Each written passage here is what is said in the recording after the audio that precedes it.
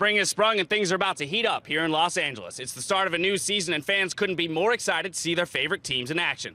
Hold on to your butts. The North American LCS starts right now.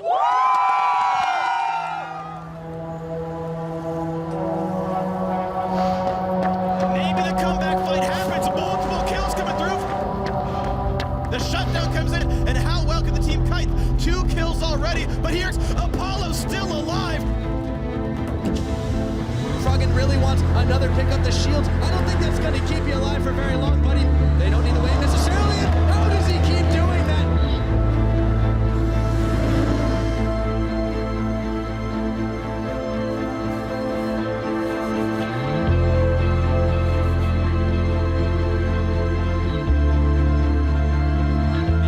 Everyone into the wall. But even though he didn't, every flash on people that escaped was burned. And they want Phoenix in this turret. Oh boy. Pretty strong though. What's he going to do? Oh, he got 2! He's gonna get a triple kill! A quadra kill! An amazing play by Phoenix on Azir! Rush's gonna have the stun available. High's gotta be careful. There's the tectonic everything. And Gate gets a kill picked up. It's gonna be an ace! That should be the game! That should be LCS for Renegades! Alex H in the North American LCS. Take one. Ready? That's going to be Mobiles are going down. Too close now. For CLG. Triple kill for Turtle. Looking for the quadra. It's a triple for Double It. He's looking for Bjergsen. Our 2015 Summer Split Champions!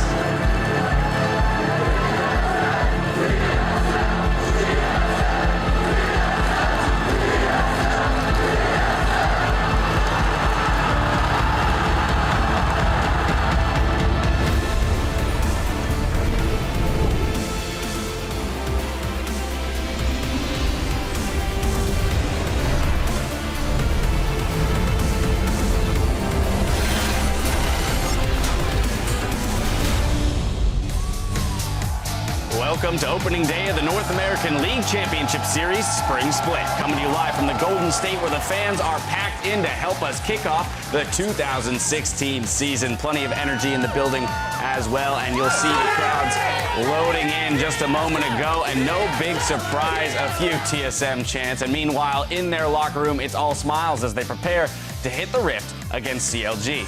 And there, of course, will be our reigning champions making their way to the stage where they'll face off and fight to defend their top spot. Now the preseason is over and it's time to see what all of our teams can do. Hello everyone, I'm James Dash Patterson. Great to have you back with us. And of course, I've brought along a few friends. Joining me on the analyst desk are Aiden Zyrene Moon, Joshua Jat Leesman, and David Freak Turley. Aiden, you look particularly excited this morning. I'm really excited. I'm glad that we're starting off the 2016 season, and it's with a great game, too. It should be a fantastic game. And you called me a friend. I'm really actually very blessed. You didn't say, I've got some friends, and then also Freak. Well, so. that could be these two, friends. Yeah, but you Freak, kind of right? included me in your delivery. So I felt that you liked me. That's my bad on that one. I'm just going to keep answering. Well, it's a new year, and there are tons of new faces as North America looks to restore the region to good standing after a disappointing showing at Worlds. And there was a significant level up in the offseason across the board with a lot of big-name imports, not least of which was the addition of 5-time Worlds participant Yellowstar. And I think Yellowstar in particular is one of the cornerstones of Team Solomon's new strategy. Like, this guy was the European LCS MVP. He does a lot of shot calling, and that was a hole that TSM wanted to solve.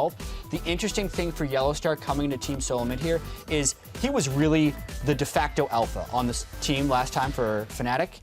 And this year, he's got to contend with Bjergsen's personality, maybe even Reggie's personality, Double's personality. There's a lot of figuring out that team will have to do if they want to realize their potential, but it's definitely exciting. Yeah, and something I'm looking forward to is can he take some shot calling roles away from Bjergsen so he takes the pressure off of him so Bjergsen can focus and come back to that mid laner where he's been very dominant. Here, that's the plan. Yeah, I want to talk about a mid laner though. GBM, who was just acquired by Energy, he's a mid laner that has had an upward trend in the LCK over in Korea.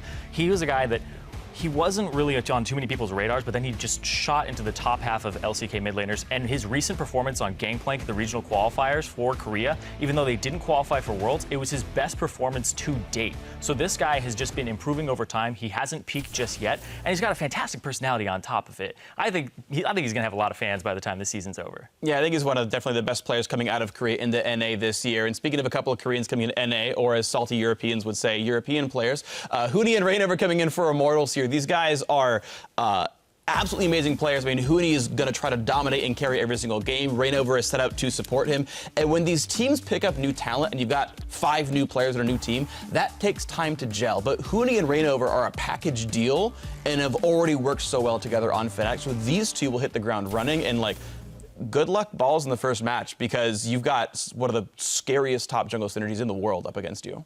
Yeah, and when you have that type of synergy that just gets transferred over, it's pretty much a given that they're going to be able to work it out. Yeah. But somebody who came over here and may have a lot of trouble with the synergy is Froggen. Acquired by Echo Fox as the mid laner here, Froggen has a star-studded past. He's been multiple-time MVP. He's won a European LCS split, but also recency hasn't been his biggest friend. In 2015, he didn't make playoffs in both splits, ending in 7th place, and that solidified the idea that Froggen needs a team that can operate around him, but now he's surrounded by a bunch of rookies. Yeah, I mean, this will be a big split for Froggen to prove himself as well, because he's had good individual numbers on losing teams, but he needs to be able to translate that into victory. And I think that's kind of the really exciting thing about Rick Fox being the owner of this team for Froggen. A lot of the leadership philosophies, I hear he's really challenging Froggen to be a leader for these rookies, because he's always been a good individual player, but if he needs to become a leader this year if he wants to succeed in this NALCS. Well, those are just a few of the many moves that were made in the offseason throughout North America. And anyone who's looking for a deeper dive into the new and returning faces should head over to lolesports.com. There you can find interviews with the players as well as a complete breakdown of the teams. And of course, while we're looking ahead, we want to get your thoughts on the hashtag we can look forward to this season. Last year, we saw the rise of CLG's golden age, and we want to know what you think will be trending this year. Do you think Twitter will continue to be dominated by local favorite hashtag NA greater than EU, or will we see some new contenders rise to prominence like TSM Double Lift, NA Holo, or hashtag other? Tweet at LolEsports and use the new and improved hashtag NALCS. And while you gaze into your social media crystal balls, we're going to check out what's on today's schedule. In Game 2, we'll be following Cloud9 as they face off against the all-new Immortals. Next, it's Team Dignitas versus Energy Esports. Then the Renegades will make their debut in the LCS against Team Liquid. And we'll close out Week 1, Day 1 with Echo Fox versus Team Impulse. But up first, we've got our marquee game of the week, the hotly anticipated rematch of our summer finals with TSM taking on their age-old rivals, Counterlogic Gaming. Now, fans are going to be tuning in for this always explosive showdown, and it's a rivalry that just keeps adding more and more layers. Not only did CLG deny TSM their 3rd championship win, but in the offseason, one of CLG's cornerstone players, Double Lift, was released from the team lineup and moved over to his longtime rival's camp. Yeah, there's so much to say about this, because CLG, you could say they had a tumultuous offseason because Pobelter is off the team and Double Lift is off the team, but they also said that was by choice. So CLG is looking to come into this split and just build off of their NALCS championship last year, but then TSM took the marquee player from CLG, which can only add heat to the rivalry. As well as like the marquee player from Fnatic as well. So I mean, like, TSM have so much talent there. Double Lift should be successful, but now he's on a team where, look, the mid laner is actually probably almost more important than you. And yet here's Bjergsen on a team where finally the AD carry is really important as well. And figuring out how those two interact is going to be very important for TSM. Yeah, and I think that learning how all of these members are actually going to interact with each other is going to be very hard for TSM. Because everybody that was acquired actually has a strength where a previous member had a weakness. Haunter picks up champions quickly. Svenskeren is aggressive, right?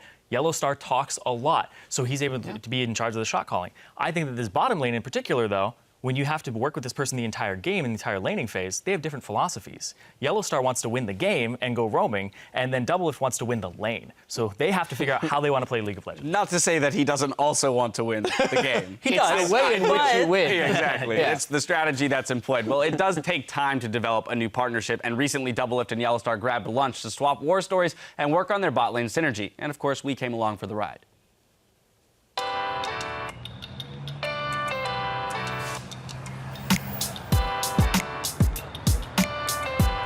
Hello, can I get a grilled chicken, mole duck, and ahi tuna? 2 ahi tuna, please. So, do you have a lot of Mexican food here? Yeah, dude. I think we eat Mexican food like, I don't know, every day almost.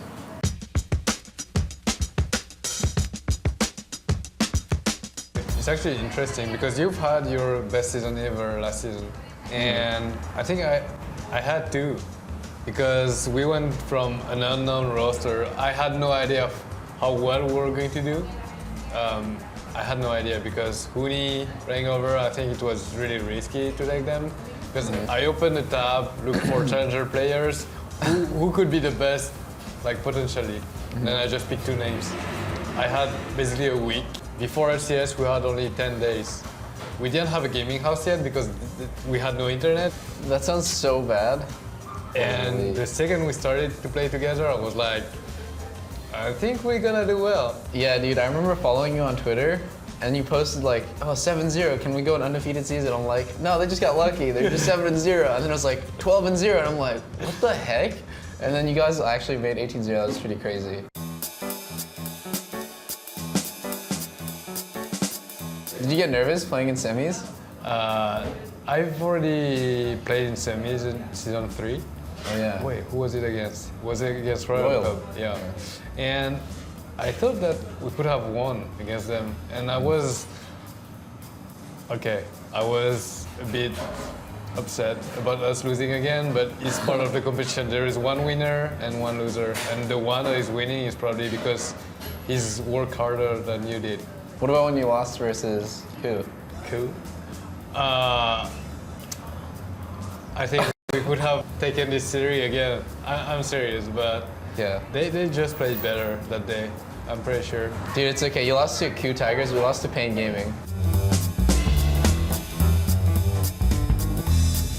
You decided to join without even knowing the roster. I mean, it's only Droxen and you, and then what else? Yeah, it's true. It's kind of risky. But I thought that if like other players saw that me and Bergson were on the same team, that they'd want to join too. Maybe that's kind of cocky. No, it's not. I mean, you guys have been around the scene for so long, and you have a lot of experience. And you know, when I saw the roster, I was like, this could be really, really interesting. You know? Yeah. And the reason why I decided to leave Fnatic was that I didn't want to rebuild a new team really, because I've had this experience this year. We've been like undefeated during the split. Why wouldn't I go for a new opportunity? Like, let's say, play in another region, discover a new environment, play with a new team, new workers, and I was really down for that. And then, yeah, now I'm here. I've been with Fnatic for 3 years as well. Yeah. Well, I guess it's not the same decision because you got kicked, right? Yeah, I got kicked. Okay. Maybe if I can bring up my experience or my knowledge about the game and we just mix it up, and because you and Jerkson have been competing at the highest level too. And I was like, well, maybe you can be a great team, and that's why I came here. Sounds good, dude. It's so motivating actually, because playing with you, I actually had no idea that you won 5 out of 6 splits. But you're, I know for sure everyone knows you're one of the best supports ever. So it makes me super motivated to play well, because if I don't, then I'm like letting you down. That's what I like about the bot lane. You know, like if you're playing with someone that is really good, and you want to keep up to his standards. Yeah, I think it'll be really easy because you're super smart and everyone on the team is really motivated and good. So there should be no problem. Yeah, I definitely think that we can make it to like be spring champions. At least that's my goal. Like whenever I take part in a new team or in a team, that I just want to be the best in the region. I mean, yeah, this is my goal at first, and then we are looking to aim words. The only scary part is NALCS is stacked this year. There's so many good teams, but it's okay, we'll still do it. It was really, really good. I'm so bad, dude. I need to run home. You can take the Uber, I'll just run. You can find an extended version of Doublelift and Yellowstar's conversation, including a long, awkward pause when the check is brought to the table. Find it online at youtube.com/LOLesports. And now it's time to pull the desk. I want to know who you guys think is going to walk away with the first win of the 2016 season. All right, I'll start. So I think it's a battle of already built synergy, which CLG has, and raw talent, which TSM has, but very little time together. I think at the beginning of the season, raw talent ends up winning here, and I'd say 5 out of 7 times TSM would win this match. So CLG has a chance, but I think TSM's definitely the favorite. Playing the numbers game. Give them a 5 out of 7? Well, yeah. It's interesting because we've seen some other super teams put together in the past. Alliance, when they first made their super team that ended up winning the split, they started the split 0-4. I think it takes a lot of time, especially considering this is more than just transferring a few players over. Every person on TSM is playing with 4 new players and a new coach. And CLG has technically had these subs and the coach Zeke's in place for at least 6 months. So I actually think at the first game of the split, CLG will take this one. Yeah, I agree with tie-break it. I agree with Jad here. I think CLG is going to win. I think TSM will be better by the end of the split because they have all that talent, but they don't have the time together to integrate it. CLG kept the same structure though. Same shot caller in macro, same shot caller in micro. They plug and played an AD carry here, and I think Stixxay is actually underrated, and he's going to get better as time goes on as well. And Huhi, they're both going to respect their coach very highly. They're rookies coming into this split, and they're going to want to learn a whole lot. So I think their egos are going to be pushed to the side, and they're going to focus on team. All right, well, we're about to find out who's right. Let's send it over to the caster desk to get the games underway. Thank you very much, Dash. Hello, everyone. It is good to be back. I'm Rivington Bisson III, and here to make sure I don't break any of my New Year's resolutions is the always responsible Sam Kobe Hartman Kensler. Yes, sir. Wow, what are you doing, Riv? You made a resolution. No cheating. Come on, man. All right, let's go. How was your break, though? Oh, yeah, it was pretty good. Damn, dude. So the teams are readying up on stage for our first barn burner. It's going to be TSM versus reigning champions, Counter Logic Gaming. The last time these teams faced off, CLG won a commanding 3-0 series to grab their first championship title, but these are two very different teams than what we saw at Madison Square Garden. That's right. Both TSM and CLG were humbled at Worlds, but they've also both made some huge changes in the offseason. TSM in particular made a big push to bring in a lot of high-caliber starters, including Fnatic's veteran shot caller Yellow Star as support, and one of the more surprising moves, CLG's own longtime carry Double Lift. Now, with the changes this big, it's obviously going to take time for the team to develop their teamwork. And in the past, we have seen teams built around too many individual stars struggle with how to distribute their resources. Supernova. Yeah, exactly. Contrary to popular opinion in solo queue, your jungler can't be in 2 places at once. That's right. And while TSM brought on some big names to fill out their roster, CLG promoted from within. They bumped up Huhi from their substitute bench and brought up Stixxay from their challenger team to fill Double Lift's shoes. Yes. Pretty big task. Very big shoes. And he'll be facing off against him today. CLG, they've been able to keep their shot calling infrastructure in place, though, with the return of Darshan and Aframu. Also, the team have been practicing together for a while now. Huhi was actively playing with the team since Worlds, and we did get to see their entire lineup in action at IEM San Jose, where they took 2nd place. And to move on, Darshan is feeling very confident and explains CLG isn't afraid of TSM star power. I'm honestly not that scared about playing TSM. I think we're going to have not only a lot more practice under our belt, but they're a much new team. Yeah, they picked up Yellow Star, they have Double Lift and Bjergsen, but I feel like they've got good players, but they don't really have it figured out how they want to play as a team, whereas we, on the other hand, have a pretty good idea of how we want to play on the team, and we have a lot of that synergy still intact. So I think in this first match against TSM, we've already got a huge upper hand. Hopefully they can find the momentum they did at the end of the split. No slumps this season. And they'll take it all the way again to Madison Square Garden. Yeah, it's actually kind of funny. Wherever this time, it ends up. People are looking at TSM's potential, and CLG's baseline is supposed to be higher because they've had more time to work together. Well, let's see what happens in the game. Let's check out the teams with a quick roster rundown. On the blue side, it's TSM. That's Haunter in the top lane, Svenskeren in the jungle, Bjergsen in mid, Double Lift, AD carry, and Yellow Star at support with Coach Yarge. And on the red side, it's Counter Logic Gaming. Up top is Darshan. In the jungle, Smithy. Mid, Huhi. AD carry Stixxay, supporting Aframu. And Coach Zix up on stage with them. It'll be very interesting to see how this plays out. We're going to be on 6.1. We heard a little bit of Double Lift and Yellow Star talking about kind of synergy on the team, how Yellow Star actually didn't have much time with his first team that he brought into the EU LCS, well, as they redid Fnatic, I should say. Yeah. And then now here he only had a few weeks even. Going to be some interesting games today. I mean, this is the first time that the pro players have had more time on this patch than we have to get adjusted to it. Very excited to see what they do come up with. Lots of AD carries have been in the mix so far. So what is your take on kind of the star power thing? Too much star power on paper? Does it work on the Rift? What is your take? I actually think it should be okay. I mean, these guys have heard that story over and over and over, and every time Double says, yes, I can adapt, I can play Sivir, I can play low econ. He wants to break that image that people have of him of being that always farming bot, always very selfish AD carry, and he has been able to play multiple styles. So I think that TSM will be able to adapt. Can they adapt in their first game here, first competitive game? Yet to be seen. It is yet to be seen. We hear a lot of, man, these guys' scrims are going super well. These guys are doing awesome right now. But every time it gets to this stage, things are tempered. Everything becomes a little bit more measured, and you don't see the crazy plays you do in scrims. See what they have for each other here. Picks and bans going to be starting out. The bans right now, Fiora, Olaf, Kench, and Rise, as we get that back on your screen in just a moment. Yeah. Darshan says he's not too scared of what's going to come out of the hands of Team Solo Mid, known to be a carry towards the end of last season for the team and really stepped up for them. So still looking at the top lane to come up big here for CLG. Yeah, Hanser himself, had some carry games as well. That's right. So TSM definitely multi-threat, and we'll see what they get in the draft. That should probably determine which lane they want to go to here. Lulu's still in the draft. Yeah, that's a surprise. Has made it all the way through. There are quite a few things to go after here. Now, Corki is definitely a flex ban as well. We've seen it, in the mid lane as well. Does a lot more magic damage now than previously. Let's see what junglers are. Oh, that's a very quick lock in there for TSM. Elise right off the bat. Early game. Now, there are so many early game junglers now that are actually strong currently. Kindred and Graves being thrown into the mix.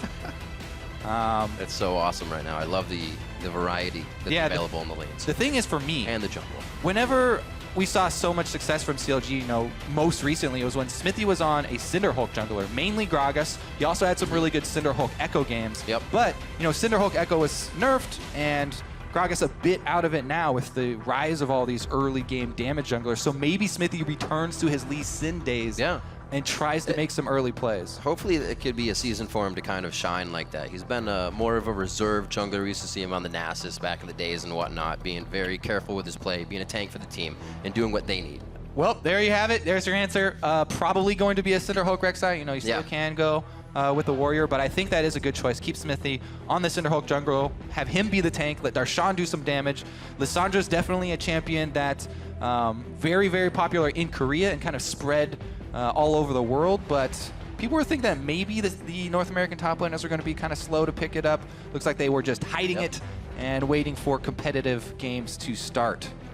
I don't see why not. She's been finding, as he said, picks and bans across the world in every region so far that we've seen play. Lulu has been picked up. We mentioned that wasn't on the list and has found herself on the ban list quite a few times in the past few weeks in competitive play. TSM seems to be getting what they want so far. Nice and easy composition. Doesn't look like they've had to give anything up. Yeah, Lulu actually being switched off here. Definitely a strong pick to go with Tristana. Maybe they'll pick it up later in the draft, but TSM are going to jump on that Triss very quickly. Now, since the game, to me, has been really shifting towards tower focus and away from a lot of the neutral objectives, I feel like siege teams and split push teams have really come to rise, and the team fighting comps have sort of dropped off a little here. So, Tristana being the demolitionist, being the one to take down turrets very quickly. If you get through the outer turrets, the secondary ones and the inhibitor turrets are now a bit weaker and do give a substantial amount of gold. So you can really chain off of knocking down a couple early turrets here. What will the choices be for Counterlogic Gaming in there? After right once they get Bard. the second, they do get the Bard and the Kalista locked in for this bottom lane, and they're looking at an alley Triss so far, so very interesting matchup. Yeah, Bard puts out a ridiculous amount of damage, and this is 6.1, so he also gets the quality of life, AoE meep attack buff for himself as well.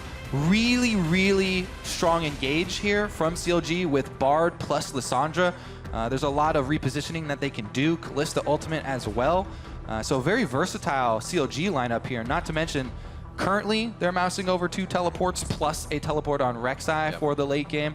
So a lot of mobility there for CLG. For sure. Well, let's see what they can do to manipulate Lissandra for them as well becomes that flex pick that they can give to Huhi and mid or leave with Darshan up top.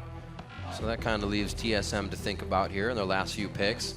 And that is going to be the mid lane and the top lane that we'll be finding. And those are locked in. That's going to be a Mundo and a Twisted Fate here for Bjergsen, game 1. Twisted Fate. Map control. You're talking about split pushing. I'm There's the map control. I'm very curious to see if he goes with the Rod of Ages style Twisted Fate build. Just because Rod of Ages has been so popular due to how efficient it is now compared to the rest of the AP items. It does delay your power a little bit, but man, it does make him a lot more tanky, and he could survive some of this burst if somebody does get locked down by Lissandra. Answering some mobility of Rek'Sai there as well, as you said. Definitely whenever you see Twisted Fate, also you gotta worry about the bottom lane. Kalista though, always a fairly safe bottom, especially with 2 range champions. What will Huhi take, or what will Darshan take as we wait for this game to round out? Team Solo Mid definitely have quite a fighting team if they want to go for it. Split push answer. Jax as well gives a bit more fight to the side of CLG. Jax, as you said, answering the split push as well. And we have both teams locked in, 5 aside. Yeah, these look very strong team comps for both. I mean, both of them have picked up those tools for split pushing, which is really important as far as the map control game is concerned. And both of them also have those teleports, cross-map movement for both of these guys. So should be a very exciting mid-game here once they get into the objective trading. And you're going to have to keep your eyes on any minion wave that does build up, even a double-stacked minion wave, and see what these guys do with it. Because especially now, if you start getting a lead, you really benefit from going to the strong lane and trying to force those into the turrets. Looks like everybody is ready. I cannot wait. Whole learning experience. A new season to start off to see what all of these teams have been able to do, what kind of roster they've been able to build, and if they really can keep their brand, if something like that can happen, or does that somewhat fizzle out, right? The fans are now sticking with a new team, and all that hope now rides on a new roster. As the teams load up, remember to head over to Twitter and share your predictions with hashtag TSMWin or hashtag CLGWin. We'll tally those up as we get throughout the game. I'd say both pick ban phase went pretty well for each side here. Yeah, I mean, as we talked about, both these guys with a lot of different tool sets. I really do like Twisted Fate, especially on this patch, because Deep Vision is a lot harder to get with Stealth Wards lasting 30 seconds less and Sightstone only being able to have 3 at a time. So Twisted Fate Ultimate revealing everyone and being able to give you that cross-map pressure is huge. Rek'Sai will do the same for CLG. Well, we are on the Rift, day 1, week 1, game 1 of the 2016 Spring Split. We got a rematch of the finals of 2015, and it is going to be TSM versus Counter Logic Gaming.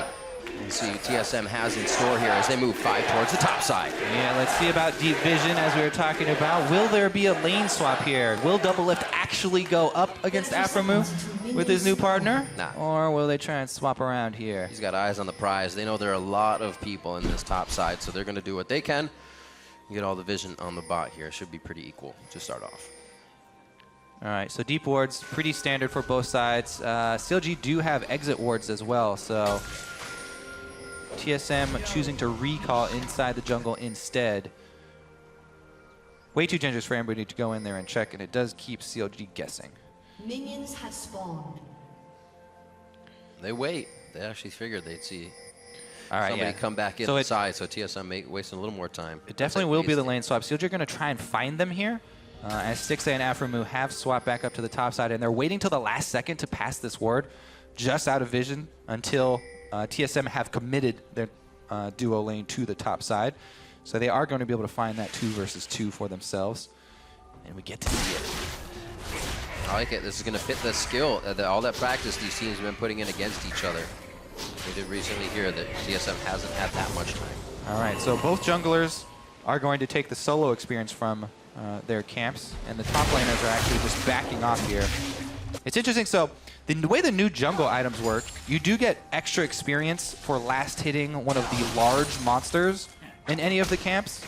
So you definitely do not want your top laner to last hit the large minion if you're double jungling, because you'll lose out on that extra experience. It's fine if they're just sitting there, though. They will share. They'll just receive a little bit smaller share. The team, though, experience gain will be the same. And top laners can take the small minions, last hit those if they do need. And look how quick these gold, guys experience lost. Just gotten away from the top lane. Double Lift and Yellow Star head back down to the bottom to try and meet with Darshan.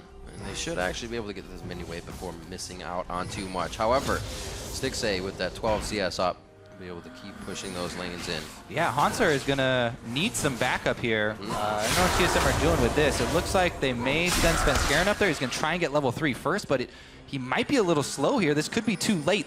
Level 3 Xmithy already. Afromu's already closed him off. He got Cosmic Binding Hanser right against the wall, and he walks out of turret range to give them an easier gank right off the bat. The flash in from Xmithy, and they take down Hanser for first blood. Very, very poor lane swap there from TSM. They send the level 1 Mundo, who didn't absorb experience on any of the double jungling there, into a giant wave plus double pushed up CLG lane. And CLG make the easy call. Darshan is going to be way ahead of Hanser here. Not only did he get solo lane experience down bottom, but he also teleported up here, going to get the gold from the turret by himself as well. A giant amount of local gold in there. 220, I think, on the outer ones. Kobe. And that is setting up Jax to be a monster split push. Kobe. Yes, sir. It wasn't Dyrus' fault. It was not. It was Hanser. They sent Hanser up there all by himself. Even Dr. Mundo, a little baby level 1, nothing he could do. Unfortunate. Definitely something they're going to have to try and pull back from. We'll learn if TSM can now repair mistakes quickly. Yeah, that was very, very poor allocation of resources from TSM. And a great capitalization there by CLG. Just teleport in, and Smithy heading right over. So CLG jump out to a huge lead. CLG, or TSM, do answer the bottom turret and get the gold back even. But you got to keep your eyes on the experience as well. Darshan sitting up in the top lane. I think he's got it frozen. Ooh, actually, it is going to push towards TSM side. So that's good news for Hanser. There's an extra minion there. Yep. On Darshan's side. Now he's just going to try and hard shove it. Back away before the duo gets up there. Who he can do here in the middle. Bjergsen obviously coming back. The only one left for Team Solo Mid to rebuild here with the rest of the support squad and coaching and staff. And now Hugie. Pretty big job in front of him. Interesting how the duo lane actually heading back bottom again for TSM. They actually don't go up to try and catch that wave that Darshan is pushing. And Svenskeren is jungling on the opposite side. So TSM trying to catch CLG off guard, but they've got 3 people here already. They won't be able to come up with much. Hanser are going to go try and soak the large wave up top. They want to get him back in the game. They want Mundo to start getting some health stacking and try and get to his level 6. He's definitely got some miles on his boots, that's for sure. He's just walking back and forth this game. He's going to actually meet that at the second tier turret in the top side from Darshan. Svenskeren is here. If he gets a ward over the wall, he can get the Gromp, but looks like actually Svenskeren won't go for him. So it doesn't need an escape. Yeah, Darshan, no vision for himself. Split pushing really deep, and here comes Svenskeren. It's a level 3, level 5. TP in coming from Huhi. They're going to be able to push this one off. 2v2. It's really a 2v1. That's still a level 3 Hanser. He cannot do anything in this fight. So far down. That's Twisted Fate. Bjergsen throws down the ulti, but he actually gets locked down towards the mid lane. He didn't expect the Cosmic Binding from Afromu, so what a roam there. Turns around the gank. The confidence there with the teleport mid lane from CLG, and Bjergsen gets interrupted. I'm quite sure Afromu landed that. Huge second kill here. Hanser at least does get to pick up the experience on this turret. Yep. They won't lose out on that minion wave, but again, CLG with a really big early start here, and we are seeing it in action. The communication, the preparation on their lane swap here, the teamwork is really paying off for CLG. Afromu though. It's going to be a mistake here by Afromu. There's the journey. Oh, he gets himself out. Nobody wants to take it. You got to be kidding me. Stixay not level 6 either, so he was just waiting around to watch. Couldn't ult him. Wow. Hard to use this jump. Double lift didn't really have what it took to go in and couldn't ult. He's just off that level 6. What a game so far. Might have had it if they hadn't been spending so much time back and forth in the lanes. But right now, CLG, the story is one step ahead. Yeah. What they've been for TSM. So now at this point, I'm very curious as to how they'll keep up their warding. Here comes Yellowstar mid though for the Alistar gang. Unsuccessful. Keeping up the warding here because it's really interesting. We're seeing 2 of these ward dropping jungle items built, both Svenskeren and Smithy, to try and alleviate some of the level 5 Hanser. flash called for Darshan in the top lane. They're going to know that time, just around 12:40, they'll be able to see that flash from Haunter again. So you may see more focus up top, but it's not going well for Haunter in that lane. No, it is not. And that, again, is due to TSM's lane swap woes in the early game here. Well, hopefully, as you were saying, the Tracker's Knife, give them some vision. They can stop their jungle from being overtaken. You're already giving blue to Bjergsen. Hopefully, he can start to put down some pressure. He's been trying to find a lane he can go to, but they keep swapping back and forth. Yeah, and he is going for that Rod of Ages build I was talking about. Right. So right now, doesn't pack a lot of punch when he even uses his early Twisted Fate ultimate. Mostly mana and health being built by him right now. Plus, you add on to that who he's running teleport. Smithy's post-level 6 Rek'Sai also can move across the map to answer if TSM try and make a power play and overload one side. TSM going to have to play a little bit cautiously now. They are by no means out of this game, though. This is very, very early, and it's just the beginnings of the lead here for CLG. TSM very easily can come back into this. Darshan looking to get his Rage Blade completed before he goes for his next back, but he might have to give this up if the rest of CLG do not join in time. He's got a bit more money to go. There's that pushing with the big wave we're looking for, trying to deny some of it. You get a little roam from Bjergsen as well. He could get the gate on this one. It's going to come in right on the side of Darshan. Gold card is out, and they're on to Jax, but he leaps forward. It looks like he gets himself out alive, and they are trying to scrounge up a kill right now, but the kite from CLG is too good. So TSM are denying this big wave up top, and they'll be able to get the turret, but Stixxay is bottom lane for CLG. So Stixxay is going to answer the turret and continue to push his wave on the bottom side down through TSM territory. That was a very big escape for CLG, as Huhi did not have his teleport up to answer. And TSM unable to find something there with that power play. Get as many minions down as they can to try and deny what Darshan has been getting in the top side. 57 to 49 right now with 2 assists.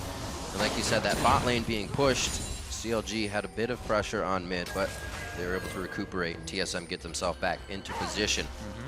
You're talking about Smithy's tunnels, looking where they are. It doesn't look like any are an aggressive position right now, so CLG is looking to just take these outer turrets, then go with the game. Really textbook right now. Yeah, let's see if they decide to pick up the first dragon, because we are getting towards the mid game where the 6% does matter.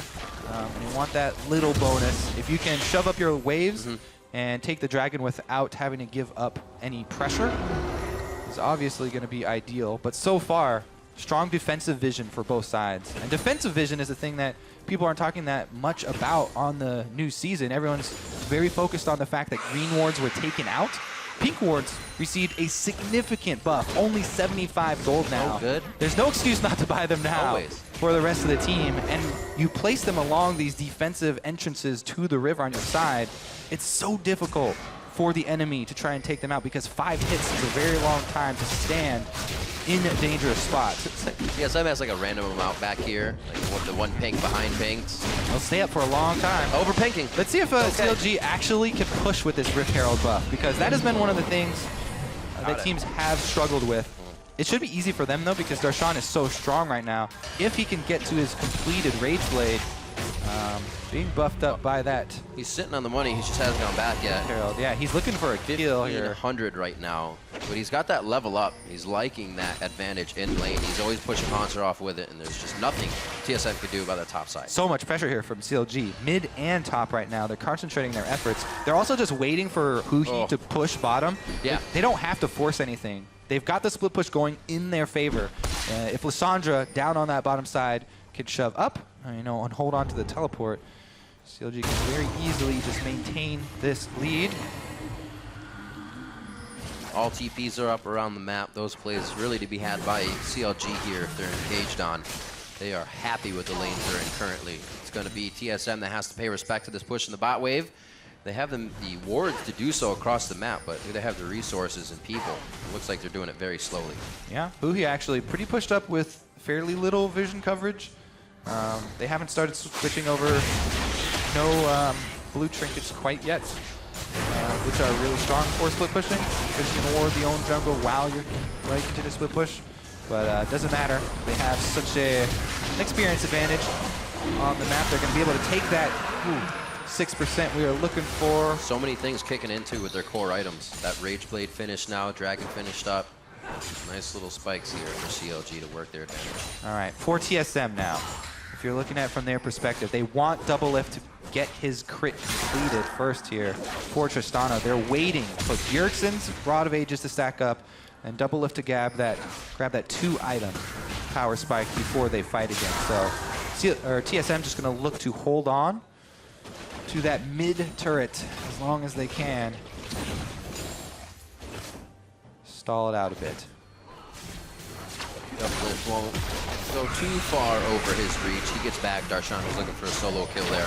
Mid not being taken down just yet here by Team Solo Mid. They are definitely scraping to get themselves back in this one. Slowly falling behind. Not at gold, but the map pressure is not in their favor right now.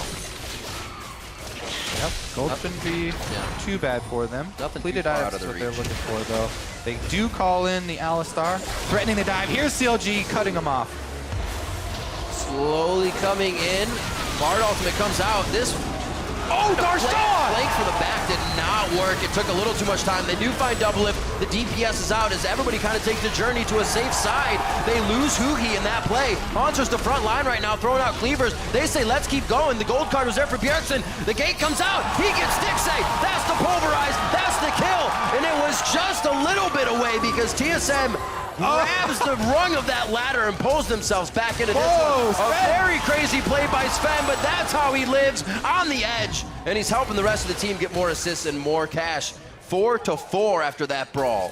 Bloody fight right there. And TSM are able to explode Darshan. That Jax with Rage Blade didn't get to even get one stack up for that Rage Blade. He got annihilated. Great combo there from Sven. It's all about Sven landing that cocoon and then Double Lift coming in to help him blow it up. Even though that bar does land, boom, Darshan gets comboed and he's out of the fight. TSM then able to scrape together here. Even though Double Lift gets targeted by Huhi, that means Huhi has no defensive ult available and Zonya is not completed, so he goes down. This is where it gets a little risky, and the flashes are all blown as they go deep for Afromu. Sven gets He's like, man, I wish I could take this tunnel. All right. Look at that. Gold all even after that scrape in the mid lane. Turrets all even. CLG just up one dragon here. It was that quick. Had that fight gone in CLG's favor, this fight would just be folding over on itself in favor of them. And the other thing is that CLG are the ones who initiated that. They expended a very important resource, their teleport on Lissandra, to go for this. Their teleport on Darshan as well. So their map mobility greatly reduced right now. And Bjergsen, when the Twisted Fate ultimate comes up before those teleports, is going to have a slight advantage to try and create a play. All this time, though, Double Lift starting to get to some crit items here for the Tristana. Farming up very well for himself. Bit of a CS lead to start. Chronologic Gaming we saw in the beginning, very aggressive towards the top side. Haunter able to keep himself alive after those few plays. He realized he was a target. TSM realized the situation and they started to stave it off. Chronologic Gaming kind of just waited. Uh-oh, Huhi. Weren't able to get much. Now finding themselves in some bad spots as they keep playing the same way. Pushing every lane, but not with enough wards just yet. This could be Sven Skaren going down in the trade, though. He misses the last Q. Sven gets out, and Double Lift picks up the kill. So you're going to try and close in on this outer turret. Very difficult to go. I mean, Yellow Star here defending, though. Wouldn't you love to get something in the mid lane if you just saw two bot, but you still can't? CLG, they are now scraping to get things here, and TSM's able to hold them off on that mid turret. Yep, nobody really able to answer Darshan with, again, the second Rift Herald buff for himself. Can't get a lot of damage done here, but he doesn't have the security of deep vision. And, as we said, Twisted Fate ultimate is ready. Darshan has to be very careful here. He does not get collapsed upon. Should see who he's come up when he comes up. Like you said, Darshan moving back very slow right now. Stixay not doing too bad for himself this game. On the up and coming from the challenger side of CLG, playing Kalista for game number 1 here of the spring split. Yep. So he could use a few more items, but he's sitting on a little bit of gold right now. 1,300 as the team is kind of holding off so they can get those items and then get back into the action. 1 minute on to Dragon. That's definitely going to be top priority. Things definitely turning towards TSM's favor here, as Bjergsen is almost fully stacked up on the rod. The Infinity Edge finally completed for Double Lift. Yeah. And they also have a minute gold lead for themselves. TSM pretty much ready to strike now. Double teleports already for CLG though. Looks like Aegis Duty picked up by Xmithy. Are facing quite a bit of ability power, and it just means FLICKR looks like he's going to start building up to a Rylai's.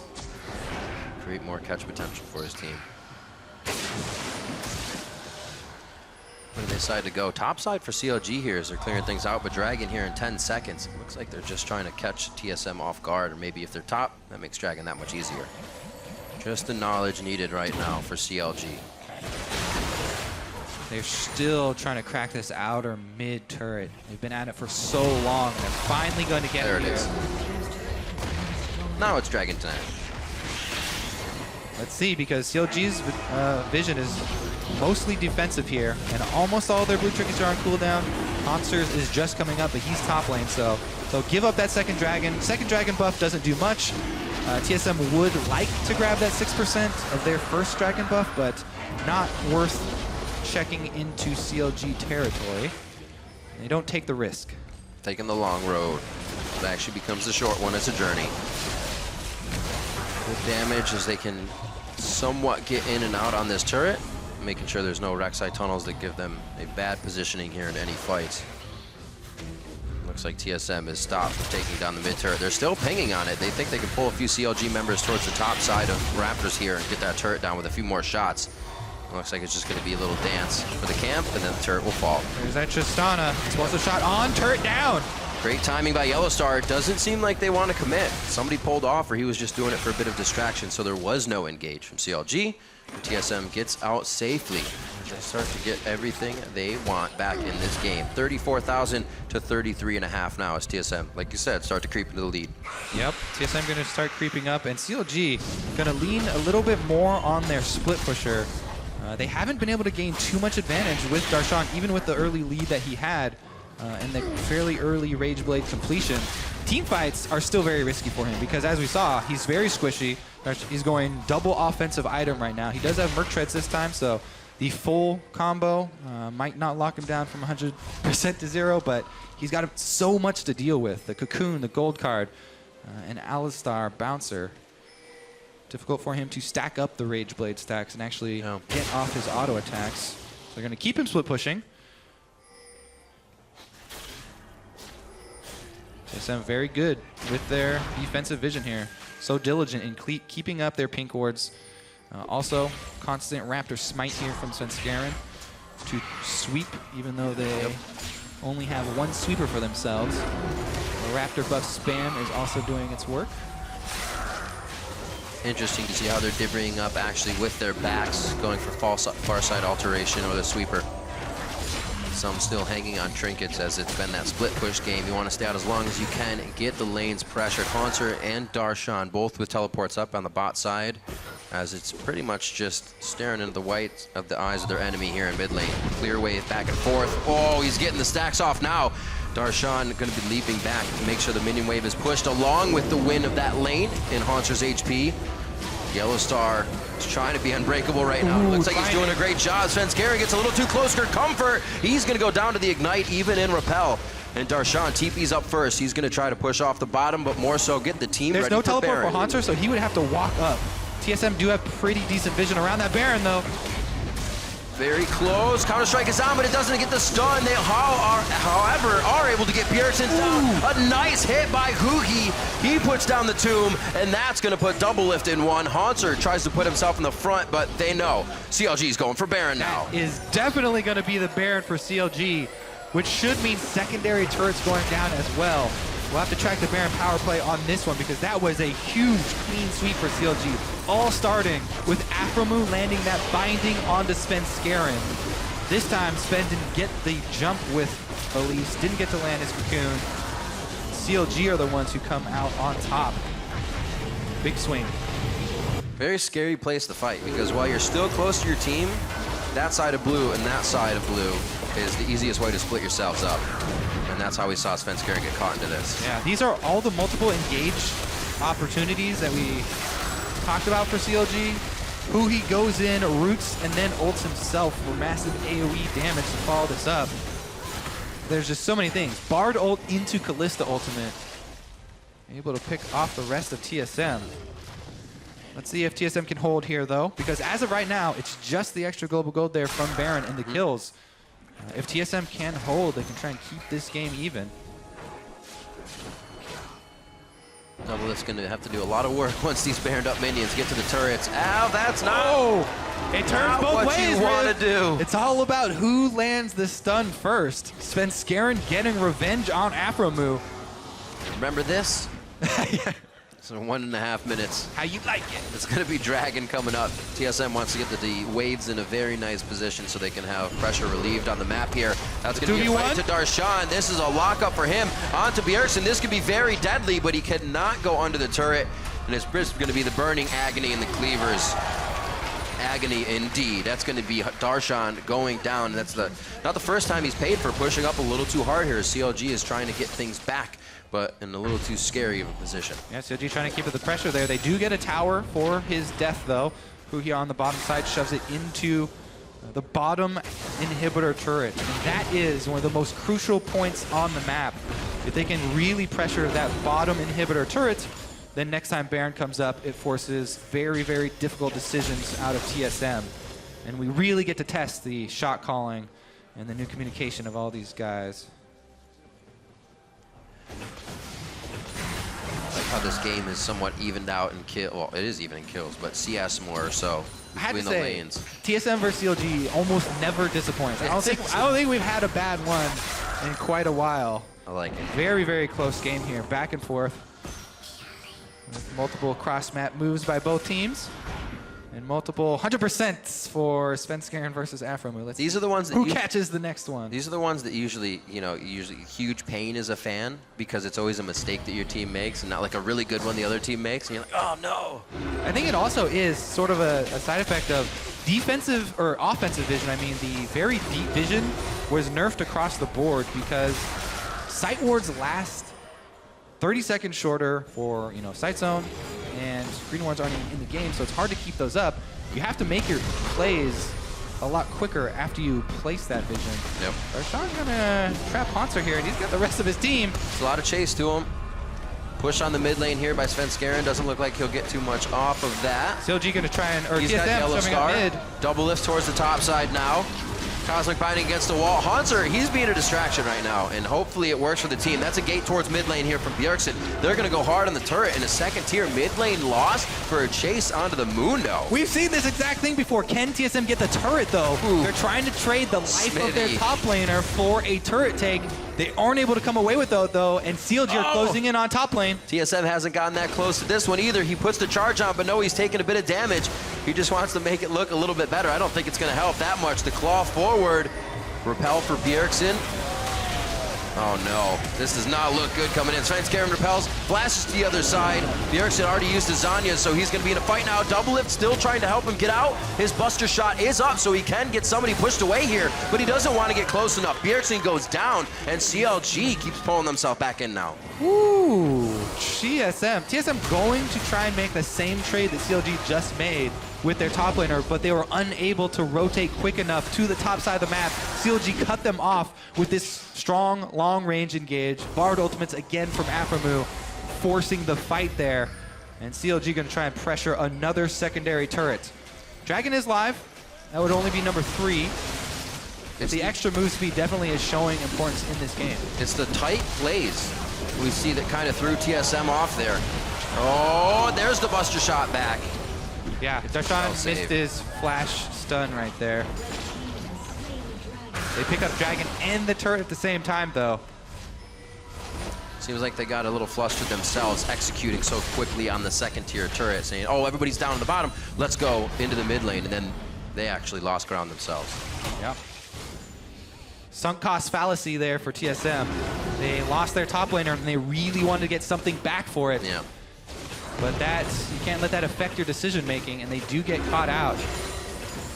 But remember, death timers are also a lot longer in the new season. So if TSM can win a team fight, they can take back a tremendous amount, as we'll be locked in base for longer. See what CLG can do with this upper hand. 1:30 left on Baron. Trying to get a pick. Maybe a slow play here. But looks like they'll find the full team of TSM. Not too much is going to happen. You see Huhi actually coming down from the top lane. He will not continue to push that. But they may try to get in on a fight here. Bard ultimate is up, slowly walking back. See if they bait TSM into the second tier turret, maybe get what they want there. But right now, really waiting for a mistake from either side. Coming up on 30 minutes into the game, we are pretty much neck and neck, besides the last fight from CLG, but it doesn't mean TSM is out. Yeah. Bjergsen has completed his Zonias as well, so he can go for the Messiah initiation with his Twisted Fate if they can catch someone on CLG out of position.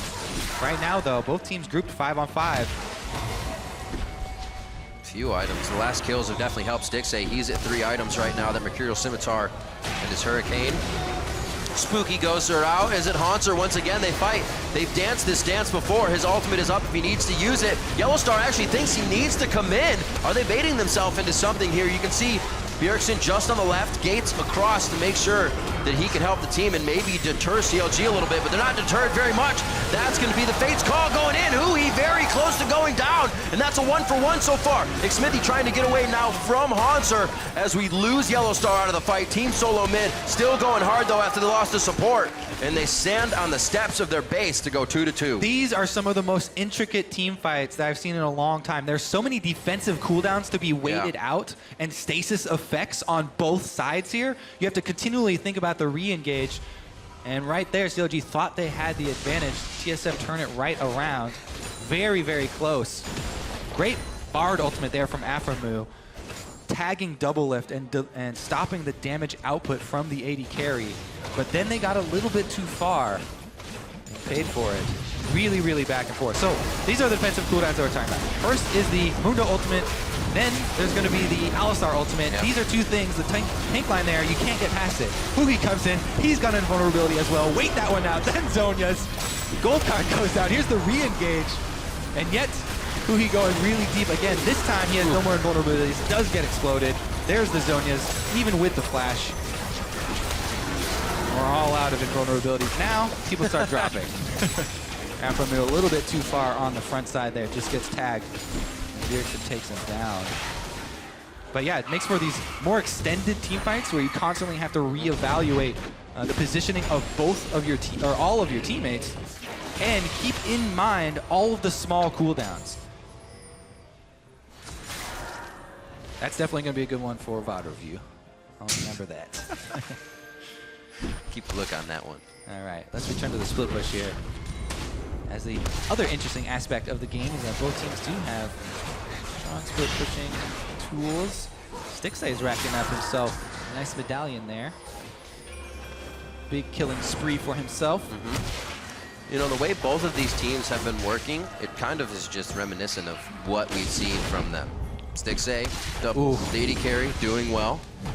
Darshan still trying to go hard on a carry top laner, and he is delivering the pain. You can see a revolver shot there into the backside of Haunter. Slows him down a bit, but it's just for fun. Even with Haunter being 2 levels below before he just leveled up right there, the Thornmail is such a big component in the swing of that matchup that Darshan very, very hesitant to go deep. That combined with the lack of deep vision, seeing as it's very hard to keep that up. They only have 2 blue trinkets. It's very risky for him to try and commit. And either one of those guys going too hard in their duel.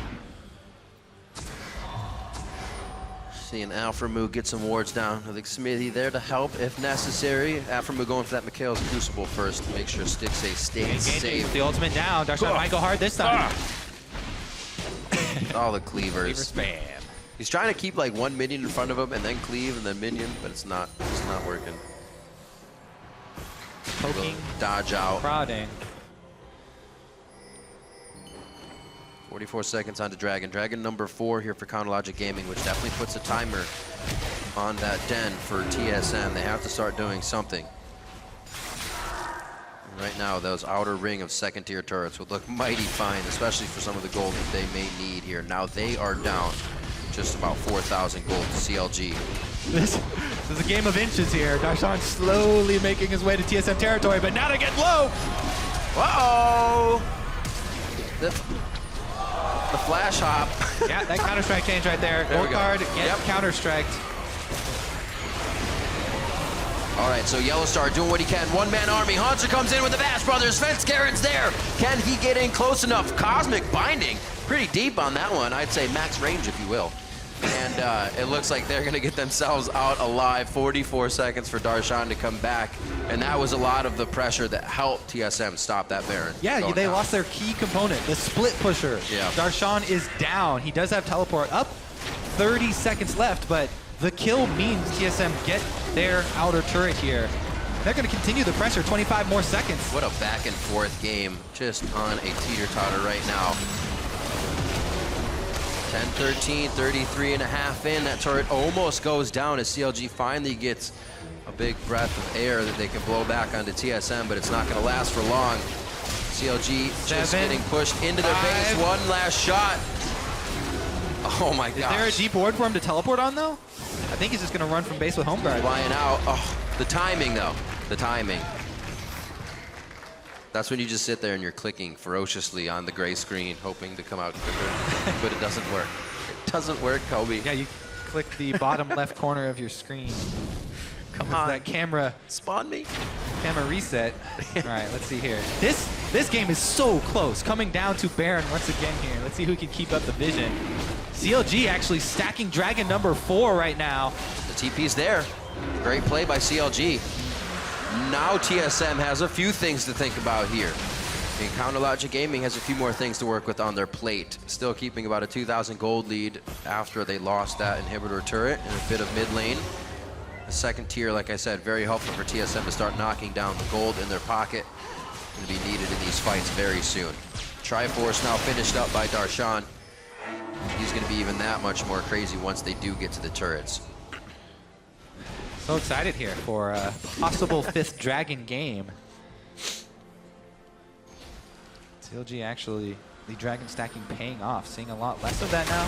Still definitely was in effect in Korea. Right now they're going to force something here with another attempt at Baron.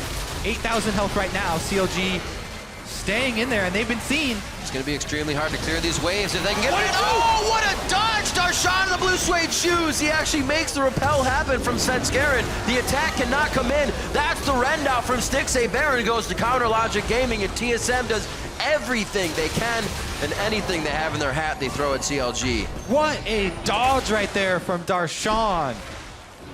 Looping right around. FLICKR just half a millisecond off with the timing there as the teleport comes in. Darshan was able to get one click off. That is the difference there between trading Baron for some kills and TSM having to face now the Baroned up Jax. Split pushing menace does benefit greatly with his hybrid nature. Who's going for now? The Maw? And man, he is so offensive. Yeah, Maw is the Hex Drinker is the only semi-defensive item he's got there.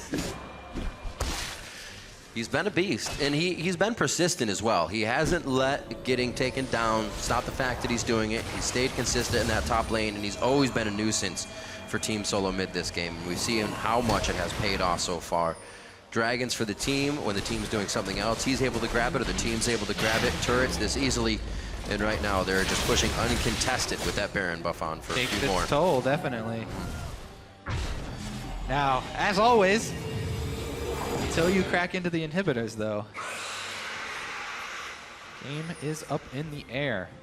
Very true. See a lot of those 50-second enders. One last fight means a lot.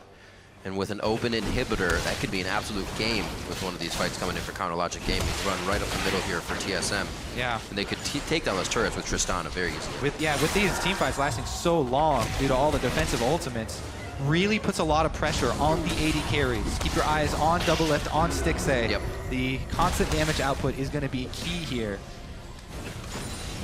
Will Darshan be able to stay alive as well? Oh. Like, wait for me. Well, he is in the bottom lane right now as we speak about Darshan. The split is happening. It looks like Haunter will be able to answer since they're just between mid and bot. It's a very short range for him to go. And the top wave doesn't seem to be really giving them too much love just yet. That's going to be Huhi's job. The 1-3-1 is executed. See what they can do. Yep. Tristana is one of the better champions for wave clearing here. It's trying to stall against Baron.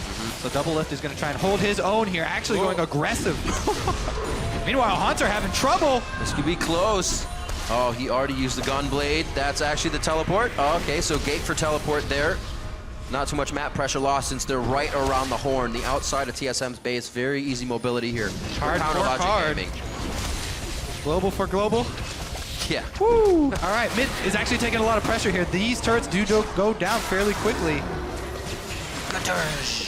Love that back siege minion. All right, so TSM clear out, holding their breath here. The calls are do not die and get back out. I'm getting Nancy, Riv. I'm getting Nancy. You're taking the stage.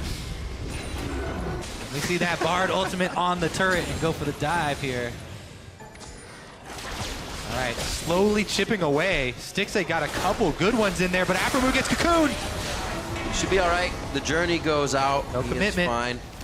I like what Darshan has done. I approve. I'm usually a guy who keeps that trinket as well. You keep 2 wards, one that can't be cleared out, the far side alteration, so he can keep himself on that split push and keep some wards up that are invisible. They still are working on the balance between blue greater than red, greater than yellow, greater than blue. With 6.1 new changes in here, buffing up those yellow trinket late games, so you can spam the wards a lot more often. Yeah. It's still dangerous to go complete them though, because the duration doesn't increase past that 2-minute mark. So even though you get to place a bunch of wards, you still have to go into dangerous territory scary. and actually move to reset. TSM though, they were able to hold on and wave clear the entire Baron buff here from CLG. They didn't even lose that turret. Very nicely done. No vision, just run straight up middle here. Darshan actually split push. This is going to be a split push race here. Oh, Haunter goes back to try and stop him. Yep, he is back. Not going to be too much trouble in that sense. But we saw that fight. We've seen that fight happen. It's Darshan that's been winning it. Svenskeren very low. Bjergsen walks up to melee range. Svenskeren goes down. Bjergsen's forced to flash out. It's a gold card that comes out, gets it Smithy in the tunneling process, and that's going to be Bjergsen going down.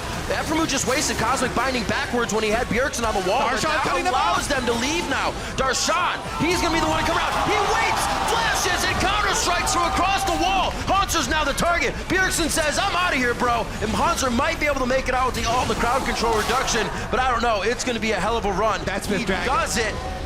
Get out. He does get out, rather, and it's going to be 5th Dragon now. CLG are knocking on the door with sledgehammers. 5th Dragon and even more, and have yet to crack the base of Team Solo Mid. Is this now the time they do it? First game right out of the gate here, Riv. We've got a 5th Dragon. Oh, Ghost finds Haunter. That's Who's spooky. Haunter now? I wouldn't do this. Oh, but they're gonna. That's the Cosmic Binding against the wall. Haunter very low. The ultimate not up just yet, and they finally take down the raid boss. Betrayed by his own kind, and now it's just Bjergsen, Team Solo Mid.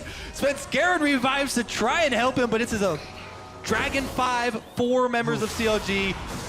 They're at least going to get this turret. Breathing and fire right now. Oh no, Yellowstar joins the fray. It's good. Ultimate's up for Yellowstar, so he can go crazy if he wants to. The hand of Huhi keeps TSM at bay as they go for the first inhibitor on this side, and that's the first inhibitor of this game. 41.5. CLG actually break TSM's base first after they lose the inhib. I always get turret, the longest games of North American LCS Riv, even in the new season where they are a couple minutes shorter. All right, double binding right there. Yellowstar ults and flashes over to get Stixxay though. But man, Huhi annihilates Svenskeren. And then Bjergsen and Double Lift are able to kite back. Really the story though is that bottom lane fight. Haunter teleports up, so he shows really early. And TSM feel confident in that they can get away, but Darshan cuts them off, waits in the fog of war. Flash, jump, auto. Counter-Strike. I just kind of imagine Darshan like 007 there with his shoulder on the corner, looking around the corner. And then he got a little impatient. He's like, hey, I'm out of here. I gotta go now. Leap strike flash. Fantastic job so far here by both teams, just chomping at the bit, getting what they can in every play. And CounterLogic Gaming has finally found a few steps up with the advantage. Have been all over the neutral objectives this game. That's true. Fifth Dragon does not lie. Big gold lead as well. 8,000 now in favor. TSM staying active, though. They're staying proactive. They continually shove up to pressure CLG. They don't want to give the open map to CLG because there's so much that they could take. CLG trying to split push down bottom once again, though, this time with Huhi. And TSM trying to back off now. They've actually switched here. Both teleports are up again. Darshan and Huhi could try and cut them off. They're going to be able to get that outer turret, but TSM are going to go for the smite fight here. Oh, man. Does Smithy even go in? Yes, they're teleporting. The 50-50 ball is in the air. It will not come down. The Baron will heal back up. What a fight. Straight to the middle. Fate's Call and the rest used on TSM. And they have a hell of a lot of crowd control to work through here. Yellowstar goes down. That's Huhi that gets taken down as well by Double Lift going hard on this one. Darshan tries to come back in, slaps him on the head with the lamp pole. Double gets a double kill, but he also goes down. Stixxay got off so many autos that fight, with the Runons procking on everyone, and CLG runs straight for the game here. Once again, it's Bjergsen versus CLG. Can he do it? Three members. Very fitting. I don't know. The last member standing of the original team. The original squad that has played the last few years, I should say, but it looks like it is a done deal. It looks like CounterLogic Gaming could put the final nail in the coffin here for Game 1, Week 1 of the Spring Split. Bjergsen goes down, and CounterLogic Gaming are going to take the game over TSM.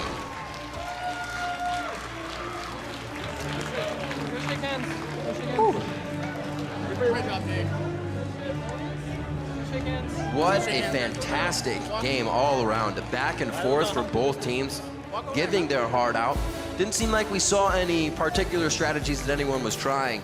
Definitely a very level-headed game from both teams there, and it showed through and through. But I think you made one very big point there at the end there, Kobe, was the neutral objective control of CounterLogic Gaming. By and far, just kind of carried this game for them. Yeah, their teamwork really did show. You know, they are talking it up as their biggest strength, and it showed. They won the lane swap, they won control of the neutral objectives, and they won a 44-minute game slugfest with TSM. We'll see how good TSM can get throughout the season here as they've put together all of these star players. Yep. Getting some experience together on stage now. Definitely excited for the rest of the split and even the upcoming game. And look at this. We've got more new players. Mentioned him a little bit during the game. Smithy on your screen there, but Stixxay. CLG kind of playing a bit of the same style around an AD carry, allowing him a lot of the resources. Darshan in the top lane playing a carry champion, and they've kind of just revolved back to what they've been doing. It's really working out for them. And this guy, 19 KDA in his first game, 8-1 and 11. Pretty nice job. Hiding around the edges, only died a single time. Definitely a strong performance from Stixxay. Fantastic job. You see there at the bottom lane, and Bjergsen, I believe, a team solo mid on your screen just a second ago. A lot of talking to be done there. It seemed like there were a few miscommunications of going in and out. In the one fight, we saw Bjergsen just port from Wolves to mid. We saw Afro go in and try to save Hanser. I'm sorry, Yellowstar go in and try to save Hanser. So a few of those back and forths maybe to be looked at, but great play all around by both teams, as I said before. Hushi showing well on Lysandra, giving more dap to the fans. And Darshan, the artist formerly known as Afro, or Science Spartan. I don't have any names right now. There's so many names at CLG, huh? I have to do my homework better tonight. The damage split for TSM was really even as well. Oh, good look. Talking about, you know, they talked about after IM about being a three-threat team. Very similar damage numbers from Bjergsen, from Hanser, from Double Lift there, and even Svenskeren on the jungle making his way in. Whereas Stixxay for CLG was pretty much the clear winner there with Darshan on his heels. Very nicely done by CounterLogic Game for Game 1 of the Spring Split. And right now we've got Freak standing by with a word with CLG's support. All right, thank you very much, Riv. Hello, I am here with Aframu. So Bard coming out of the gates here. Tell me about sort of your plan coming in to face TSM. You knew you're going to be against them for a very long time, as you always kind of rematch the finals here. You have something special cooked up for them, or was it just like another game for you guys? Versus TSM, obviously, it's going to be, you know, hype, essentially. Yeah. But coming into this game, we definitely wanted to focus on building team synergy. This is our first LCS game for Stixay and Huhi. So yeah, we just wanted to make sure that they were comfortable and that we could, you know, still pull through. So I have a question then, real quick, because is Stixay gonna have to change his name to Trevor now that, you know, Tarshan's already done it? Like, are you guys gonna go first name basis real soon? No, I think they're gonna stick with their gamer tags, but I'll call him Trevor. So. All right, you guys gonna have to learn that one because I guess Stixay's here to stay, of course. Talk to me about how you've been sort of meshing with the new rookies. You talked about this game being about team synergy. What's it been like working with these new guys? You're now like basically the longest standing CLG member at this point. Yeah, I am. Working with these guys has been a pleasure. He's definitely hilarious, sometimes. And Trevor definitely puts in the work. So they both put in the work, and they definitely, you know, came through this game. Didn't really have, you know, a lot of mistakes other than myself dying at some random points in the game. A little stale, but overall, you know, we stuck through it. I have another question for you about these players then, because I know when we talked Elimination way back when Cloud9 first qualified, he said that Sneaky was the best AD carry he'd ever played with. And he had played with like Wild Turtle, some very, very good players before. Tell me about how these guys stack up with mid laners and AD carries you played with before. All right, Trevor definitely has the mechanics that I'm used to. And other than that, he just has to work on his in-game decision-making with map movements and stuff like that. So, but he's already pretty up to speed, I would say. From solo queue, he's definitely a monster. Huhi, he has all the macro side of it down. And other than that, he just has to work on communication. So sometimes we have a little lapse in our English with him. You know, he'll understand. We had a few missed TPs that game, so it was okay. But other than that, we're doing very well with our two new members. Yeah, you're standing alone in first place. Alfredo, thank you very much for your time. Congratulations on so far crushing the NALCS. We're going to go and head over to our analyst desk. So guys, take it away. Thank you, Freak. We have our first victory in the 2016 season. Congratulations to CLG. They picked it up.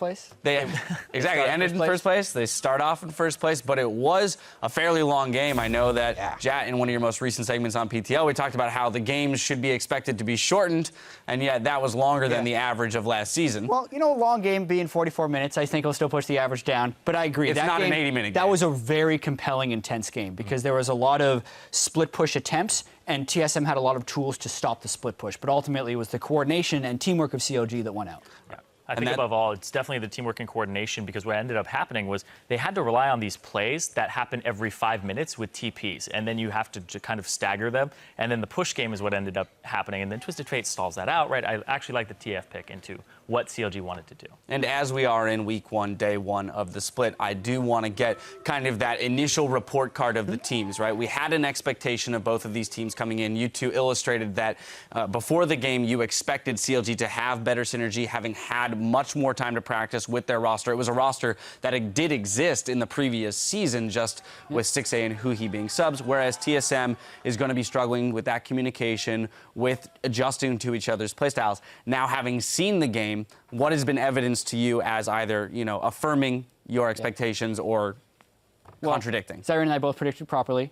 Also, Freak, we kicked him off the desk. He gets relegated to the side stage interviews when you guess wrong. Yeah, the first 6 minutes of the game were incredibly clean, and I think were the biggest indicator of kind of the overall trends we expected to see. The lane swapping play from TSM at the very start of the game was extremely sloppy. We knew that they didn't want to solo lane Mundo against the Jax, but in doing so, their execution after guessing the initial lane swap wrong put them even farther behind, and it just led to CLG showing their teamwork as being clean. Yeah, and you were talking about report cards. I definitely think that a lot of the expectation actually was reflected in the reality. A lot of what we thought was going to happen did end up happening with the sloppiness of TSM and needing more time to synergize. But also, something that I didn't account for in this actually is that Huhi has actually been with the team for a year now, and he's been scrimming with them, right? It's not just he's only had a few months with them. He's actually been with this team for a long time.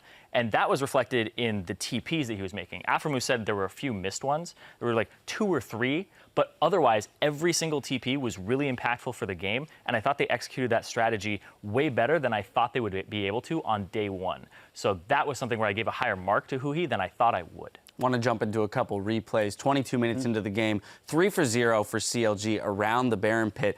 Again, kind of showcasing that TSM lack of communication, slightly off kilter when it comes to deciding or pulling the trigger on a team fight. Yep, and a lot of this was just CLG having better coordination beforehand. It's not like TSM played many of the infights particularly bad, but you could tell there was a lack of communication. This one displayed how much CLG trusts each other and how much they know the limits of Bard Callista. When they first disengaged this fight as TSM, we didn't think CLG would be able to follow this, but they took the Lantern through, then Callista ulted through, and Huhi, with his macro understanding, you could just very much tell that everyone on CLG was on exactly the same page. And that's how that initiation came together, because the distance traveled at first sight made you think that fight wasn't possible, but CLG pulled it off. Yeah, and important to note that Svenskeren had died earlier in kind of a dance that had happened where Yellowstar also blew his ult. So TSM, with a lack of cooldowns and a man down, already at a disadvantage going into that fight. And it was pretty much impossible to disengage, too, because when the Bard ultimate came down, Yellowstar went to the left and got split, and he's kind of their disengage sacrifice tool, so it ended up killing Bjergsen so they could get more off of it with the wave cleared down and the poke threat away as well.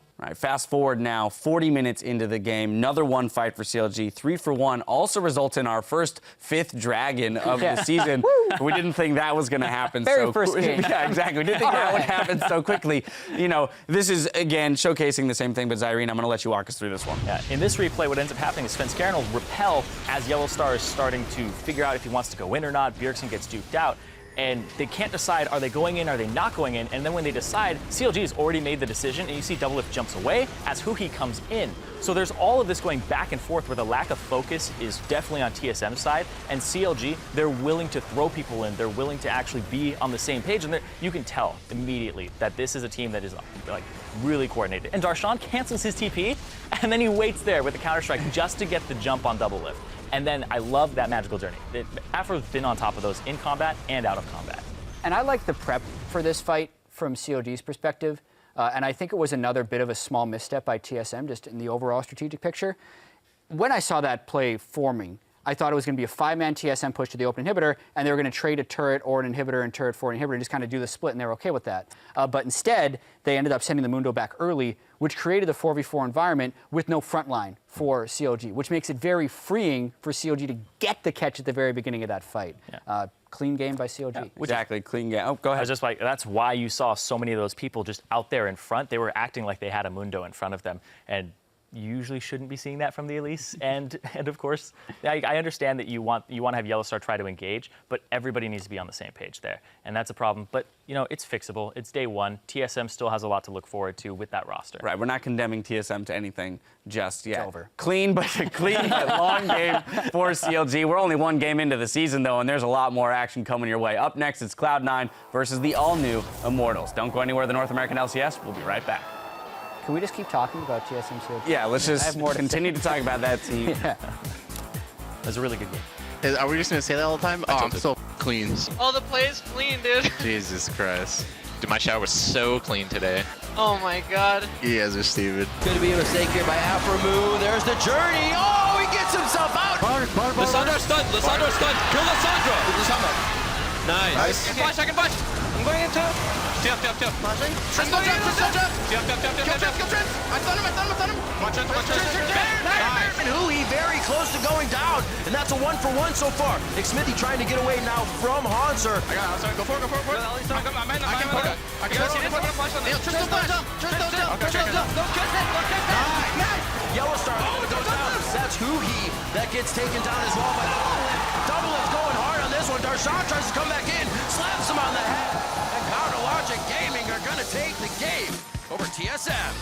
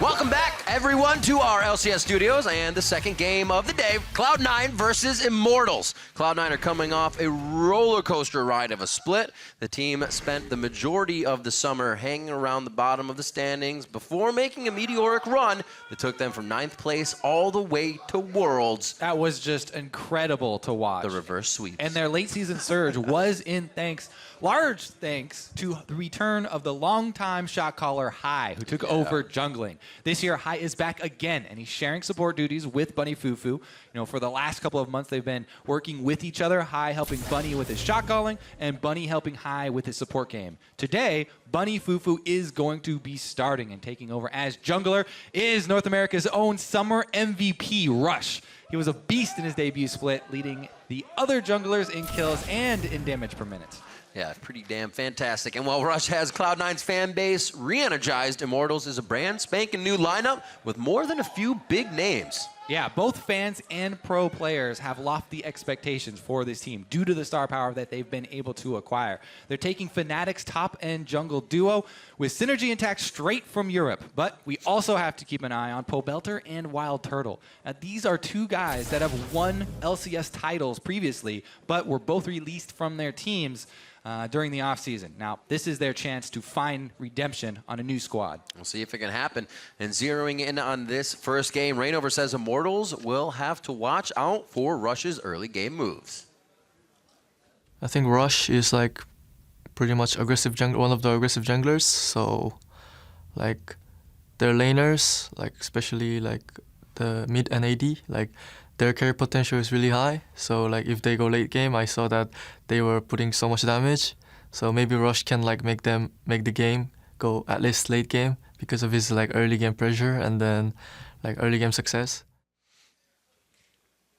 Well, I'm not really sure that. I don't know. What do you have to say about it? We've got a significant delay, unfortunate, guys. But I meant about the video. But we will be able to talk about the new guys, Immortals, and Energy for a while now. I'm really excited to see how Immortals integrate Huhi as well as Rainover because, you know, is it going to be that top-centric style? I mean, Pobelter and Wild Turtle are kind of the replacements or substitutes for the old Fnatic lineup if you guys do compare the two. Well, and that's just very, very difficult to emulate. Here's one thing for me is I would feel incredibly good if I were going on a team with Huni and Rainover. Just in general. It's like a side of the map you don't have to worry about. You're looking for some dynamic queue later today with Huni and Raveover? I think that would pay off pretty well. And that's what these guys get, right? Pobelter can maybe, you know, show himself this year. He kind of played what CLG wanted him to play, and Pobelter can kind of show from the mid lane and do whatever he can, knowing top lane and jungle have a huge synergy. Maybe that synergy can also spread down to mid, and these guys have a lot to work with. I mean, they have Huni. We just turned around before this started, and I was like, they have Huni and Rainover. They're really right there. We have these guys from EU. They made plays. They're stars of EU. Now they're going to be stars of NA, hopefully, as they try on this new team. And that's one of the harder parts as well, having that confidence of a new team. Everybody's confidence between each other when the teleports come in, and then it just goes to the mechanics in the macro game. So they have a lot ahead of them, and we'll see what that kind of path looks like here in this first game. And, you know, there's a lot of focus on Immortals because they are the new team, and they put together all these guys. But Cloud9 made one of my favorite swaps of the offseason, brought Rush back to North America. I was scared he wasn't going to return, but adding that guy to any game just makes it exciting because of how aggressively Rush plays. Plus, you know, with this new season, you know, with green wards even being removed, Rush was never really one to buy a lot of sight wards. What are these things? He's gonna be right at home directly. Playing his aggressive junglers like the Graves and Kindred. I'm very curious to see which ones he's picked up because he's been so specifically Lee Sin and Nidalee. I want to see if he has branched out. He said that was one of his goals for this season, was to branch out, diversify his champion pool so that he can keep the other team guessing and obviously have a bigger impact in champion select. I hope that they force him to bring out something else today because there are so many cool things about especially AD junglers. So the one thing I feel about Rush is the fact that he kind of has these two planes he goes on. And one is he can do whatever the team wants, and one is he's doing whatever he wants. But that always fits with what the team is doing like at the same time. So it's such a dynamic jungler to have when you have so many variables you can work with, whether, hey, I'm taking this lane, you guys go top, and then you know that 5 minutes later, Rush will be doing what you need him to do. He's definitely going to prove useful for Cloud9. But right now, we do have a technical issue that we're working out on stage. So for now, we're going to set it over to the guys on the analyst desk.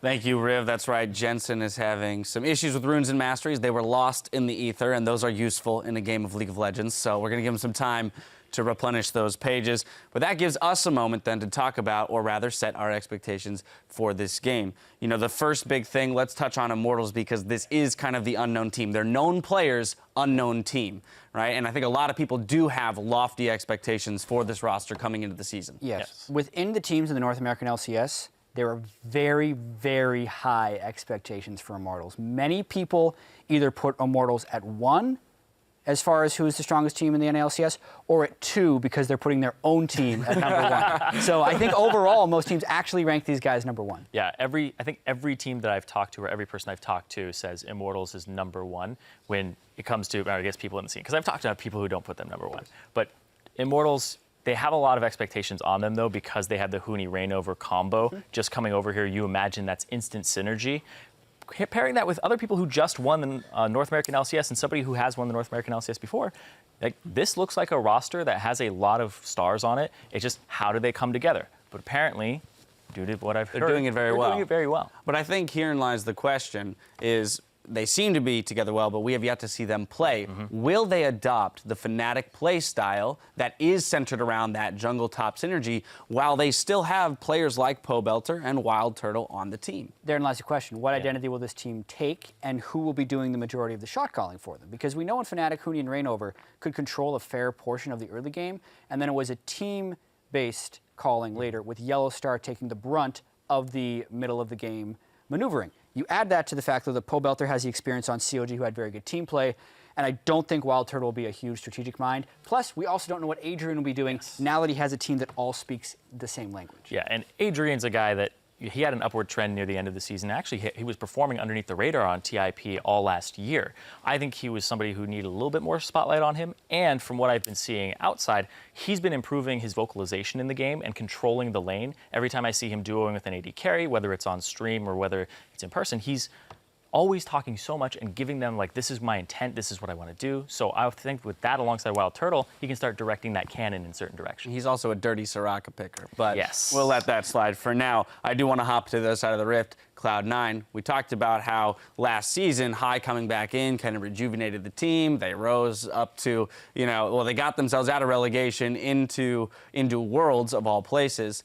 However, he's not starting here. We've got Bunny and Rush, and I think there's going to be a lot of questions around, one, the shot calling there, but the communication in the team with Rush's aggressive early game jungling and how that'll transition into the mid and late game. Yeah, and the thing for me is Jensen and Rush as a combination, how is that going to work out? Because Jensen started having a great end to his season where he looked like a top 3 mid laner in North America. Because Hyde knew what he wanted as a former mid laner, he kept coming to Jensen's lane and doing what he would want done for him, whether it's poking the person out, holding the wave, etc. I think that this is a combo where Rush might actually be a little more selfish than High, a lot more selfish in his play style, that it may actually put Jensen back a little bit in terms of where we put him in the rankings. Yeah, anytime you have an MVP joining a team, it's usually good. They'll probably work out the synergy, just don't know if he'll be there right away. All right, well, the teams are ready to head into Champ Select, so let's send it back to our casters. Take it away. Thank you very much, Dash and gentlemen. Let's check out the starting lineups and get right into it. On the blue side, it's going to be Cloud9. That's Balls in the top lane, Rush in the jungle, Jensen in mid, Sneaky at AD carry, Bunny Fufu at support, and Coach Lemon Nation. And on the red side, it's Immortals. Up top is Huni in the jungle, Reignover. Mid Pobelter, AD carry, Wild Turtle, support Adrian, and Coach Dylan. I'm excited. It's game 2. I'm still excited. It's going to last for a while. I'm going to be excited all season long. Yeah. It could be like 72 minutes like the Brazilian League just had. Yeah. I mean, they've been stacking 5 dragons pretty much every single game over there. See if we follow suit here. It could, but on the past one, we were like, oh, these won't be 5 dragon games. This won't happen. We're just going to 5 dragon first game. Well, I feel like any game that Rush is in will be accelerated. So we'll see what kind of pace they do want to set. Rainover said he's a little worried about Rush's aggressive style of jungling. Rainover being very supportive for his lanes and whatnot, but still has his own aggression. We know him still to go hard. We'll see how that fares up against Rush. We talked a little bit about Bunny Fufu kind of taking the reins at support. There have been some kind of big shoes there in Lemon Nation to fill as well, and the kind of supports they've switched around on. Yeah, every Cloud9 that has been a Cloud9 without High has failed. So that's true. We'll see if they can make it work without him in the starting lineup here. As I said, he's still working with the team, very closely with Bunny Fufu.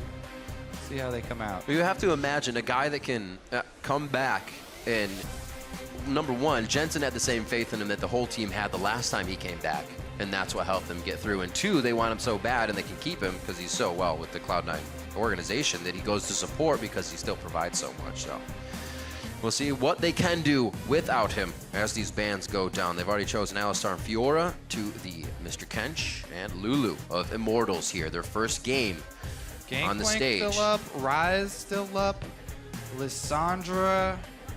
Maybe we will get to see some Graves jungle. I'd love it. Saw some Poppy as well. If somebody's going to be crazy enough to go support Poppy. Noxiac did it. That's the game plan, yeah.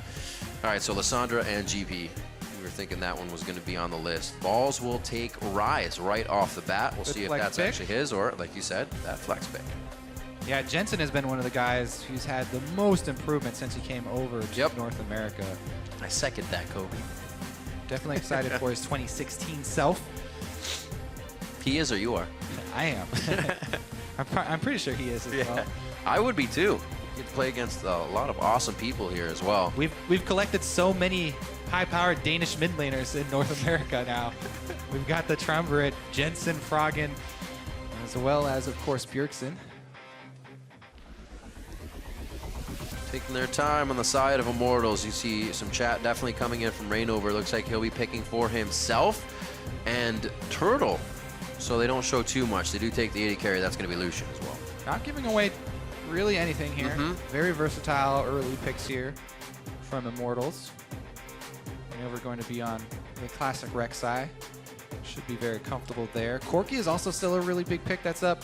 Cloud9 have already locked in Rise, though, so showing pretty heavy magic focus there. If then they also decide to try and add on Corki, who's so strong on this patch, then we may get to see one of those AD junglers round out that damage composition. Lee Sin. Well, he doesn't have to early pick anything. No, he doesn't have to with that Rek'Sai showing. Your wish is granted. Granted. Yeah. All right. Woo! And the instant Soraka hover here from Adrian. Insta tilt. Braum is actually we already heard Dash's love for that. Decent at all-inning Soraka. We shall see, though. Janna. Another Twisted Fate pickup here. All right. Janna pick up. Now, they've actually been able to combo Rek'Sai ulti with Twisted Fate ultimate here, so very big cross-map pressure here from Immortals already. Eyes on Bunny Fufu on your screen there, and Lemon Nation both share the same position and love for support. What will that choice be? Actually, they already have Braum. Making a point. Already picked. Yeah. Support's all locked in already. Does he have the calls they're looking for as well? Haven't heard that too many other people are that vocal. Except for High, really, when he got to the team. Sneaky to lock what in for this game? Like you said, that Corki is still open. So here's the thing. When I have Rush on my team and Rush is already on Lee Sin, I would think to pick something to try and pressure Twisted Fate here and keep Pope Elder down, because you can work with Rush early on. And there it is, an assassin, it looks like. Probably going to be that mid echo here from Jensen. Pressure Twisted Fate is the name of the game. Going to try and combo that Lee Sin and Echo early, it looks like. Misfortune still picked up on 6.1 here. Now, for the previous ones on 6.1, even with the gigantic nerfs to the damage on her E, I've still been seeing people max it. I'm very curious to see if anyone will, buck that trend and go back to the Q max, since there were such substantial nerfs to her E damage. The ultimate is still a huge source of damage and a very, very wide source of zone control here. Very interesting. I always wondered what would make her viable again, and they seem to have done it. It's not too scary of a team as well to have to stand still and use your ultimate. It might be, though, with that Cho'Gath being locked in. It's going to be very hard for a bullet time to come off now.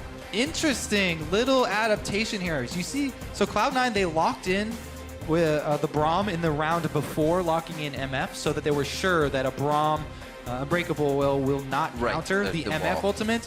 But Huni can actually get past that. If you rupture on the ground behind him where MF is standing, you don't have to go through the Braum to stop MF ultimate. Nice little last pick adaptation there from Immortals. You know, we'll see how it does also against Rise here. You know, Cho'Gath does have very good sustain, shoves the lane constantly though. Interesting pick as well, seeing that TF, the Rek'Sai, and the Janna. Howling Gales can hit you as well from that range, so gonna have to be very choosy and picky with his ultimates from Misfortune. Sneaky's gonna have his work cut out for him here. Elimination. A few final words for the team as they are preparing to head off the stage and allow game number 2 of the Spring Split to start off. We're gonna see, we heard Reignover talking about Rush's jungle prowess. We'll see if he can put up a good game of his own. Mid lane, that's where I got my eyes. Maybe we'll see the double pink ward on both sides, constantly fighting over killing those wards. TF. The strongest part about pink wards is they take 5 hits to kill in the early game. It's so dangerous to try and clear them. So the champs are on the board and the game's about to go live. Tell us who you think is going to come out on top. Hashtag C9win or hashtag IMTwin to LOL Esports. Cloud9 and Immortals about to go at it. We've been hearing a lot, Kobe, about this Immortals team. They're ranked up near the top. Their scrims are this and that. Anybody that puts Cloud9 over Immortals is yada, yada, yada. I mean, we're about to see it right now. So, yeah, I mean, it's always really fun in the offseason. You know, to try and get your power rankings down and you know, base everything off of what you heard from scrims. But hearing things from scrim is so unreliable. Very glad that we're actually going to see some right now. Because, you know, you can hear people talk about, oh, yeah, they won X scrim, and then they got destroyed by these guys in different scrim. But you need to see how the games are playing out and the actual plays inside and who is executing well. And if it's actually a problem, you know, with the strategy or if they're testing things out. Scrim's very, very unreliable, but exciting nonetheless. Let's see here. Very standard opening. Sneaky and Bunny going to walk up to the top side, though. Maybe we'll have a bit of a delayed invade. They're just going to go for the blind lane swap. Minions have spawned. Everything's super safe for now. Nobody wanting to give up too much. Should be the double jungle here. Immortals' bottom lane is going to take the Gromp for themselves. They won't have any information until Cloud9 do show. They haven't walked over any wards yet. And it looks like they will be able to keep Rise away from Cho'Gath. Walk in fully on this one, see what kind of pressure they can get on. Oh, Smite was already used. This is a pure auto attack fight to try and get the last hit. Oh, Reignover's going for it. I don't know if he knows. Oh, good step by Huni there. Putting his big old Cho'Gath butt in the way. The Void Monster combo, Huni and Reignover. Bros from Europe so close. Are able to get both Krugs. Bunny Fufu doesn't need to do much here. He's doing what he needs to in the lane by himself. And we also have a roam from Adrian here. He knows there's a bunch of funny stuff going on up top, so he's going to use this time to get himself in as well and allow Wild Turtle some of that solo XP. Let's see how they move Huni down to the bottom lane here. Not going to leave him double jungling, soaking up the small amounts of extra experience. Meanwhile, a few pings there in the jungle. Cloud9 are going to try and push it down quickly. Same thing in the bot lane here. Looks like they're trying to get a mirror going on, but it is going to be an invade coming in. We'll see if it's going to be the same from Rush. He should know to do it once these lanes are swapped. The thing I'm definitely looking at is, you know, the Echo versus Twisted Fate matchup. Usually Twisted Fate can abuse his ranged harass versus melee champions, but Echo's Q is so long range. It's so good at clearing the wave that Jensen can even clear backlane minions fairly easily, even when they do get pushed up to the turret. Pobelter, though, has it in a very nice spot right now, just in front of his turret, so he can go for that harass without worrying about jungle pressure. Meanwhile, Jensen actually does kind of have to worry, since Reignover has not shown on the mini-map down bottom pushing. Very true.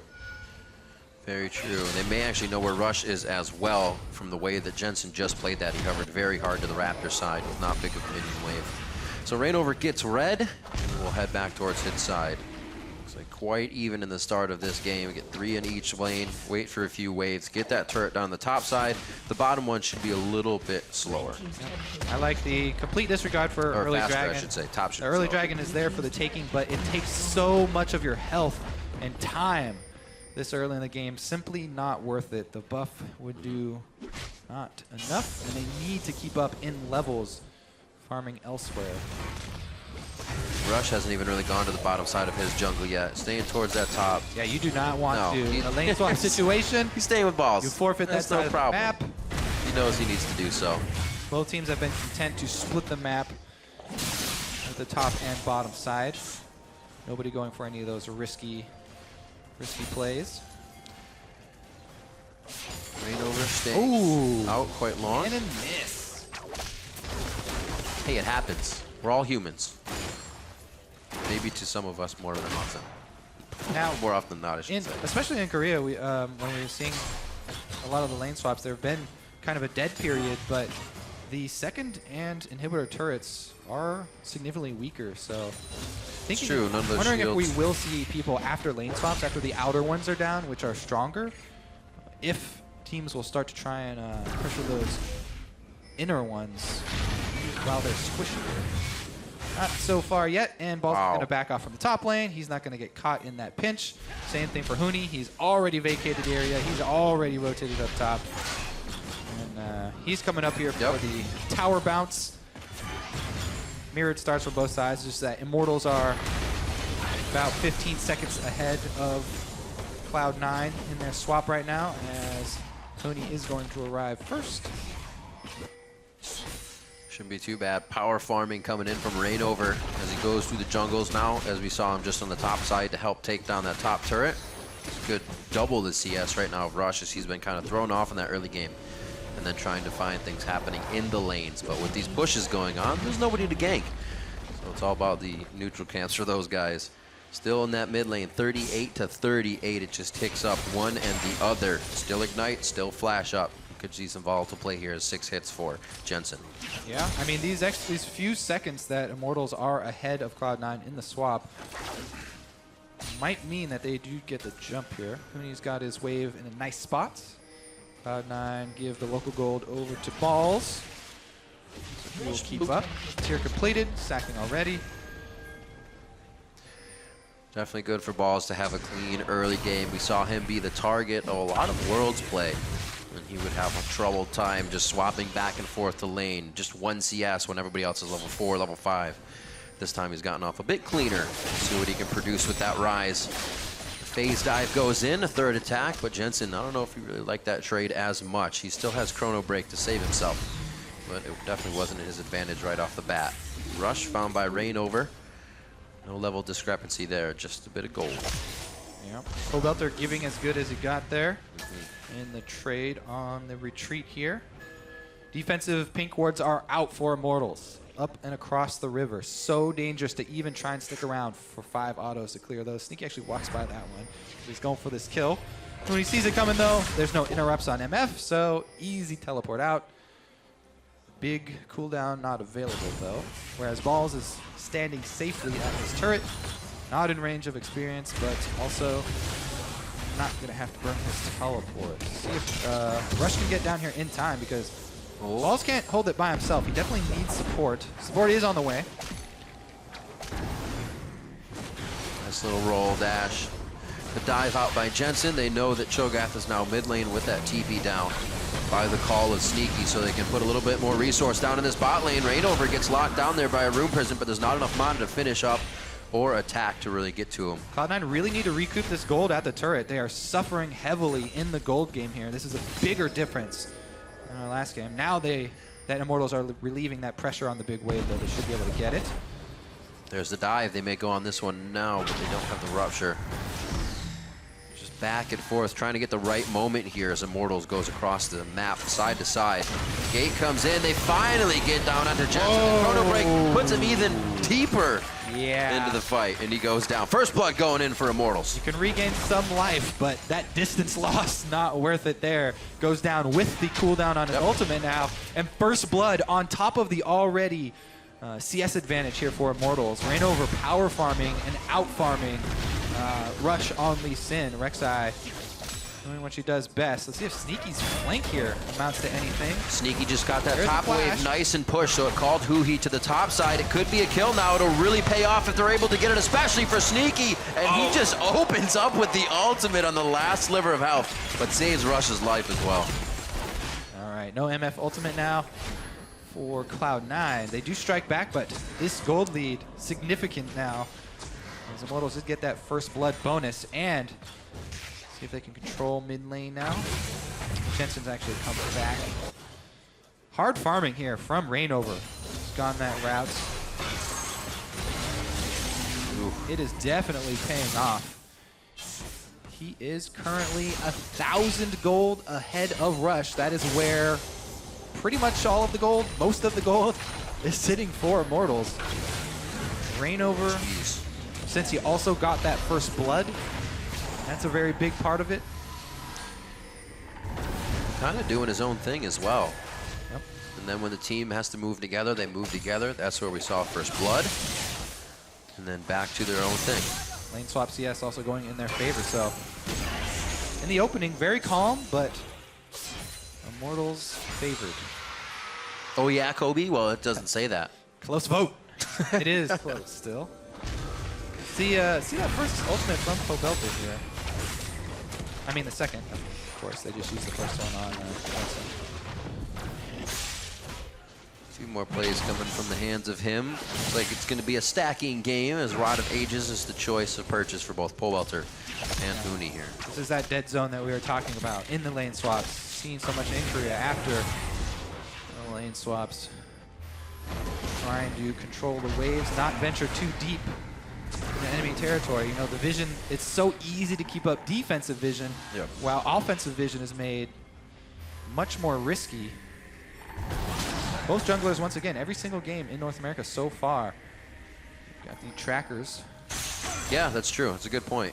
2 last game, 2 this game as well. A Cinderhawk and a Warrior for Rush. Loves doing his damage. See where they decide to bring their damage. Another thing I like to look at this Immortal teams is Pobelter and Turtle have always been on teams where they have these teammates that shadow them, or overshadow them, I should say, not shadow them. But you have Darshan, you had Double Lift on CLG with Pobelter, while Turtle was there with Bjergsen. Now these guys, they might have a time to shine. That is if Reignover doesn't keep taking everything.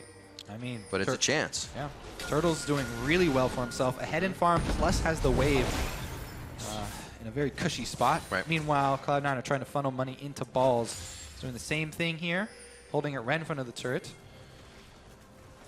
Big difference there, obviously, is the top laner does have teleport, could join if something does break out in the mid lane. Right. Again, defensive Pink's doing everything, and everybody concentrating on farming the waves. Actually, both teams here, since Pobelter is waiting for his Rod of Ages to stack up, while Balls is waiting for his tier. Bleeding Rod. Yep. Something else we've been seeing since they've been changed is Swifties. Sneaky just picked himself up a pair on Misfortune. Just so efficient. They are very nice. MF is heavily caster based. Don't miss out much on the loss of attack speed from the by Zerker not Greaves. going Zerker Greaves. So wants to get in position, pop off the E ultimate combo, and then run away from whoever's diving him. Yep.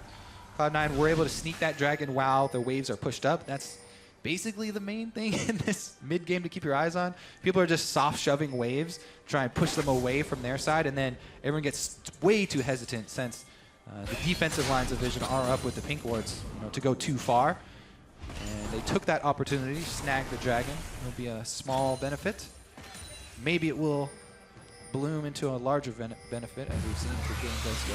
Oh, where you headed, Reignover? Looks like he goes towards the top side here. Uh-oh, could be a womp-womp for Balls on this one. There's the rupture. So much follow-up crowd control. I think Reignover already used a tunnel, and he actually pulls down as well to make sure nobody else is coming. Get the wave pushed. Just all around great play by Immortal. Yeah, and all that they have to give up is mid lane wave, and the wave even gets soaked up as Turtle goes over. Rush actually picking a fight with his top laner down. It's like the one guy standing in the forest that you find and he just starts fighting you. Looked like he lagged out for a second, but he was just poised, waiting for the battle.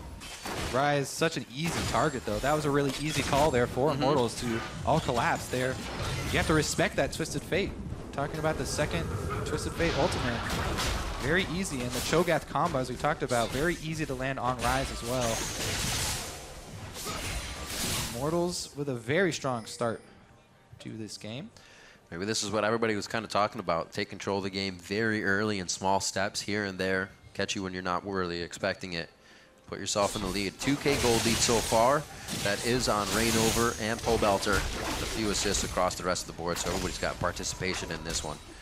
Does not suck for Immortals so far going into this one. Cloud9, a lot of room to work with here still. I think Rush was thrown off his early game just a little bit, and we actually haven't seen him be able to make too many plays. Yeah, lane swapping against Rush, one of the strongest early strategies that we saw last season. Yeah. Versus him. Try and take away some of the early pressure. Hasn't been able to get much done. Rainover happy to farm up here on the Rex side. Cinder Hulk start playing dividends. Here goes the stun on Huni though. C9 closing very late. Braum and MF are far away on this one. Sneaky and Adrian have a way to run. They already took down Huni though, looking pretty good. Balls comes in with the ultimate on and they try to focus back onto him. Here's the ultimate from Sneaky, but it just hits the uprights perfectly and nobody takes any damage. It's going to be Wild Turtle finally going down as it just becomes a mess and a chaotic There's a couple fight. of Rush plays for you. Let's see what Cloud9 can get off of the back because they need to make up some of this gold here. Her turret gold would go a long way for them. Jensen getting the gold card out, but it doesn't really stop any of the aggression that Immortals is going to put out. The rest of the team wants to pull back. Low mana, low health, but an aggressive fight in the mid lane there. Pobelter and Adrian up, so Janna to shield the turret and TF to wave clear means they're not able to get anything off of it. All right, so Jensen goes in for the stun. Rush goes back to try and put the insect on Huni. And then there's minions in the way, so he couldn't throw his Q earlier. There you Doesn't go. get it that time. The Monsoon actually knocked him to the side just out of the Cullen. Balls comes in with a huge explosion of damage. Plus Sneaky edge in the bullet time. And the heal. And save Rush. See where these went. Picking up a few kills. We just saw it, but once it pans out. 2 kills for Sneaky. Essence Reaver already finished. It's very nice for him. He'll start putting out a lot more damage as well. We saw what happened with Balls there once he got in unnoticed for a second. Was just wiping out Immortals. So a little bit better positioning by them. They'll be better off in the fights, but Cloud9 may have found some of their openings during those turret pushes. Yeah, the main thing is that a lot of this money for Immortals, the gold lead that they have, is in secure gold. It's in all this minion farm and the first blood bonus, which doesn't leave a big opening for Cloud9 to get back. You know, other gold sources like a bunch of kill streaks, Cloud9 can turn it around quickly, or a bunch of turrets down. Cloud9 can strike back and try and take turrets after a team fight. But here we go. This is when they don't have a turret to fight under, and I may have been eating crow on this one. Immortals goes for another siege on the turret, and this one is going picture perfect. Everybody tanking that needs to be tanking. Huni gets in on that one first to make sure he's that target, and they come up with some nice kills. 5-3 now, and a 5K gold lead. That was just the slow steamroller. Immortals move right over Cloud9 through the turret. They grab it, extra kills on top, and this lead ballooning very quickly now. Pretty relentless. Once Immortals gets a hold of the game, they just keep going. They're going to clear this ward, clear the blue. Dangerous play from them. Yeah. It is, though. It's a good way to put it. It definitely doesn't seem like they're pushing themselves into any dangerous spots while these plays are happening. And right now, 4 turrets to 2, 5-3. And we'll see how this happens once again. Very low. It's that C9 still there. Cho'Gath lands the rupture into a full culling on Jensen, so he's out of the fight. Then Bunny Fuku on the front lines, locked down. Another double rupture there from Huni on the Cho'Gath, set up very easily by the gold card.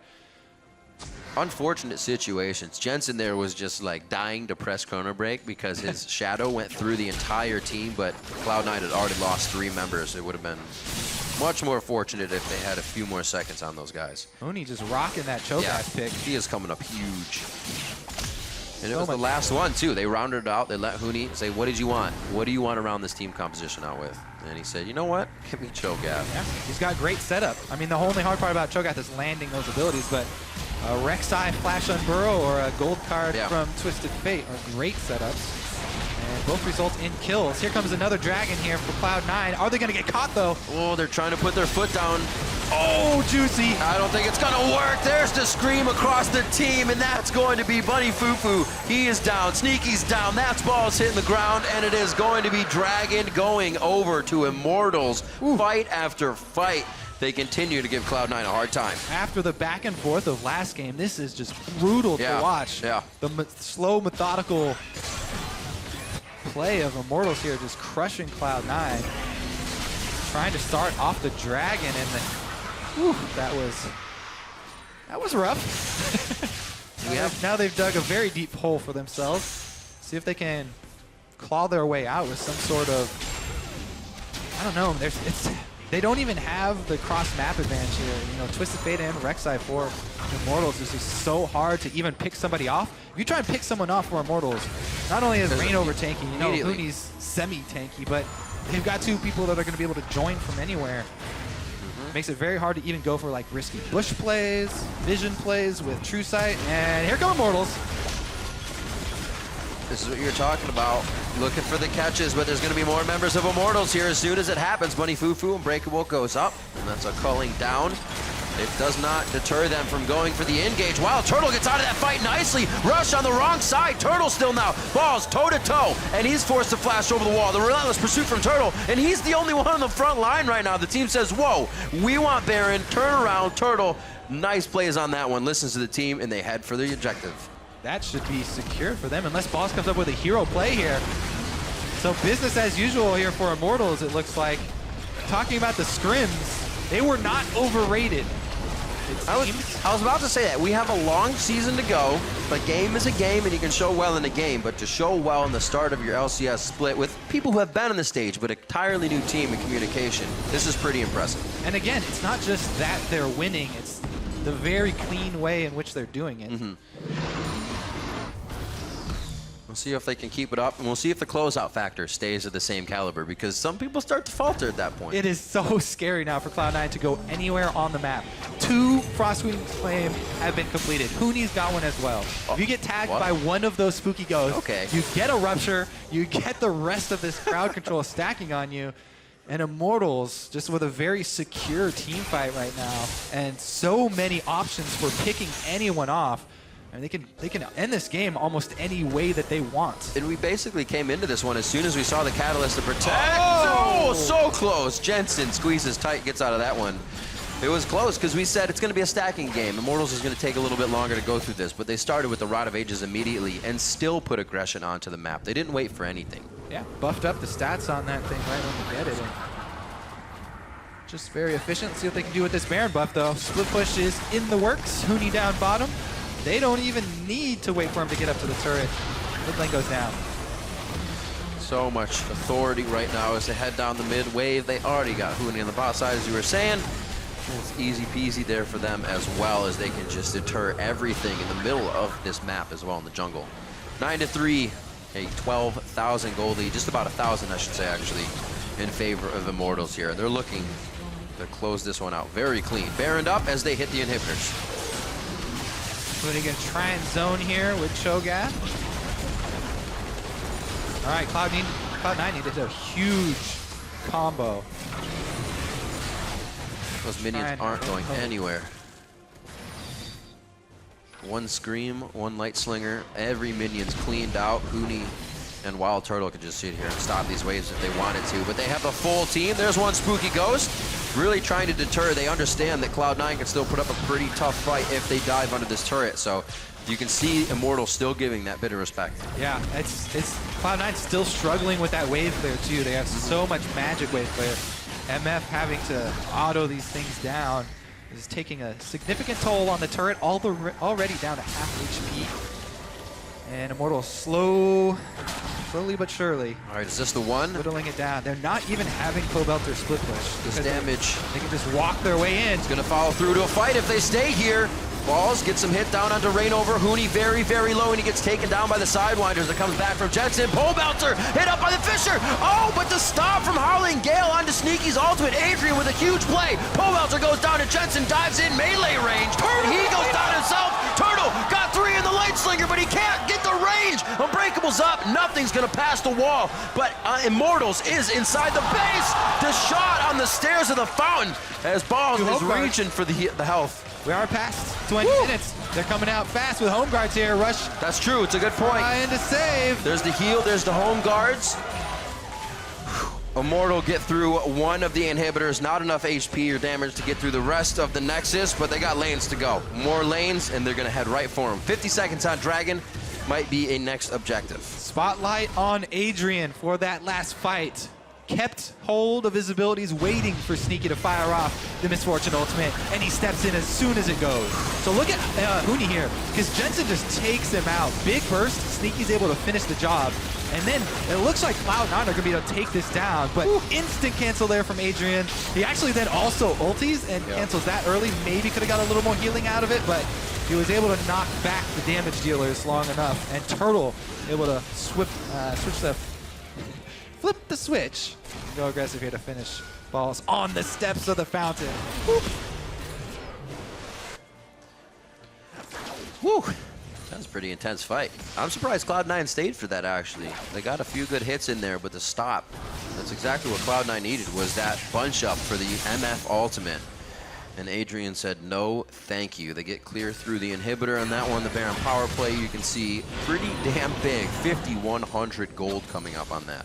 25 minutes into the game, it looks like another inhibitor in trouble here. That is well over average Baron power plays. Oh yeah, that's like what, zone 28 to 3,200 maybe? That's huge, you know, around 3K. Yeah. That is, and that's been sort of the story for this entire game. Immortals just rolling over Cloud9.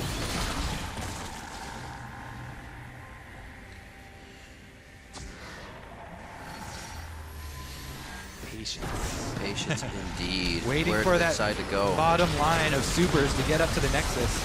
And this is the thing, is if Baron's off, it's up in 1 minute and 40 seconds, and Immortals are doing the same thing they did when they had Baron right now at Cloud9's base. Oh, they got him! Absolutely deleted his Hooney. That's the tank on the front line to shut down Sneaky, to shut down more. The ultimate comes from the back, and Rainover really isn't taking that much damage right now. Tanky! He is so tanky, and they are able to keep this one clear. Ultimates are not.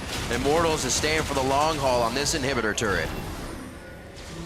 Cloud9 catch a small reprieve there, but Immortals keep it up. They're actually going to finish the turret here. Nexus turret's getting taken down. You can see Sneaky trying to repair that backside. Prey Seeker seeking out the prey. He gets the kill he needs. And it looks like Immortals makes their way into the base. This time stomping their feet left and right. Rush is going to take a final hit from Turtle. He's on a bunny foo-foo. Even throw Unbreakable. Almost takes him down. And just waiting for a minion wave here. No, Turtle's not. Never mind. He doesn't need to wait.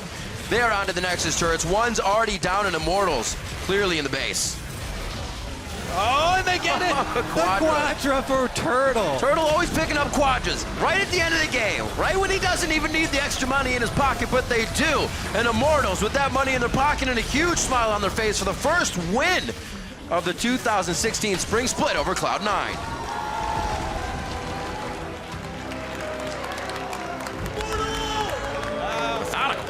Yeah, both Rainover and Adrian, true Immortals in that game. Neither of them dropping. I like it. That's good. You get a freaking run for his money. But yeah, constant aggression was the name of the game. Say it again, we saw the Rod of Ages. We thought it was going to be a little lackluster, and like you said, that take a break moment. Everything's a little quiet, but they kept the noise going all night long. Great game coming in. Wild Turtle as well, showing 11-1-4. It's the day of 80 carries, I guess, right now. Stixxay had a very light scoreline. Yeah, such a controlled game from Immortals. And Cloud9, they went with the riskier picks. They went with the Lee Sin plus Assassin mid laner. Yep. To pull that off, they really had to get something going early, you know, try and attack a point of weakness, but with the lane swap, they were unable to get things up to speed. And Immortals just played it by the books. Really keeping Rush down, it seemed, in the beginning. They did that a lot to just, I can't think of the word, cripple his early game. Good Lord. It's hard for words today. I like that. I haven't used my brain Did you in a do long that because time. he was playing Lee Sin? No, I didn't, but it worked fantastically. Organic things are the best things, Kobe, when they just happen. And that win just happened for Immortals. Pobelter very happy for the mid lane with a bit of TF play, something we've seen him on in the past. Controlled his lane, didn't let Jensen get out of hand, who, like we said, we were watching that lane because Jensen was on the up and up at the end of last year. Definitely an eye, or a person to keep your eye on, but did not give Pobelter too much trouble. Yeah, Pobelter, controlling side lanes, punishing balls as soon as he pushed up too far. On the rise. Yep. Everybody really just playing their part for this Immortals team. Turtle did the brunt of the damage. He was the workhorse. 27,000 for him. 14 for Pobelter was the next closest. It seems like he's completely shed off the stigma of go in or not go in. He's figured out the middle ground. Turtle he's got. It was easy because they were situations. It was easy because they were ahead. So he's ahead. like, I'm just gonna chase down, gun him. But yeah, definitely good play all around from them. Yeah, you know you're ahead when the Rise flashes away from the 80 carry solo. You're just like, that's not supposed to happen. All right, for an inside story on that match, let's hand it off to Freak. Yes. Hello, I'm here with Pobelter, crushing it so far in the new season. Immortals, you guys came together so strongly. What a dominant win. Tell me what it's been like, just sort of a bunch of new teammates and this team just coming together so quickly. Well, I don't know what else to say other than, it's really good. Like, everyone's working together really well. Everyone's really experienced on how to play as a team, has a good attitude, and of course, everyone is really good. So far, it's been excellent. Can you contrast any of this with your previous teams? Of course, you're very good on CLG. You had some other teams that had maybe less success. Like, what is it that's made Immortals start so strong so quickly? I guess everyone is willing to compromise for each other and sort of sacrifice for each other. And that's kind of hard to find in a lot of players, I think. Like, giving, like maybe making yourself look worse for a teammate to get extra farm or something like that. But we're all on board with that.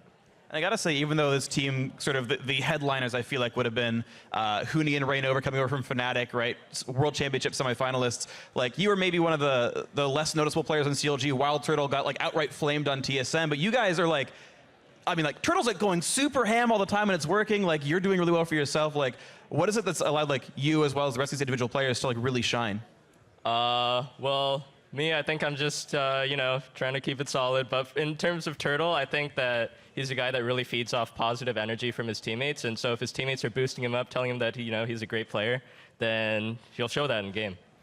Ads look great for you guys. So tell me, what are you already set your sights on first place? You guys already like going to Worlds? Is this just gonna, like 36-0 the dream? Is this what's gonna happen for Immortals here? Well, I said I would be happy with at least second place, but then Huni and Reino were like, hell no, we got 18-0 in Europe. We don't even want to lose a game in playoffs this time. So. I mean, it's an easier LCS being an NA. Like, this should be easy for them, right? Yep. All right. All right, Pobelter, help me flaming NA. Thank you very much, man. Congrats on the win. Thank you so much for your time. And we're going to send it over to the analyst desk. Want to know they're on their way to that 18-0 and possibly a perfect record through the playoffs, but let's slow our roll here and maybe analyze this game, which was a commanding victory by Immortals here. What I want to get into, though, was the fact that this Cho'Gath came out as the last pick. Yeah. Never in my life did I think I was going to see Cho'Gath picked up, and yet extraordinarily effective against the likes of Rise and MF. Just a really timely pick. It punishes not just the Rise, but the entire draft, which is exactly what you want out of your last pick. It's a champion Huni has played before as well, so it was kind of the best of both worlds for Immortals. Huni has typically had a robust yet small champion pool, and this was kind of, out of the entire pool of every champion in League of Legends, like the best pick in this situation. So it's really convenient that it fit in that pool. It really was. I was sitting there going, this is the game that if you played it in solo queue afterwards, you'd be like, who plays Cho'Gath still? Yeah. Like, what? It's so good, and he's played it against the Rise. This is a situational pick. He played it against Rise in the EU LCS, and it works against Echo. Echo dives in, silence, blow him up. Traditionally, why it's so good, the silence is incredibly effective against Rise because of his ultimate, against MF because of the ultimate, even against Echo because he's so reliant on getting that. Even against Lee Sin, even though he couldn't land the silence properly during the in-sec and he got kicked back a few times, technically if he played that perfectly, he would have been able to block that as well. and it just comboed so well with the rest of their damage. Right, Rupture through Brahm's Shield. I mean, he basically had all of the tools to deal with this comp that C9 built. So to a degree, it's hard to condemn Cloud9 if they're not aware of the fact that this Cho'Gath is going to come out as the last pick against their team. Now getting into the game, though, we saw the early 2 turret trades by both teams, and yet somehow, not too far beyond that point, we saw Immortals up.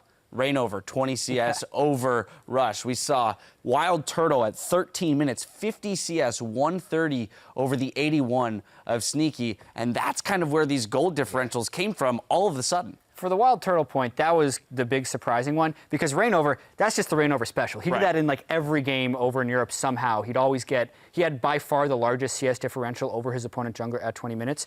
But the Wild Turtle thing showed to me really good execution of lane swapping from Immortals, but that CS discrepancy doesn't happen unless the other team is making failures. Yeah, and what I also looked at when I saw this composition was every time they'd lose a fight, which wasn't very often, they still had the waves shoved in. This team has a ton of wave clear in comparison. Rise plus Echo on C9's side can't really push it back too easily when you have the likes of Cho'Gath and a Twisted Fate, which has range wave clear and pretty much instantaneous clear. So they're able to walk to lanes, use an ability, then be able to group up again. So they kept doing things like that, which would make it so that when you actually prep the wave and you would win a fight, you'd get more off of it. So I actually really like that from Immortals. We mentioned during this game that the TSM COG one was like kind of easy for us to break down because there was very cohesive teamwork going on for COG, and you could kind of see where TSM was making their mistakes. Immortals was just everywhere. Yeah. Which was pretty impressive. Very quick win. Right, yeah, an extraordinarily quick win. We did also, though, recognize that the Lee Sin plays, although not effective early, were relatively effective late. If it weren't for a 12K gold difference, we actually might have seen some 1 fights there for Cloud9. So really quickly, if we did have to break down the Cloud9 play, maybe 1 or 2 of their failures, it may have been lack of presence by the Lee Sin early since he was sacrificing the farm.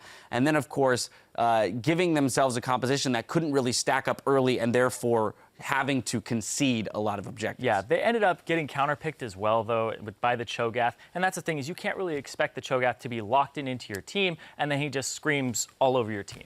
Right. So. Yeah. Reignover out-jungled Rush early. That hurt the pressure of Lee Sin to be able to impact the lanes, which needed the help. Lee Sin into a Rek'Sai is always dangerous. So. Yeah, very much so if you're not making plays. Well, keep it tuned right here because after this, we'll head back onto the Rift for Team Dignitas versus Energy Esports. You're watching the North American LCS coming to you live from Los Angeles, California. Don't go anywhere.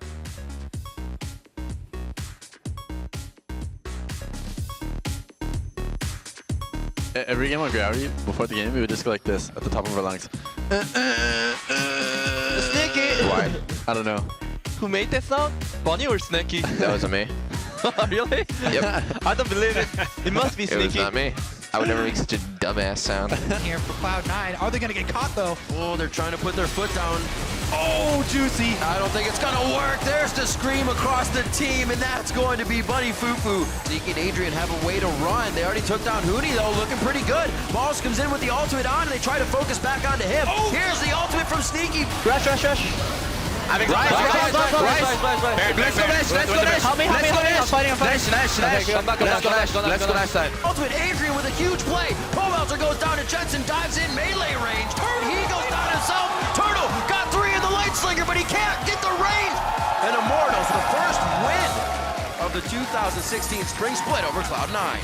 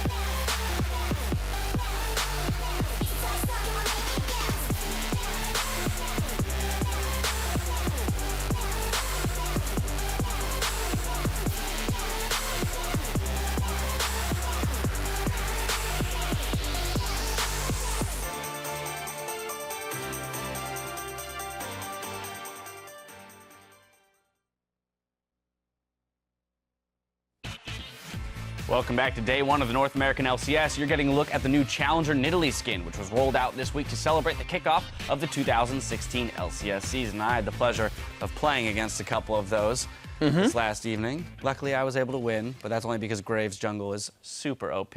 Now we're just moments away from our next match, but first we want to see what you'll be thinking, or what you rather are thinking is going to be the hot hashtag this year. A lot of love right between NA greater than EU and NA Holo, but a few of you had some of your own ideas. At Eric Eldred writes, hashtag double star, the new super duo. I'd say that sounds better than Yellow Lift. And of course, David Law 179 tweets, I think it's time for the hashtag freak puns to go huge. David, let me stop you there. Do not encourage him. Fellow David, smart man. I'm a fan of hashtag other. Yeah. Hashtag other. That was my vote. It's going to be big. Yeah, I think that's going to be a big one. Or just hashtag anything not freak. Let's turn our attention back to the matches at hand and our next two combatants, which are Team Dignitas and Energy Esports. Now, due to rules regarding the teams promoted from the Challenger Series, Energy Esports will have to play Chris and Shrimp for one game. And while Energy's intended roster is standing by in the wings, we'll get to see their new mid laner in action, GBM. Yeah, I definitely think GBM. I want to see where he is now after going to Korea for his boot camp with the teams to get some synergy down, but he was always on the upward trend as well. Every year has been progressively better for this guy, and his most recent performances have been his best of his career. So where is he going to be now, and where is he going from here? So I'm going to watch his progress very closely. And of course, he wears bow ties. Oh, yes. Yep. So already A+ in my book. That's right. I wonder how Energy will be dealing with this game, because obviously if they're planning on doing their other roster in the long term, you wonder how much investment they would put into game one, since it is just 1/18 of the season. So if they are to win this game, it's going to be some pretty big carry performances, I think, by GBM and by Altec. Yeah, I was going to say, we can't forget the presence of Altec. We put a lot of focus on GBM and then Impact, who will come in later. But Altec, we've consistently talked about his potential to carry a game from the 80 carry role. And he's been put in sort of traditionally good situations, bad situations. He's been on some very strong teams before. He's been on some very lackluster teams before. But he always shows up quite well. His stat lines are always good, low deaths, high damage participation. And so with a team that has a lot of talent on it, even this roster has still some very good players on it, Altec should be poised to do very well for himself. All right, and while there have been a ton of flashy moves and high-profile trades on other LCS teams, Team Dignitas instead focused on taking a longer view and picking up young players with potential. And this is very interesting because it started out with Coach Brokenshard coming in and saying, these are the guys that I think are very good. He's a European player. He brought us some European Challenger players that thought were very good. And he's like, yeah, these are the guys that are going to build up and be awesome. Brokenshard's no longer there, but this is still the roster, and so you're going to hope that these guys will grow properly. Yeah, so Smitty J, he helped Gamers 2 qualify for the European LCS before coming to Dignitas. And then also Keyray was in the Challenger Series as well. And because they have Challenger EU imports who are probably LCS level, it's not the same prestige that comes with importing Yellow Star or GBM, which kind of means that Dignitas will be having their hallmark, hopefully at the start, be team coordination. Obviously, everyone wants to say they're the best player, but sometimes you just don't have the history of being a top-level player, and the coordination should take time. So I hope the expectations are properly set. Yeah, and I definitely think that you temper your expectations here and take a step back, because Dignitas lost their shot caller that was actually winning them a whole bunch of games from behind in Helios in the jungle. So now, who's going to step up to the plate now with him gone? Is it going to be the veteran Kiwi kid, or is Keyray going to be able to take up some duties too? But also, I mean, I think this sort of, to me, feels a little bit like the CLG TSM match, where I was like, oh, Talent's going to win it, TSM's so much better. Like, Dignitas has had this roster together for quite a while. They've been building up with a few veterans from the roster, but also some new guys, and much like CLG pulling essentially Challenger-level players in and saying this is going to work, and it did. This is a fairly similar recipe on the Dignitas side, where, they've had time to synergize, and they might have it already. And speaking of which, we're talking about Challenger players who qualified for the LCS. Right.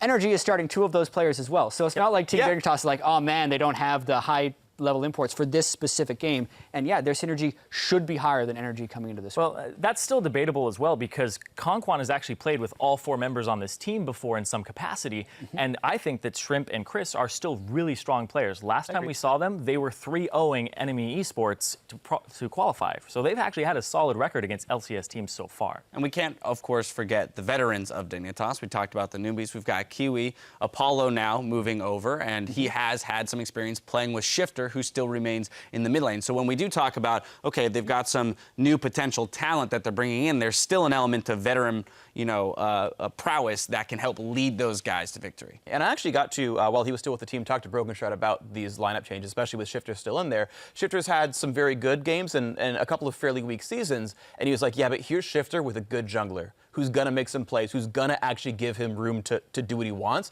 This is Shifter's split to shine. Like, Kiray's there to make Shifter good. That's what I'd heard when he made the roster change in the first place. So Shifter could very well be back to those, like, hard carry games. I was going to say, especially with the way that we've seen the meta somewhat develop, we're seeing a prevalence of assassins. Maybe that Ahri comes back out, very popular pick in the other regions. Do you think Shifter, though, has the capacity to stretch beyond Ahri to the likes of Zed? So I think he can go both ways with it. Like, his Ahri's super good, the assassins are solid, he can do that, but also keep in mind, like, Ezreal and Corki are like big standby mid laners now, right? Double AD is super common there. Marksman mid laners are super big, and he's good at these long range, safe, deal damage, don't die champion. That was his play style last split. So I think Shifter can absolutely fit right into whichever way this needs to go. In general, something that we haven't really touched on or seen yet, granted it's only been 2 games, is that AD carry mid lane that we've seen in Korea. The Corkis, the Ezreals, the Varus's even. Any reason why I mean, I know it's a lot to read into after 2 games, but we haven't seen it yet. Why hasn't it come out? Every region has a little bit different in the way they want to practice. Sometimes one big champion getting a lot of play, like say Kindred or Quintop sees a lot of play, that has a ripple effect through the rest of the entire scene. And at the moment, it feels like those haven't been huge picks in North America. Where's the Poppy, man? Yeah, I was going to say as well, yeah. Zyrene has been on the Poppy train. Poppy any lane, Poppy top, Poppy jungle, Poppy support. We played a lot of it last night. It was really solid. I'll give you that. And it does speak to the diversity of the meta currently. The fact that we haven't seen a Kindred or a Graves jungle yet, but those are still possibilities along with Rek'Sai, Elise, Lee Sin. Yeah, and I'm so happy that the season has started at almost the same time for all the major regions. No team got to watch Korea and be like, crap, throw out our strats, 3 days, let's go. Like, no one responsible would do that, and so everyone got to develop their own strategies in some isolation. Like, some teams boot camped in Korea, so some of them have that crossover, but like, all the regions had to just develop what they wanted and say, go, and see which one sticks. And I'm glad, like, right now, all the continents are playing pretty differently. Yeah, absolutely. We saw the Lysandra, though, come out today, and the Cho'Gath, we can call that our own, I guess, for now at NA Cho'Gath. Right? Yeah, NA Cho'Gath. Korean NA We Cho'Gath. got one, boys. We've got NA Rengar and NA Cho'Gath. One is up here, the other one's down here. Well, as we send it over to our casters, GBM gives us the lowdown on his trademarked fashion accessory and secret source of his mid lane powers, his bow tie. I love wearing bow tie because before I watched the England drama is Doctor Who. You know Doctor Who? Doctor Who guys wearing bow tie, and I love that. And I wearing, yeah. He's got some damn good taste. I feel like I need a great show, great bow tie. Love some Doctor Who. Absolutely. You know what else I love? And I gotta say, is this pink color they have on the stage. Energy's stage looks absolutely amazing. We'll get to see it in a second. Let's check out the starting lineups. On the blue side, it's going to be Team Dignitas. That's Smitty J in the top side, Kiray in the jungle, Shifter in mid, Apollo AD carry, Kiwi Kid as support, and Coach Raz. And on the red side, it's Energy Esports. Up top is Chris in the jungle, Shrimp mid, ganked by Mom. AD carry Altex, support Kong Kwan, and Coach Hermit up on the stage with them. Definitely a new look. Hot pink all over. And I'm actually really excited to see Shrimp play up here on the stage because he was a guy who had so much hype in Challenger. And even though this is only going to be 1 game, I actually want to see what he can do, especially with solo laners like Impact and GBM. Yep, I think they were able to take down was Enemy, I believe, in their kind of road to get here and whatnot. And he was a huge proponent of that, coming out of the jungle, very strong. He'll be playing with Chris in the top lane, so that's kind of still known knowledge to him. That's how it used to go. So we'll see what these guys can bring to the table. Definitely have my eyes on him as well. Should be good. Let's see if Dignitas can show up too, because the older guys that have been on the roster for so long, Shifter and Apollo and Kiwi Kid, well, Apollo just now joining, but in the LCS for a while, Shifter and Kiwi Kid have been able to reinvent themselves over and over. They talked about in the analyst desk, they want to see him get back to, these times where he's getting pentakills or he's Ziggs with 800 AP and he's winning team fights by himself. At least a triple kill from every fight. It feels like that was a long time ago, and I'm definitely ready again, hyped up to see if he can get back to those types of days. definitely have known Shifter for a long time. All my friends have played multiple games with him, and he's had this Oh, yeah, you kind name of dropping now, Rip? up and down. I have everybody on my names friends list. Really up and down kind of play style, just all together. What he wants to do, how aggressive he is, kind of a fallback moment where he's just playing safe in his lane. But you're right. When we used to see him on the REs and the Zigs, when he was getting all those triple kills at a Baron fight that looked lost, and he'd come out and win that fight or start one himself with a nice flash charm. It's definitely a door to be reopened for him because we haven't seen it in a while. And, you know, the kind of reason I put Apollo in there, too, is obviously he's not a long-time Dignitas player, but he's been in the scene for so long, bouncing around different teams, changing his name up, and he's always been very consistent. Whether he was following up the very quick pace of TIP last year or playing strong in the Challenger League, definitely room to shine here. Well, room to grow with a different team for both of these guys, Dignitas and NRG. Now to take to the stage, talking a little bit about Alltech as well. He's one that remembers what the stage is, and all the other guys have international prowess. So they should not do too poorly coming out on this. Maybe just a few nerves here and there because it's different playing in front of a crowd. Everything changes. Yeah, you get your blood pumping when you make a good play. And some people even see have like these shakes in Champion Select just because it's nerves.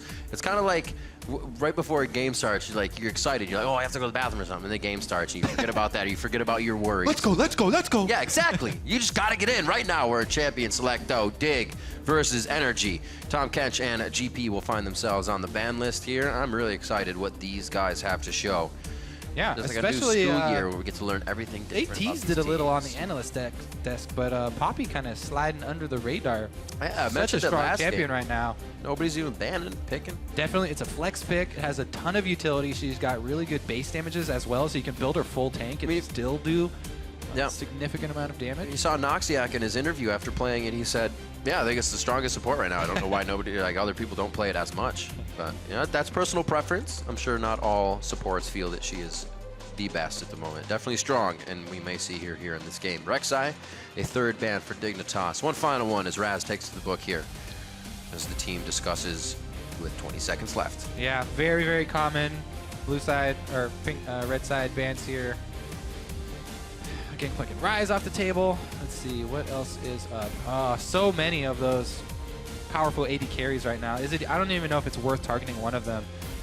Another jungler. So the two most common, Rek'Sai and Elise, so far off the board.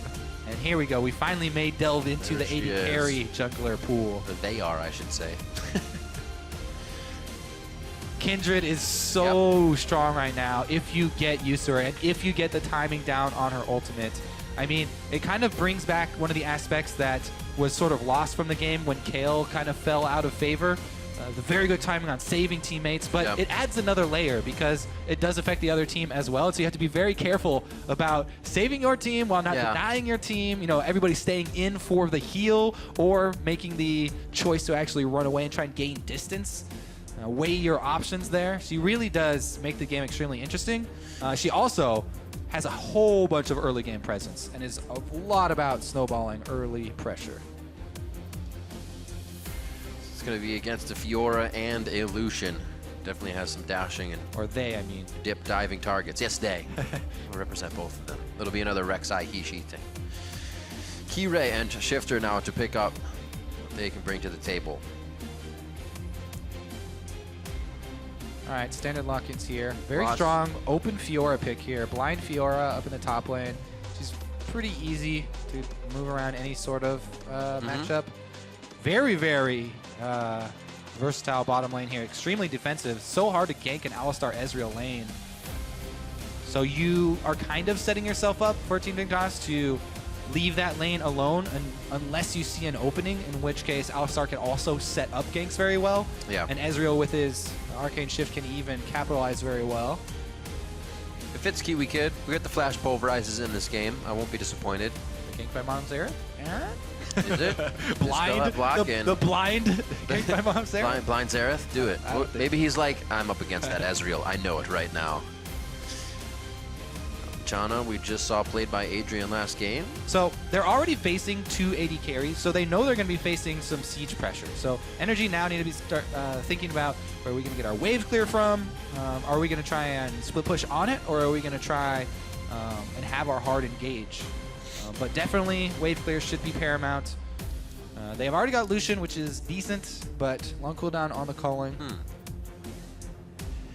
This is one of those champions Shifter could definitely put down some damage on if he gets going with Cassiopeia. Saw a lot of Anivia out from Worlds as well from Frog and Peke and the likes.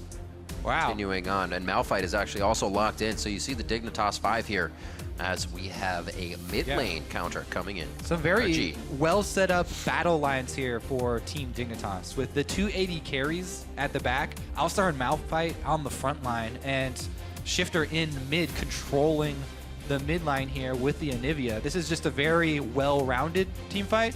They also have a lot of sieging options there. And obviously Anivia's wave clear is that'll prevent strong them to from say the least. Thrown into their own base if NRG does get ahead here. 20 seconds left to pick. It's all on Conquan. What will be in the hands of GBM for first game here in the North American LCS? Could have been a Victor, could have been a Veigar, switching around the bottom side of the champion select here. I do like Victor. You're going to put a lot of pressure on Kindred to time her ultimates well with Victor, and you can oftentimes bait out ultimates and force cooldowns here. Get a Nivea style wave clear. I guess it's Victor style from Victor, if you will. The wave clear, the wave clear is definitely there early on as well. Very curious to see what Shrimp will do on Lee Sin because, as I said, super excited to see what he can pull out. This is one of the all-stars from the North American Challenger League, going up against one of the guys that's an imported European Challenger Series. Jungler and Kire. Few imports here for these guys coming in. Smitty J as well from Europe. We'll get into the backgrounds a little bit more as we get into game, but looking at these compositions, kind of what's that Fiora Malphite matchup that you're looking at in the top lane? I mean, Fiora, especially if the Fiora can get an early lead or even just get some good vital procs, she can control that lane extremely easily and push in the Malphite. Later, Malphite is going to bring, obviously, a lot of teamfight utility. A little more womp and stomp. The ultimate, but I'd say, yeah, Fiora should be able to control it, depending on jungler intervention. And then Malphite, once he hits level 6, really combos well with jungler intervention. It's unstoppable. Remember to weigh in on this match over on Twitter. Send hashtag DIGWin or hashtag NRGWin to @LOL Esports. We'll check where the fan vote stands in a few minutes as we get this one rolling. There's the picks and bans once again on your screen. Now we'll see who can use their composition better for these teams' first time on the stage here for the Spring 2016 split. Let's hear it for NRG and Dignitas going live right now. We are on the rift for game 3 of the day here in week 1. And we'll see what these two new teams can put on the table. Dig and NRG. Yeah. Now I'm really actually curious to see how the top lane swings because, I mean, we have had people just pick Malphite and sort of absorb the lane and just be whatever up there, trying to go even, maybe slow push with their Sunfire Cape, but if the Fiora is higher skilled than the Malphite, it does get easy for her to control. Right. Potions of Corruptions to start for both of them. A little tick of talk up there in the top lane that they'll get with each of those uses. I like this. First mark goes on the jungle, on the jungler there. It's typically, besides the support, the lowest health enemy champion. Also, you have the highest chance of running into them in multiple lanes. Also, you don't give away where you're going to focus. Technically, I guess you could go for some mind games, mark the top laner and then camp bottom. But marking junglers is common. Take a look at this top side start here. We are going to have a lane swap. Pretty blind lane swap here, yeah. Nothing's going to be given away. And the Ezreal Alistar going top side should be able to farm up just fine. That would be great if Smitty can actually get through a laning phase without having too much trouble. It's funny that Kire and Smitty J are actually in that lane, or in that jungle together. They actually played against each other previously in Europe. Now teammates. See if they can get along. First death ray dodged. Good sign for him. I think it's mostly just because Alistar in lane takes a lot of poke from a Janna Lucian combo. So I think that's the main reason they were trying to get away from it. Ooh, Apollo not going to really get that first DS. Nope. Nice dodge as well. Oh, or misses. Are these all misses? Can't hit any if you don't miss a few, right? You gotta keep trying. Not all of them are gonna go down. Conquan. A little bit late though. They've cleared out the entire jungle already. Can't really give too much harass, just a bit of knowledge that they basically already knew starting through the jungle. Giving small hits over to the top laner so you can use some gold.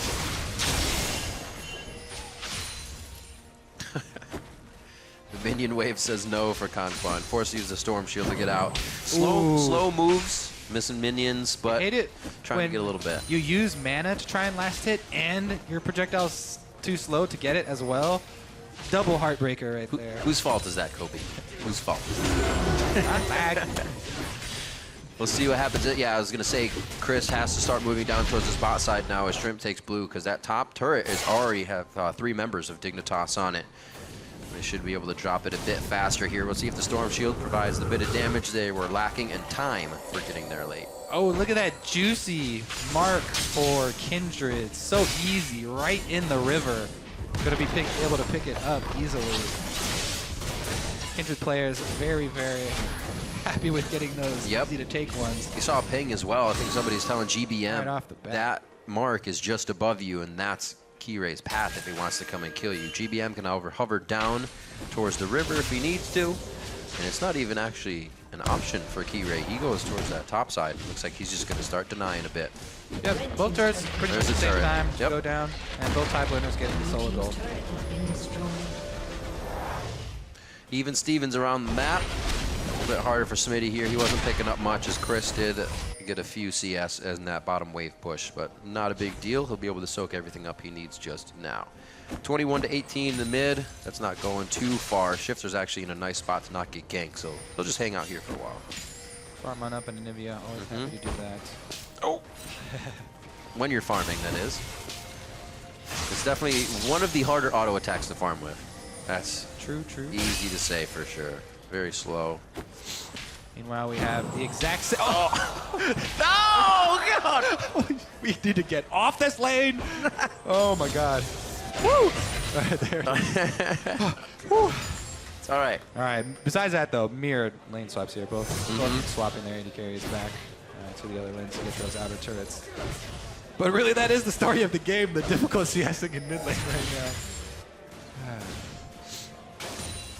You just kind of go through a lane, you try to use the least amount of abilities to mess up the minion wave, and then when you're forced to and you still miss, man. He's only 5 down though, not too bad, not even missing a full wave just yet. Should be able to hit 6 near the same time and keep things clean. Both the teams going along the standard safer path. Send everybody over to that side when you go to take a turret so that you don't get turned around on, you don't get teleported on deep with the enemy top laner. And they're cleaning the jungle at a similar rate. Shrimp is a little bit down. Shrimp also hasn't upgraded the smite item, so Kiray is getting that much more ahead. It's a small amount, but it does stack up as when you upgrade your jungle item, you get even more experience out of those camps. Pretty good to go that route when you are doing lane swaps where you're probably not going to fight people. The reason why people often take the long swords and stuff before upgrading your smite is if you want to fight people, you want to get that kill. Yeah, and you can fit so many in your pocket. Every time we come back, I feel so bad for him. You think the observers are like, he's about to miss another one. You know what? As a low gold player, it makes me feel really good, Kobe. I really want to check his masteries and runes, see if he's taking savagery, see if he's taking any kind of extra AD. Here we go. A little bit of collaboration mid from both teams. 3-on-3. Let's get the fireworks started. Yo. Oops. Oh. Looks like they ejected the fireworks out a little too soon. Shrimp takes the sonic wave back in. Oh, the resonating strike gets him killed. 1 for 1 so far. The chase coming in from Kiray and Shifter. It could be the lockdown if he gets one more flash frost over the wall. There it is. Oh, almost hitting the coattails of Conquan there, but they get out alive. fights back and forth and some flashes. Yep, got the first blood bonus. It looks like everybody's smelling hello. blood. A level 3! Yeah, kill him! Oh, 3 to 6. He's not gonna make it. All right. They're like, flash there as base well. tech the Malphite. Oh, wait a second, he's only level 3. You don't have to use too much math to win that one. But good roam there, good thought by Altec actually to make a play for himself as well. Kind of risky as an AD carry to just go diving into a jungle by yourself. Yeah, using your dash over a wall into Fog of War. Gotta be real sure. He gets himself a little bit of pressure. They just know where Smitty J is and what they're preventing him from doing right now. He still has that level 6 to get to, but Kirei very well for himself. 35 to 23 in CS. He's also been in Shrimp's jungle quite a bit this game, and he's got that level 6 first. Yep, stacking up charges. Also, you know, Dignitas are happy to wait on the tier Ezreal to stack up, the Anivia to try and build Rod of Ages. And the gold being even here might take a big swing just because Dignitas have very big waves pushed up right now. So sometimes your leaderboard is a little misleading because the minion waves build up so big in lane swap scenarios. There could be 400-500 golds sitting around on the map ready to be taken by the enemy team that's not accounted for there as it gets closer and closer to the turret. So that's why we see these bigger swings. Got that ultimate full wave clear. And in it. Oh, he did what? 45 damage? Got him. And he took more than that from minions.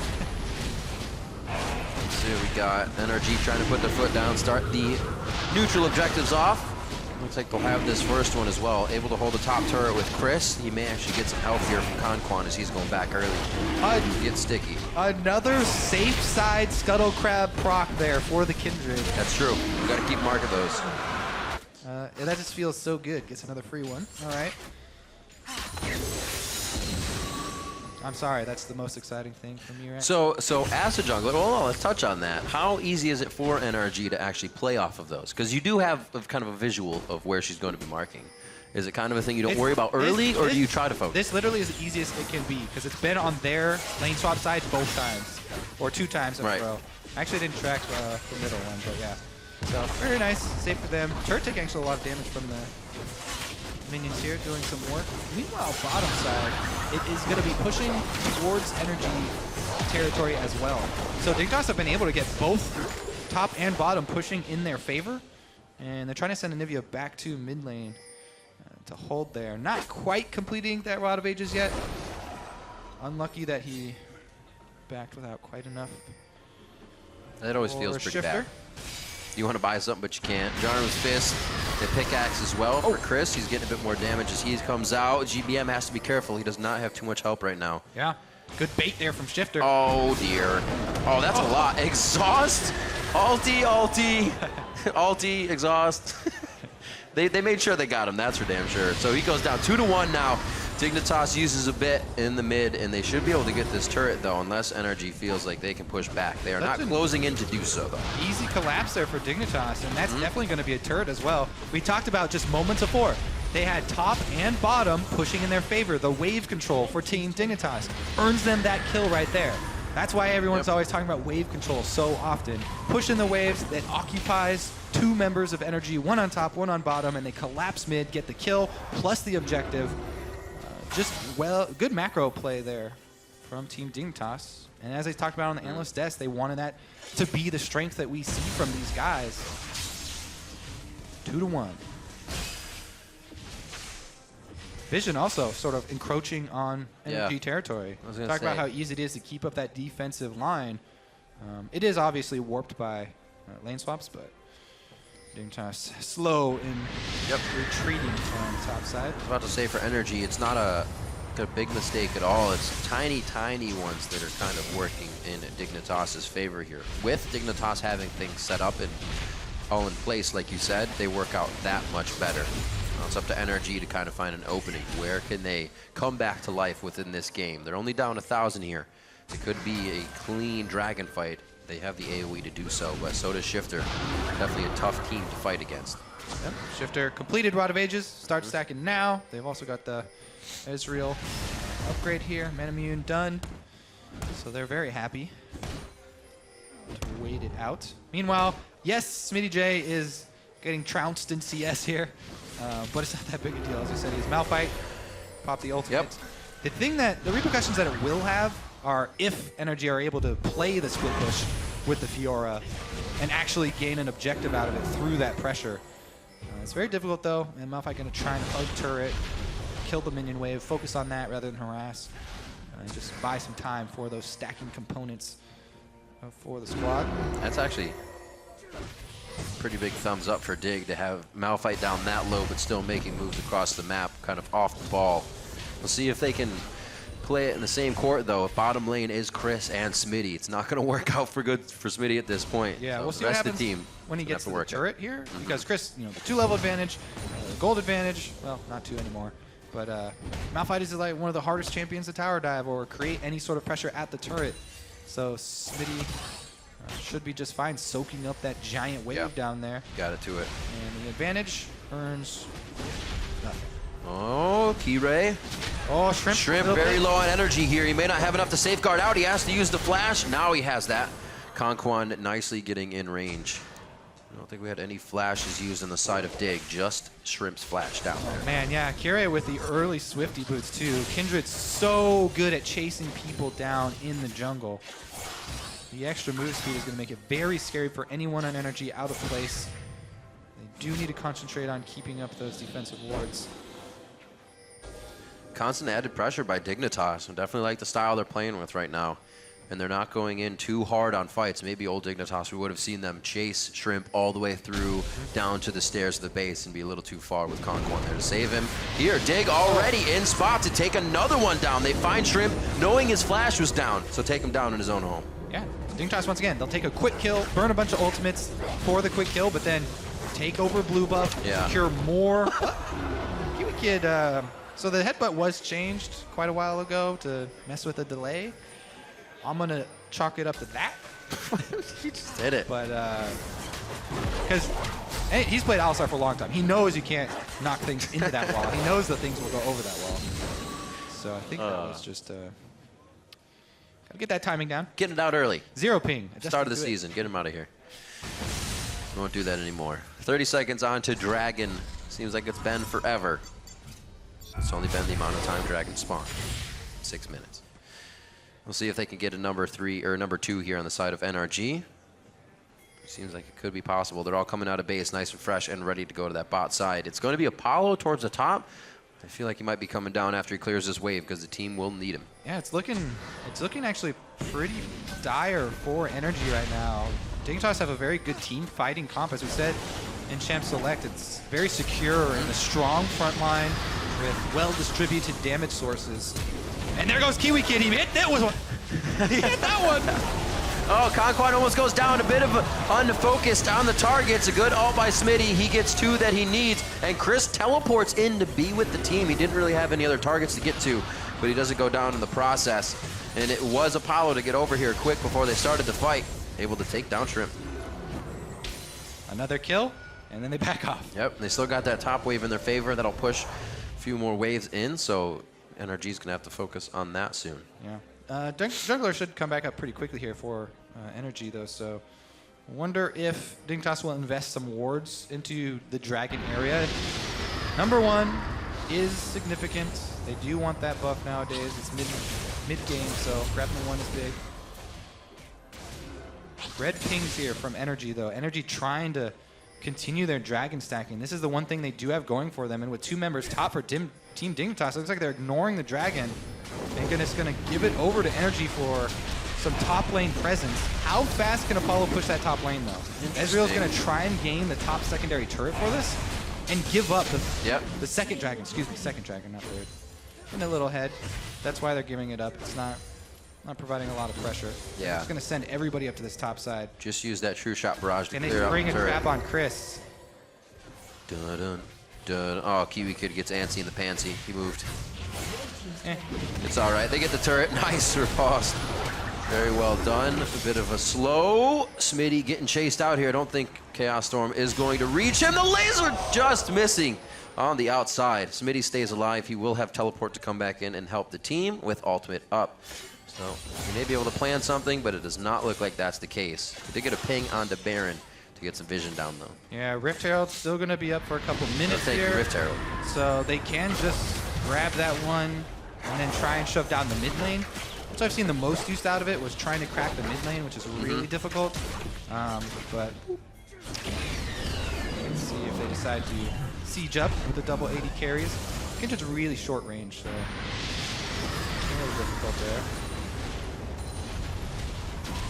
Got him. So, even though he's missing the CS in lane, 145 to 145 there, and 3-0-1 for Shifter. Not letting any of that early game get in his head. He's just going as he pleases. A lot of wards here for Energy, though, have been forced into that bottom side of the jungle. The Dragon was easily able theirs to get, so it's just a bit of a residual vision there. Doesn't look like they'll be able to use it too much. Things just panning back out to the mid lane until we get another objective. Finally getting Apollo to match up with a team. Chris is cleaning up his handiwork in the top lane after a push. We'll see what this can do. Like you said, that Herald using it in the mid. See if Chris gets that down. Yeah, I mean, they're going to try and use Chris, but it's been very difficult for him to really get much of an advantage besides just pressuring. Well, here we go. Ganked by Mom's got some friends. A little surprised it didn't go harder on the mid lane. Run them around for very long, though. Early Ghost. He can run forever. Doesn't he have mechanical legs or something? Or is that just his arm? Well, he gets tagged now, so he can't execute. All right. He puts down the party tent. Nobody can run through it. And it looks like he may take two shots to get out of this one alive. He uses the speed up. That's going to be the true shot barrage. Vision still in place. Oh, my God! See ya, Kirei. That's going to be GBM making his way out. Titanic Hydra Chris and the rest of the team in the top lane. And right there, ladies and gentlemen, ring around the rosy. GBM wins, and the team makes it out with a second-tier top turret. No respect there from Kirei. I talked about the trigger finger, you know, the element from League that we kind of lost with Kale falling out of favor. He did not respect the burst from GBM, and no ult goes down.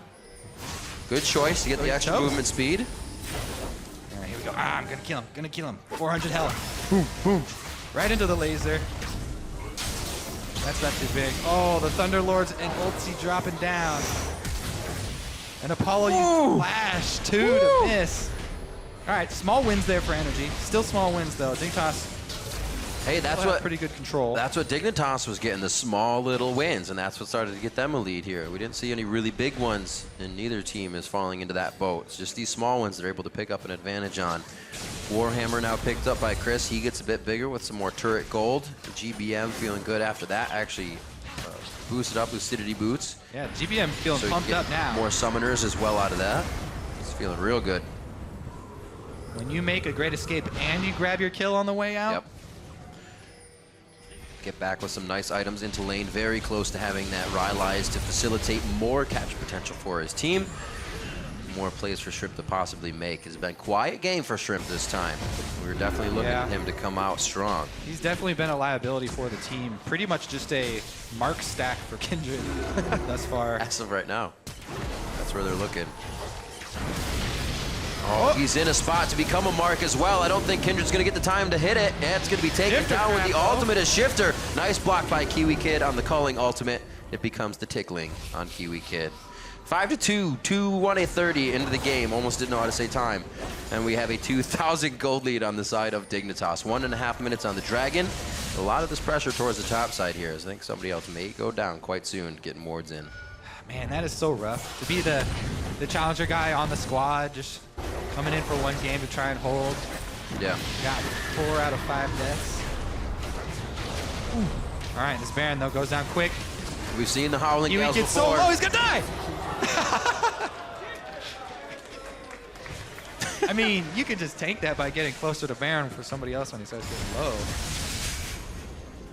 Kiwi Kid, you good? I'm good, I'm good. It's all right. He was just executed.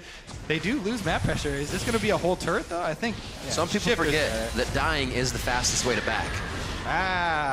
And then you have to stay back for a while.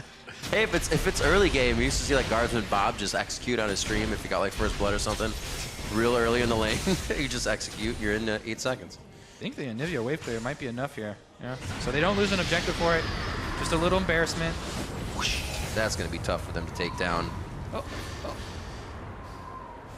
You're really on that CS today. I don't know, man. I'm a jungler, so I'm not very good at it, but usually when I watch these games, it hit most of them. Then why are junglers so good when they come to your lane at CSing? More often than not, I'll concentrate so hard on trying to CS under the turret, I die to the level 6 mid laner that's there. Oh. That's like the first rule. It takes you many times to learn that lesson, but... It's just gold, though. You want the experience, the gold, so good. Exactly. And you don't want to look dumb missing CS. So you just die for it. There you go. Let's see here. Dragon's up. How's Chris split pushing looking? Not too impressive. Energy really struggling to come up with a game plan here. They really don't have any sort of front line. So when you don't have any sort of front line, especially when you're facing a double tank, double AD with a mid-range like Anivia, it's just, you don't really have any options for team fighting. You have to work around the map. You have to try and get some minion waves pushing in your favor, sneak objectives, use that split push pressure, get one-on-one duels rather than... Oh, the flash for Flash, and he still catches Altec right on the edge. Kirei gets blown apart by the laser, and then the culling. Good hits by Apollo to take down Shrimp. It's a double kill for Altec, though. If he can stay alive, big problems in here for Dig. That's the triple. The Quadra's not in range. And it looks like they're going to have to settle with the rest of the mid turret. Perfectly fine for NRG. Gank by Mom does so much damage, and Altec there coordinating. Two people deleted from Very good focus fire from Energy to quickly eliminate these damage sources. And look at the scoreboard on Dignitas' side. Again, Kirei, no ultimate pop from Kindred. I don't think he's even used it. That's true. Good eyes. It's Going really down so tricky. You quick. have to put in a lot of work on that. That's the one really difficult thing about her.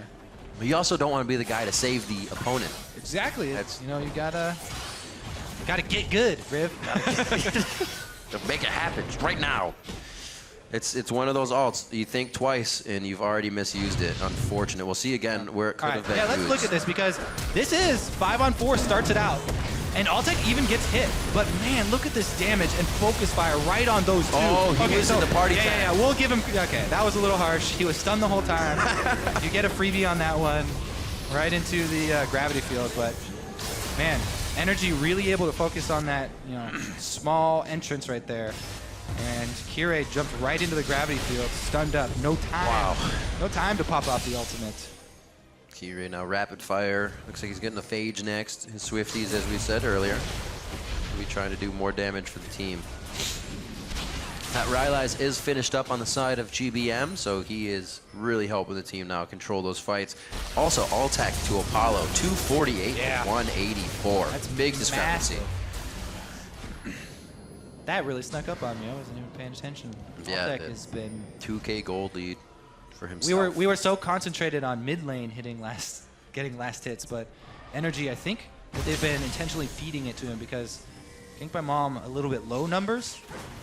So that's these true. side lanes have been rotating Altec over to the side lanes to pick up a larger gold share, which is what a lot of Altec's teams have done, try and funnel money into him because he's so good in the team fight scenario.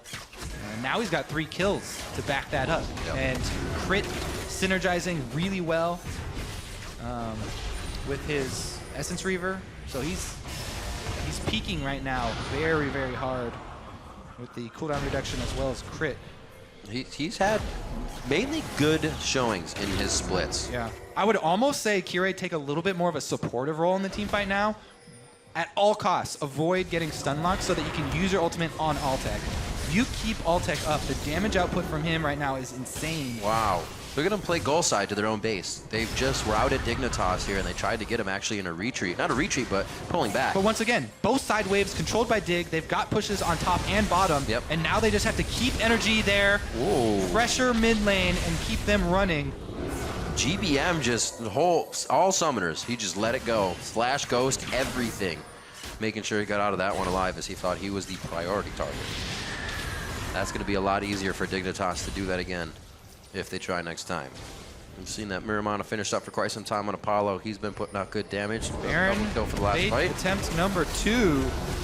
Chris does have teleports. Is that a blue ward or it's a blue ward up on top, so you can't teleport to that. Right, can't teleport to the far side wards with all the alterations. Baron damage taking its toll. Close, 4,100 right now on to Baron. Oculist is here. Can we get a headbutt Shrimp? Shrimp to the outside. Shrimp missed his Q. He's got to walk in if he wants to get the smite. They're not going to go for the fight anymore. Shifter close to Baron, but he de-aggros. Shrimp now the target, and he almost gets taken down. The movement shard does not keep him in place long enough. And back and forth, only Chris has gone down. All that for a single kill again for Dignitas. That time, well played though. Kirei got his ultimate down, saved the life of his team member. Kiwi Kid survives this day. Baron does not claim another. But again, that's just a single kill. No objective afterward. And Altec returns to farm. See if we can click. He's gonna hit 300 here very quickly. On Kirei, 5 stacks for Kirei right now, if you were wondering. On Kindred, looking at Altec, clearing up those waves, getting close to 300 CS with that 3-0 score. He'll be able to finish up his rapid fire or static if he so chooses. And 1 minute onto that Dragon. So Dragon number 2 for Dig, 3 for NRG. Not really a huge boon for either team just yet, but it'd be a great place to fight if you are ready for it. The wards are for Dignitas right now. This Baron, however, holds a bit more priority and could easily be where the fight starts and ends. Ghosty's coming out. 6.5%, 6.25% current health on every Kindred auto attack due to those stacks. There isn't like a super main tank on the enemy team, but it will work really nicely against Chris. Fioras do stack a lot of health, not so much armor, so that's really the ideal target there. Kirei can just focus frontline as Kindred. You don't want to be diving back. You want to try and stay safe, focus the frontline, save your ultimate to try and save Altec. Here we go again. Ultimate from Kiwi Kid down. You get a good laser over there. Combined with this smite. Go for the steal. The Q is in, the Q is on. He's gonna have to take it before it wears off. The Q's off, he goes in. That's gonna be the laser steal from GBM. Baron gets taken by NRG. And Dig is left wondering right now. Smitty very low. The split push by Chris now, the bottom lane. It's a 4v5 at Baron. That's gonna be Kiwi Kid going down first. They lose Smitty J as well. Shrimp and GBM on the floor, but if they have Baron, they can peel off, fight another day, and make this work. Altec saw that Malphite ultimate coming, flashed it, and then took out the bottom side. Tank line down. They bought time for Chris to take the inhibitor. That's a 2-for-1 right there. Very, very impressive from Energy. GBM gets the Baron steal in his first North American LCS game. With the assist from Chris. Or, I mean, with the assist from Shrimp. Shrimp, right. Making it work. Chris kind of helped too with the split push, I guess. But man, Altec destroying this team fight. This is a 4 versus 5 team fight. Altec takes down Smitty J solo with the culling. Allows Shrimp to get out. Kindred ultimate down, they communicate. He's waiting for the Malphite ultimate. Boom, flashes it. Shifter and Apollo actually definitely need to be respected right now. You can't get too close there. Dignitas claiming some for themselves. Some pretty good score lines across the board. Each team has a player they can capitalize on. You have Shifter at 4-1-5 or Apollo 2-0-4, who's finally picking up the CS. The kills have really helped put him back in the game. He was definitely becoming, as you'd say, a liability without having the damage for his team. But he's starting to stack up now. Still a level low, but still doing all right. On this other side, GBM making big plays. Altec still 3-0-2. Conco on 0-6. Has that Mikhail's Crucible if anybody gets into trouble here. Yep. Altec also now completed the rapid fire cannon. You can get really good poke off with that, the long range auto, and then have the safety to dash back as well. That sucker crits. Pretty big chunk. Gotta be careful with the front line like Alistar Malphite though. That's why it's so impressive for Altec to be 3-0-2 facing a front line like Alistar Malphite. But weaving his way around. And now they're trying to close in with the 1-1-3. A little bit slow to close the gates here. Chris does have teleport.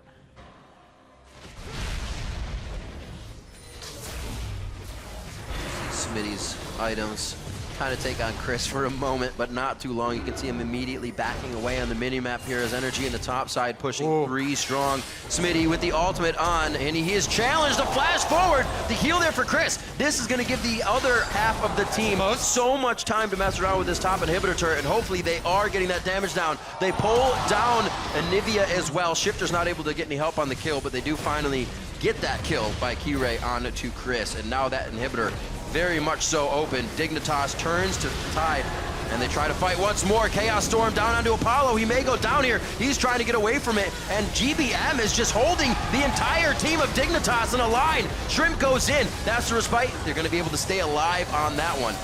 Very nicely done, and they are going for the inhibitor. Yep, that might even be Nexus? Nah, probably not.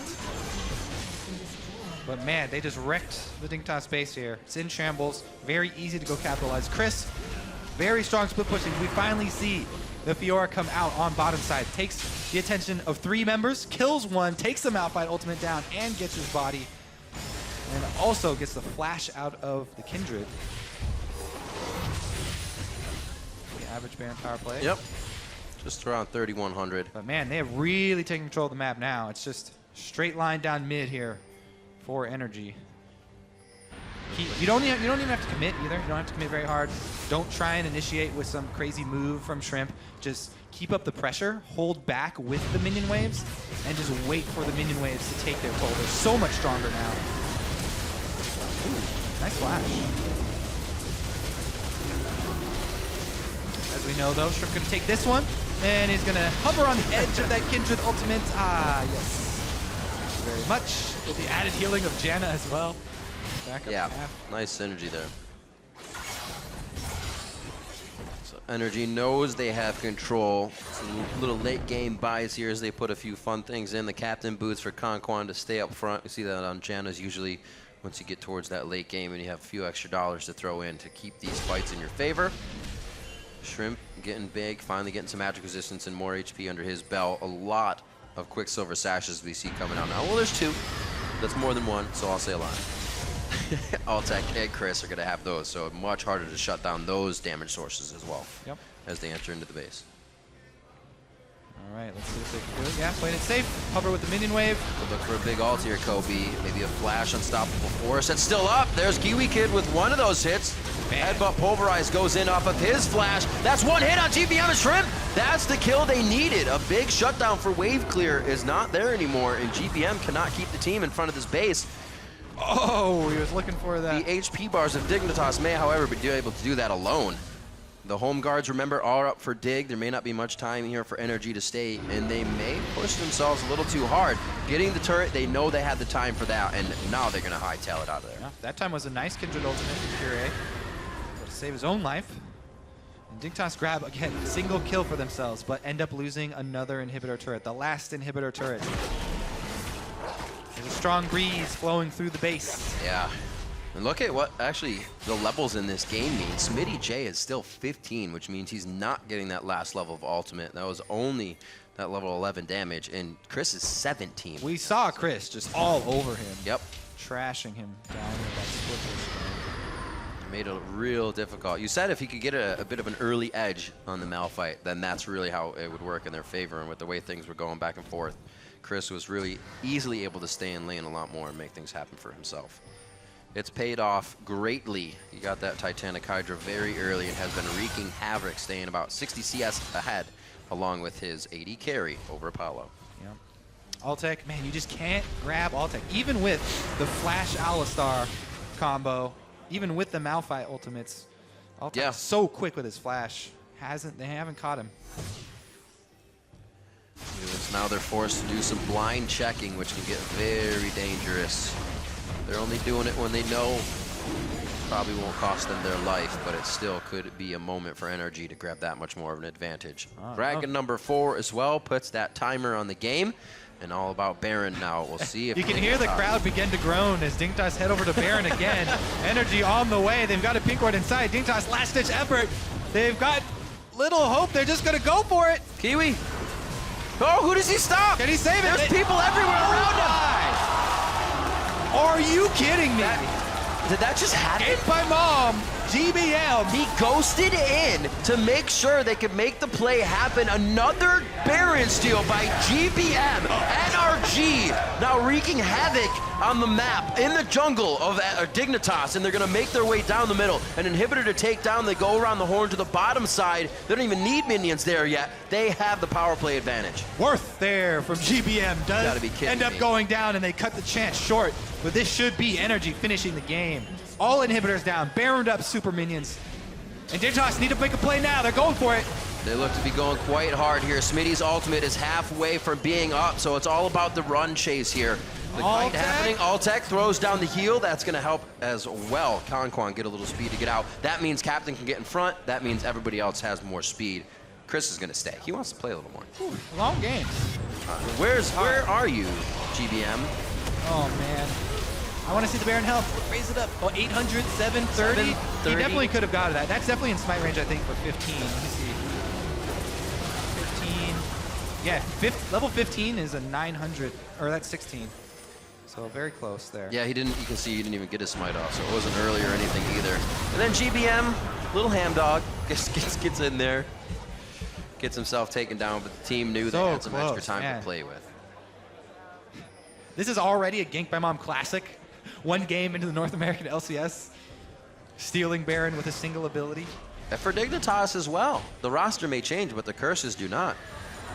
The Baron curse still lives on. Unfortunate. 10 to 12 though, the game still lives, it still breathes, and so does Dignitas. They're trying to repair their base, a 8,000 gold deficit as it ticks up a bit here to 62K for Dig. But it's not looking good, especially if NRG wants to grab that last dragon and make this hurt even more. They're looking for the top one first, as Chris is gonna go ahead and take the bottom lane to himself. All right, Dignitas, what else you got left in you? They need to make a big play onto Altec, one of those flash Malphite ults or flash Alistar combos. That's up now. That ult was not up for the last engage on bot. Can they take him out? The longer they wait, the worse it gets. They're playing on Chris here, but he gets away. QSS used top. QSS still up for Altec on that 80 carry. Spooky Ghosts go out to try and deter any engage and let these siege minions do work. Chris is at it again. Ooh. Oh, he takes it, but that's a lot just for Chris. That's gonna give up the inhibitor. Chris is doing a lot of work being a nuisance on the bottom side of this map right now. They have the disengage from Conquan if things get a little sticky, but they have to be careful. Are they gonna get the other inhibitor first? Just rotate over. Baron buff has run out. Dignitas holding on. They're barely. Who do they want? What are they looking for? My eyes are on Altec and GBM right now. Shifter and Apollo already standing next to each other. Kiwi Kid getting hit. Apollo actually on the backside still, but there's minions in his way. He can't get the Qs across. GBM down to half HP as Shrimp now the one in the middle of the fight. They can't hit Smitty J hard enough to take him down, but he's also not trading any damage back or really any crowd control. Nexus turrets are going down. The focus is there. The flash forward from Shifter trying to get in with Apollo. Apollo's got no mana, and he's on the front line as he finally gets away. Fighting Altec left and right. Lucian ultimate coming out. There's the last hit from his passive, and it's going to be Kiwi Kid. He's down next. Energy looking at one last Nexus turret, but they're being pushed and thrown around by Smitty and Shifter. Kiray's and it looks like Kiray is back up. They're not going to be able to end just yet.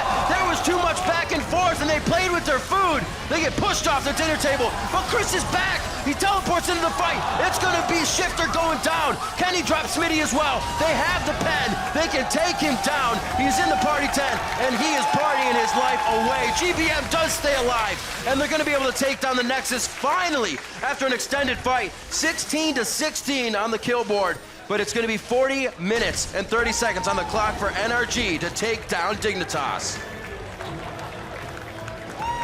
Woo, these games. Woo.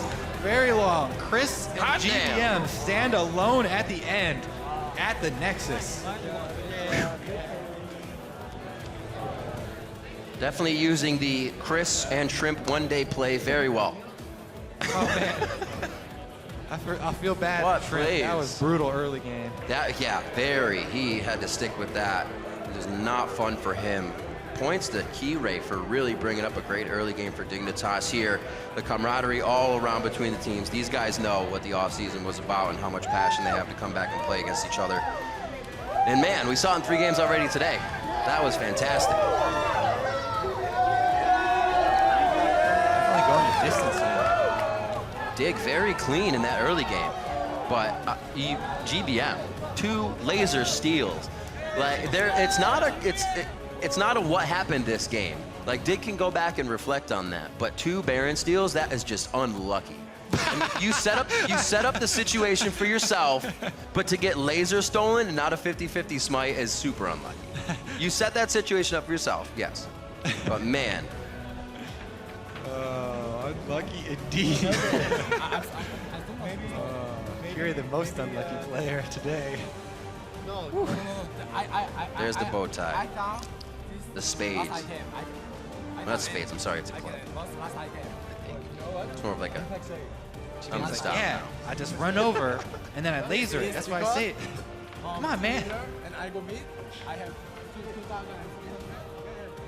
I'm kind of speechless that that's how that one kind of took a turn and went to end. You see Shrimp here on your screen, like Kobe said, had a pretty rough early game, but stuck with it. And that's actually, I think, a big thing to notice from this new team and the players on it. Chris, Shrimp are obviously in a one play day for the coming up from Challenger, and then we'll see NRG, I believe, playing Impact and Moon. But the mentality the rest of the team had to not fall apart when they were that far behind, when Dignitas was making crisp, clean plays, they stuck together, and that shows a team that can go pretty far. And really, the turnaround was the outplay when Team Dignitas were coming from Dragon towards the mid lane, trying to force that 4-5. Energy simply outplayed them in that skirmish in the mid lane with the flashes, and with Kirei jumping into the gravity field, getting 100%ed, turning it around really quickly. So that one outplay, Energy were able to take that and transition from that into total map control after. It does help to get a couple of laser steals on Baron while you're split pushing and also get the inhibitor at the same time, but crazy, crazy stuff. Great pressure by Chris as well to kind of relieve stuff for the rest of the team. I know that had to have made Altec's job easier, which he already was doing a good job, so he just had a great game as well. Like I said, they have 80 carries, man. They're playing great. Altec did die one single time, but that's it. Unfortunate. Full offensive build. I like it. When you're the target and you might die, it's okay to die once. Go. All right, so for a closer look at that game, we're going to throw it over to Dash and Zyrene at the Telestrator. Thank you, gentlemen. That's right. I'm here with Irene. We're going to break down a pretty sweet play there from the victory of Energy after a rocky start, but they turn it around with some good playmaking by GBM and some maybe miscommunication on the part of Dignitas. Yeah, this just solidified for me that Dignitas, they're still coming into the season as a new team with some new members here. And what Dignitas needs to do is get unified on a page where they're going to be able to shot call and all be there. As the play will end up starting, Kiwi Kid is not able to actually join the fight until much later with his flash down, and also Shifter doesn't have his flash when this play starts. So there's a Summoner Spell disadvantage on the side of Dignitas, yet they pick this fight anyway. As we start this clip out, you're going to see a flash Malphite engage from Smitty J. It hits Altec, but Conquan flashes away, and right here, this is such a good gravity field, because what that's going to do is that's going to make it so that Kirei has to make a decision. Is he going to walk straight through it, as this works? Is he going to walk straight through it? There we go. Or go all the way around it? And what's going to happen is that Shifter makes the decision to go around it, and then Kirei makes the decision to go through it. And he gets stunned, and Kindred no longer is able to ultimate and save this fight in any way, shape, and form. And then the positioning that puts Shifter into, without his flash, having to go around it and stay around this area, is going to make it so that Shrimp can then take a Lee Sin Q after all the damage is done to Smitty J and Kirei, and then kick Kiwi Kid through Shifter to get them that third kill. So as we continue this play out, watch for the paths that they select. Kirei goes straight through, and he gets annihilated. Your Kindred, you need to be able to walk around. If he's able to walk around, he has the range to throw it onto the Malphite, and then Shifter gets caught as well off of a nice play there by Shrimp. But the regulars of NRG are already showing a lot of promise there. Shrimp didn't have a good game. Chris went for the split push. He did get them some objectives, but this is looking like, despite NRG off to a bad start in the early game, they still have the tools with the full roster that we'll be seeing tomorrow to actually be a contender for top spots in the LCS. Summoner Spell disadvantage for Dignitas going into the fight, some lack of communication, and poor decision-making around the given circumstances, which props to GBM for that gravity field laid in a very proper spot.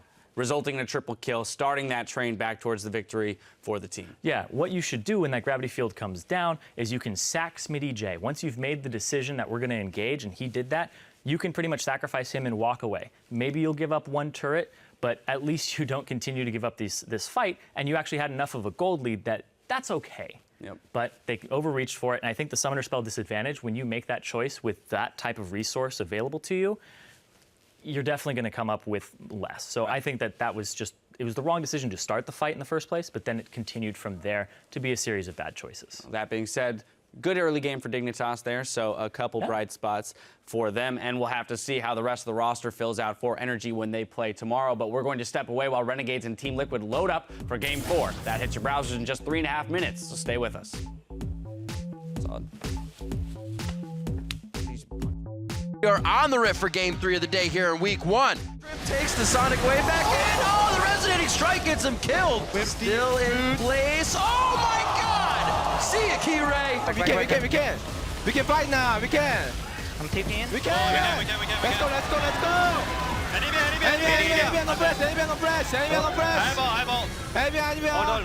Split push by Chris now in the bottom lane. It's a 4v5 at Baron. That's going to be Kiwi Kid going down first. They lose Smitty J as well. Going to have to take it before it wears off. The Q's off. He goes in. That's going to be the laser steal from GBM. But Chris is back. He teleports into the fight. It's going to be Shifter going down. Energy take down Dignitas.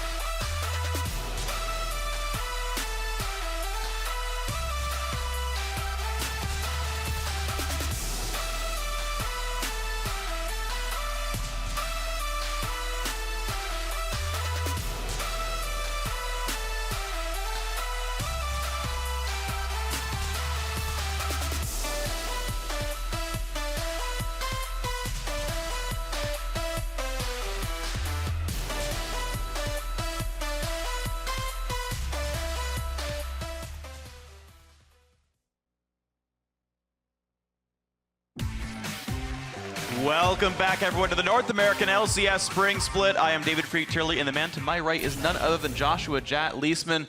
Ready to cast some games? It feels really good. It's been a while since I've been able to cast some games, so I'm excited. I'm very excited as well. So we're going to head into our next match. It's Renegades versus Team Liquid. Now, last split, Team Liquid looked to be one of the absolute strongest teams in North America. They were a favorite to represent at Worlds, but like clockwork, it wasn't meant to be. They narrowly missed auto qualification, and then Cloud9 in the regionals took them down as well, and Team Liquid yet again have to rebuild after just missing their goals. Yeah, it's easy to forget these guys were the first place team in the summer split regular season, and every team made changes to their roster in the offseason, but Liquid also made substantial expansions to their organization's infrastructure. Now, they have 2 players for every role. This is actually a 10-man roster coming into the split, as well as position coaches, and this will allow them to kind of practice new strategies internally, and it may take some time for them to kind of rediscover a style now that they've made so many changes, especially after their longtime top laner Quas stepped away from League of Legends, but also with Loco Doco back in there, we'll see some changes. Yeah, he might be able to improve these players very quickly. And of course, we are going to have to see these guys cut their teeth against one of the LCS's newest teams in Renegades. And even though this team is new to the LCS, of course, there's quite a few veterans on this roster. First up, Alexic. Everyone knows him. Everyone loves him. He was known for these European LCS stints. Moscow 5, Gambit Gaming. He's played a couple of World Championships as well. Crumbs also in the jungle, formerly of Team Dignitas. Even played top lane for them before.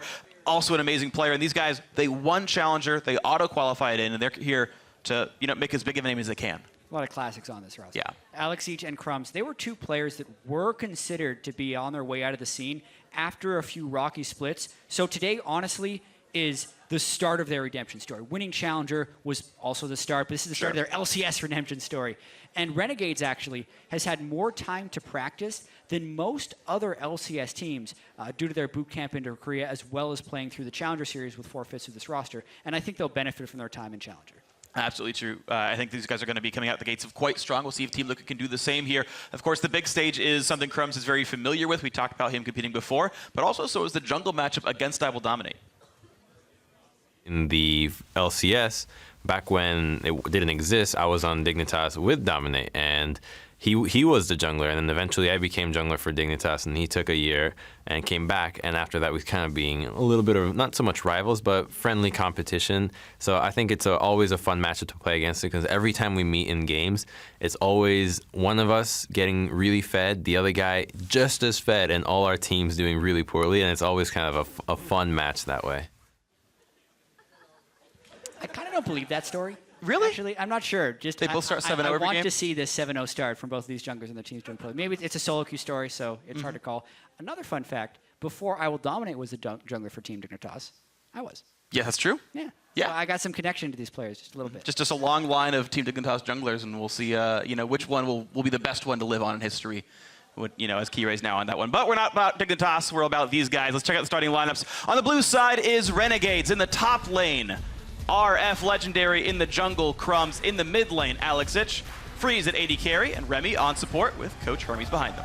And on the red side here, looking to make a mark this split is Team Liquid, with Lorlo making his NALCS debut. I Will Dominate returning in the jungle, Phoenix in mid lane, Piglet on AD carry, and Smoothie will be stepping up after the departure of X-Special in the offseason, with Loco Doco, TSM's former coach, doing the pick bands. And I have heard good things about Loco Doco from the Team Liquid guys, actually. I remember seeing a couple of tweets like, wow, it's been so short, but I've already learned so much with him already. So it seems like Team Liquid are taking to him quite well. And it's funny because I know last year Team Liquid were good at so many different things. They could run almost any strategy around any one of their players, and they had this giant playbook to deal with. By contrast, their new coach, Loco Doco, was with TSM, who kind of only played one style over and over again. Yeah, and it's interesting. Think what you want about Loco Doco from seeing TSM Legends and seeing how Reggie took over coaching, but with Loco Doco at the helm for TSM, they underwent substantial improvement.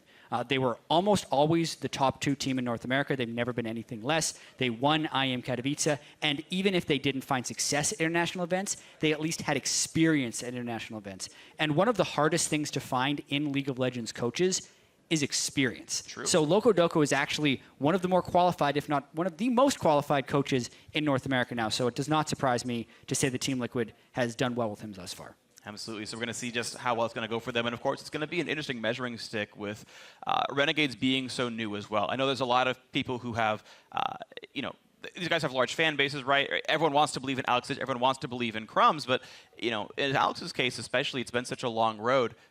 You almost question how good is the measuring stick? Like, if you beat Renegades, you're like, yeah, we're back on top. Team Liquid are here to stay. Both these teams have kind of a lot to prove that they deserve to stay on this stage, that they deserve to go to playoffs at the end of it all. Yeah, Spring Split, 18 games. Everyone plays each other twice. So your first impression of a team, while important, is definitely not the be-all, end-all. And for Alex and Crumbs and really the rest of Renegades, it will be a continual process of evaluation. The fact of the matter is, Crumbs and Alex have been away from the LCS for so long, they're almost completely different players at this point. The game changes so much. The players that have been around for 4 or 5 years, like these guys have had to adapt and evolve their games so many times to keep up with the meta. And I'm really excited to see when they can start blending their experience with their newfound comfort and practice. A player like Alex, I don't think has ever been in as stable of a situation as he has been in now. True. Right? Back when he was in the European LCS on Gambit or Moscow 5, he would have to travel from Russia to the European LCS studios basically every single week, which would cut down practice time. Then wife, child, a lot of other things that he has to keep support for. And now with Renegades, he's able to have support for those things. He's able to not have to travel far between games. So the Alex Each, we're closer than ever to being able to see the Alex Each we saw in Season 2 when he dominated everything, because that's when he was kind of free of distractions and able to focus on League of Legends. And now he's back to be able to focus on League of Legends. We'll see how that works out. And of course, there's another player I think we should talk about a lot more in Renegades as well, their most recent acquisition in Freeze. This guy at one time was considered number 1, maybe the number 2 AD carry in Europe. This guy had such a following back a couple years ago. Hadn't seen a lot from him in the recent history, but this guy is still an incredible player, incredible AD carry, and here he's got an LCS team to play around, and he could do so much work here. I absolutely agree. Just to give everyone a heads up, there is a key binding issue with Remy, so while that gets solved, we'll continue to try and do some analysis on these guys. First day for the LCS players in the studio. They have done tests. All these things are pre-saved, but obviously with the first day, there will be some hiccups, and that's unfortunately what we're experiencing here. To speak about Freeze for a little bit, though, even though the announcement was recent, as you said, he has been with the team for a fair bit of time, and they've had their sights on wanting to get Freeze on this team for quite a while. So he meshes with the organization, as far as we know. He meshes with the team, and it's a move he's actually wanted to make for a while, coming to NA. Yeah, it's been over a month, I believe, of actual practice with this squad. So, when you come together with Spring Split teams, some teams are very much brand new. TSM had a week. Origin didn't have internet for the last week, so they didn't have really any meaningful practice. But this is one of the squads that's been together for a month or so. Renegades, much like we actually saw with CLG in the opening game as well, have had a lot of time to gel, to make this team work, and to really explode out here. And this is, they'd recently released a promo video saying it'll be a tough road, it'll be a long road, but we're here to stay. But that long road has already started. They've kind of got a head start in this race of practicing, of getting ready to go. So Renegades, I believe, should be starting at the gates quite strong. By comparison, Team Liquid, a little bit more of a shock in their roster changes. Quas stepping down a little bit more suddenly. They had added Smoothie on purpose, but then Quas steps back from the game, and they've got to almost scramble to find new players. And instead of pulling up the Team Liquid Academy Zig, they grabbed the new player in Lorlo, and this is, again, his LCS debut. And also what we've heard about the 10-man roster of Team Liquid, while it is nice to hear that the Team Liquid Academy team are basically the 5 players that are currently on the bench, win about half their games against the main roster, it's nice to be like, oh yeah, everyone's on the same level. You also wonder if that's a bad thing, as far as Team Liquid performing at a high level in the LCS. Yeah, at TLA are, I think, at least the 11th best, if not better, NA team in League of Legends, since they pretty much crushed the way into the qualifier challengers, but challenger qualifiers. Either way, we're not about them. We're about the Team Liquid main squad and Renegades up here on the screen. Kindred, Tom Kench, Rise, Lulu already off the table. Renegades with first pick when the last bans come through. Yeah, so the Kindred ban, we haven't been seeing Kindred domination, that's for sure. True. Kirei was our first Kindred of the day, and then did not find much success on that. Threshban is very targeted at Remy. She will have to pull out her next best champ. But already the Dr. Mundo grabbed without even hesitation here. Renegades were so sure they wanted that pickup that they barely even took time to pivot off of Team Liquid's ban and say, nope, this is still what we wanted. Renegades came into this game with a plan, and they've already executed so far. Pretty safe generic pick there with Dr. Mundo. We've already seen that once today out of Hanser at the end of the draft. Darshan picked Jax against it. Lorlo has also described himself as a carry top laner and a clone of RF Legendary, so we'll see how that works when he's playing against his doppelganger who dyed his hair. Yeah, RF more noticeable thanks to his new hairstyle, but Lucian Elise picked up here as well. No strangers to competitive League of Legends here. Piglet, remember back in the season, his first season with Team Liquid, his Lucian was part of the reason they did so well in the series against Cloud9 in their first playoff run. He was great on that champion. I think giving Piglet a playmaker is great because of this rookie top laner. I think there's more likeliness that they focus in this bottom lane for Team Liquid. Lucian's also the champion he was on, I think, when the auto-spacing meme was born. Because he laid against Doublelift in the playoffs, and Doublelift said his auto-spacing was spectacular. It's basically the way to describe how well he's moving in between auto attacks and how well he keeps you at max range for his champion. Anyway, we don't even know if that Lucian's going bottom, but it probably is. Yeah, it probably is. Piglet gonna hover his Vayne. I mean, there's still a skin basically named after him for Vayne, so you gotta bring that out when you can. Meanwhile, Crumbs and then Alex have locked in the next two champions for the team of Renegades. Yeah, getting the Rek'Sai is very high value. Obviously, Elise was still taken as well with the ban of Kindred, so while it is high value, it is kind of the traded pick. To me, it tells me that Renegades is trying to save their final few picks to actually distinguish their team composition from something generic. It's very strange, though, because Dr. Mundo is a flex pick, and you can choose between top and jungle, and that allows you to get a little bit of leeway, but now you know this Dr. Mundo's top.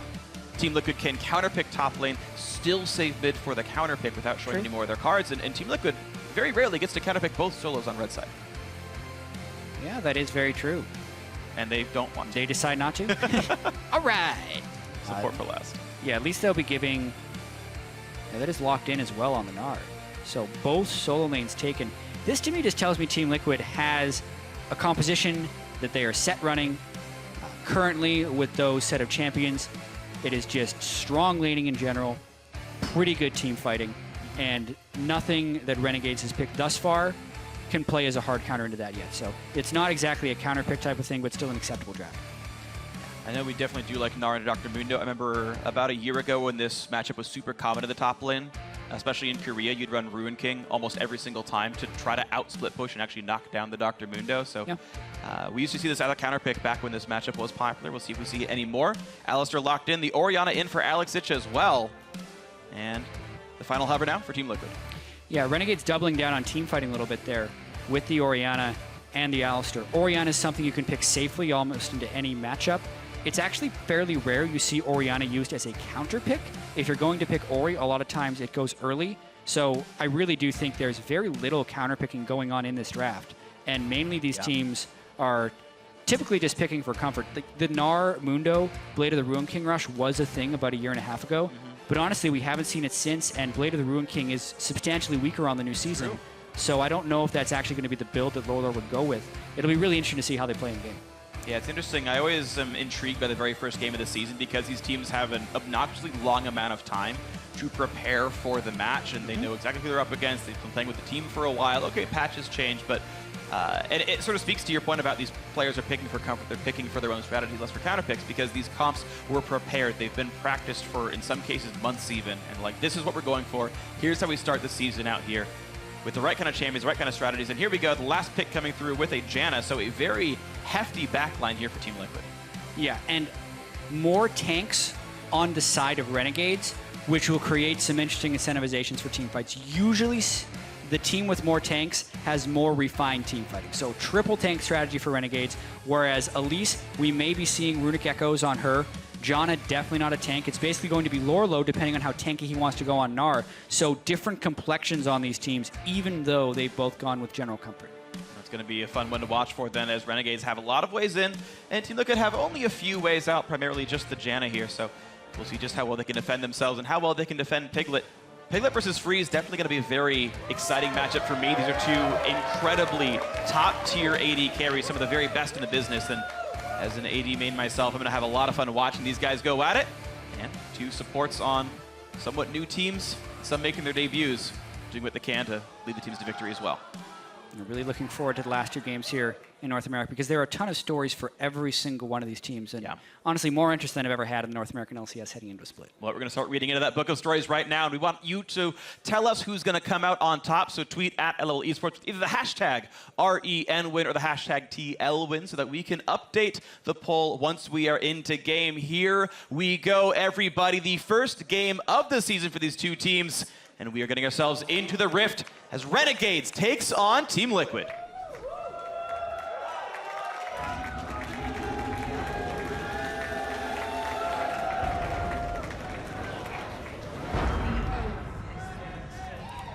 All right.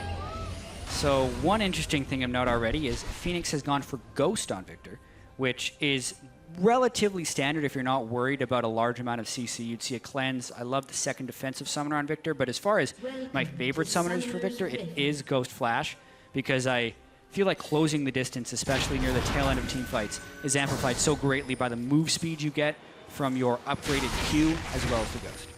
So a very zippy Victor here. It's the summoner combination we saw GBM used as well, and he's going to keep that one going. So Team Liquid off to an early invade on the left-hand side of the map. These trinkets will be able to track where the Renegades duo goes, but mirrored wards on the other side of the map. So very symmetrical invade paths here. And we'll see what the follow-up ends up being. So now it'll all be about kind of who guesses right, because they've done the invade, they've placed the wards, and now they're retreating backwards. So currently, aside from the mid laners, everyone is outside of vision. At least with the way Renegades place their wards, I think they should have spotted some of Team Liquid retreating, so they can surmise the Team Liquid is starting within their red jungle, whereas Team Liquid cannot make the same assumption, I think. So right now, Piglet and Smoothie are actually just running into the lane. It's that 4-man start in the top lane, which is very lane swap dominant.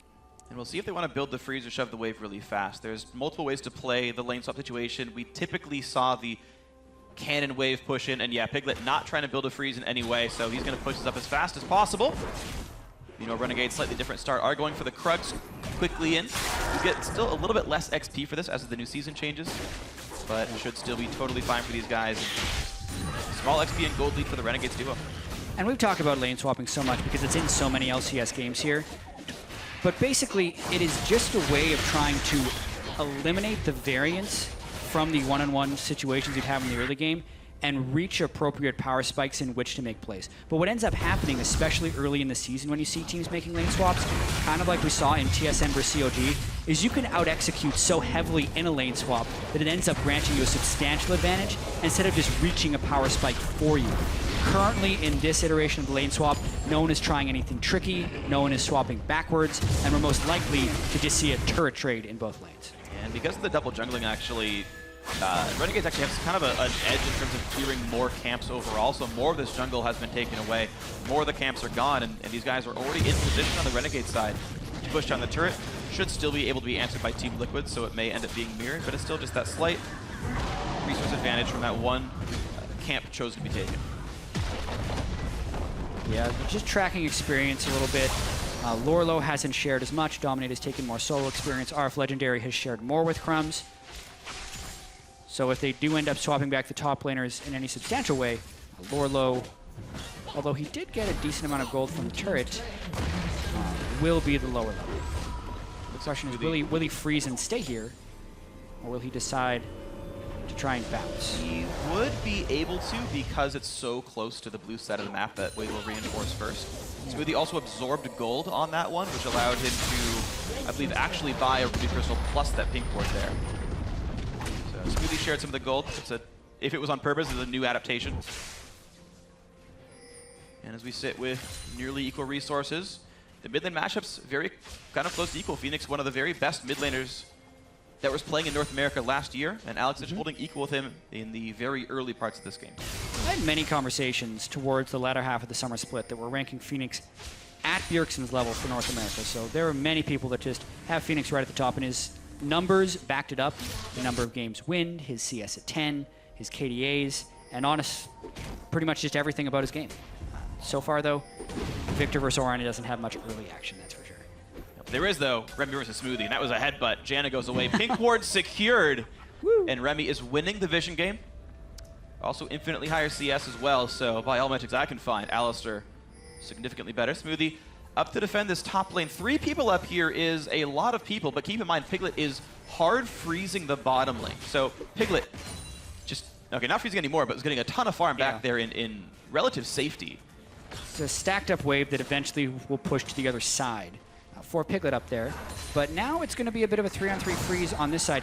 If Team Liquid holds this and doesn't get dove, it'll be a huge boon for Piglet, but Renegades does not want to take that chance. They're going in for a dive. 4v3 on a Smoothie right away, and nothing he can do. First blood for Freeze. Renegades find someone to kill, and will they keep going? Remy needs to wait for the cooldowns, and they can re-engage this one 4v2.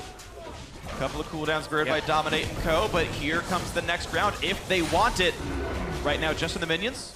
Renegades back out with a clean first blood. You would think the Team Liquid needs to bail. Liquid has to bail.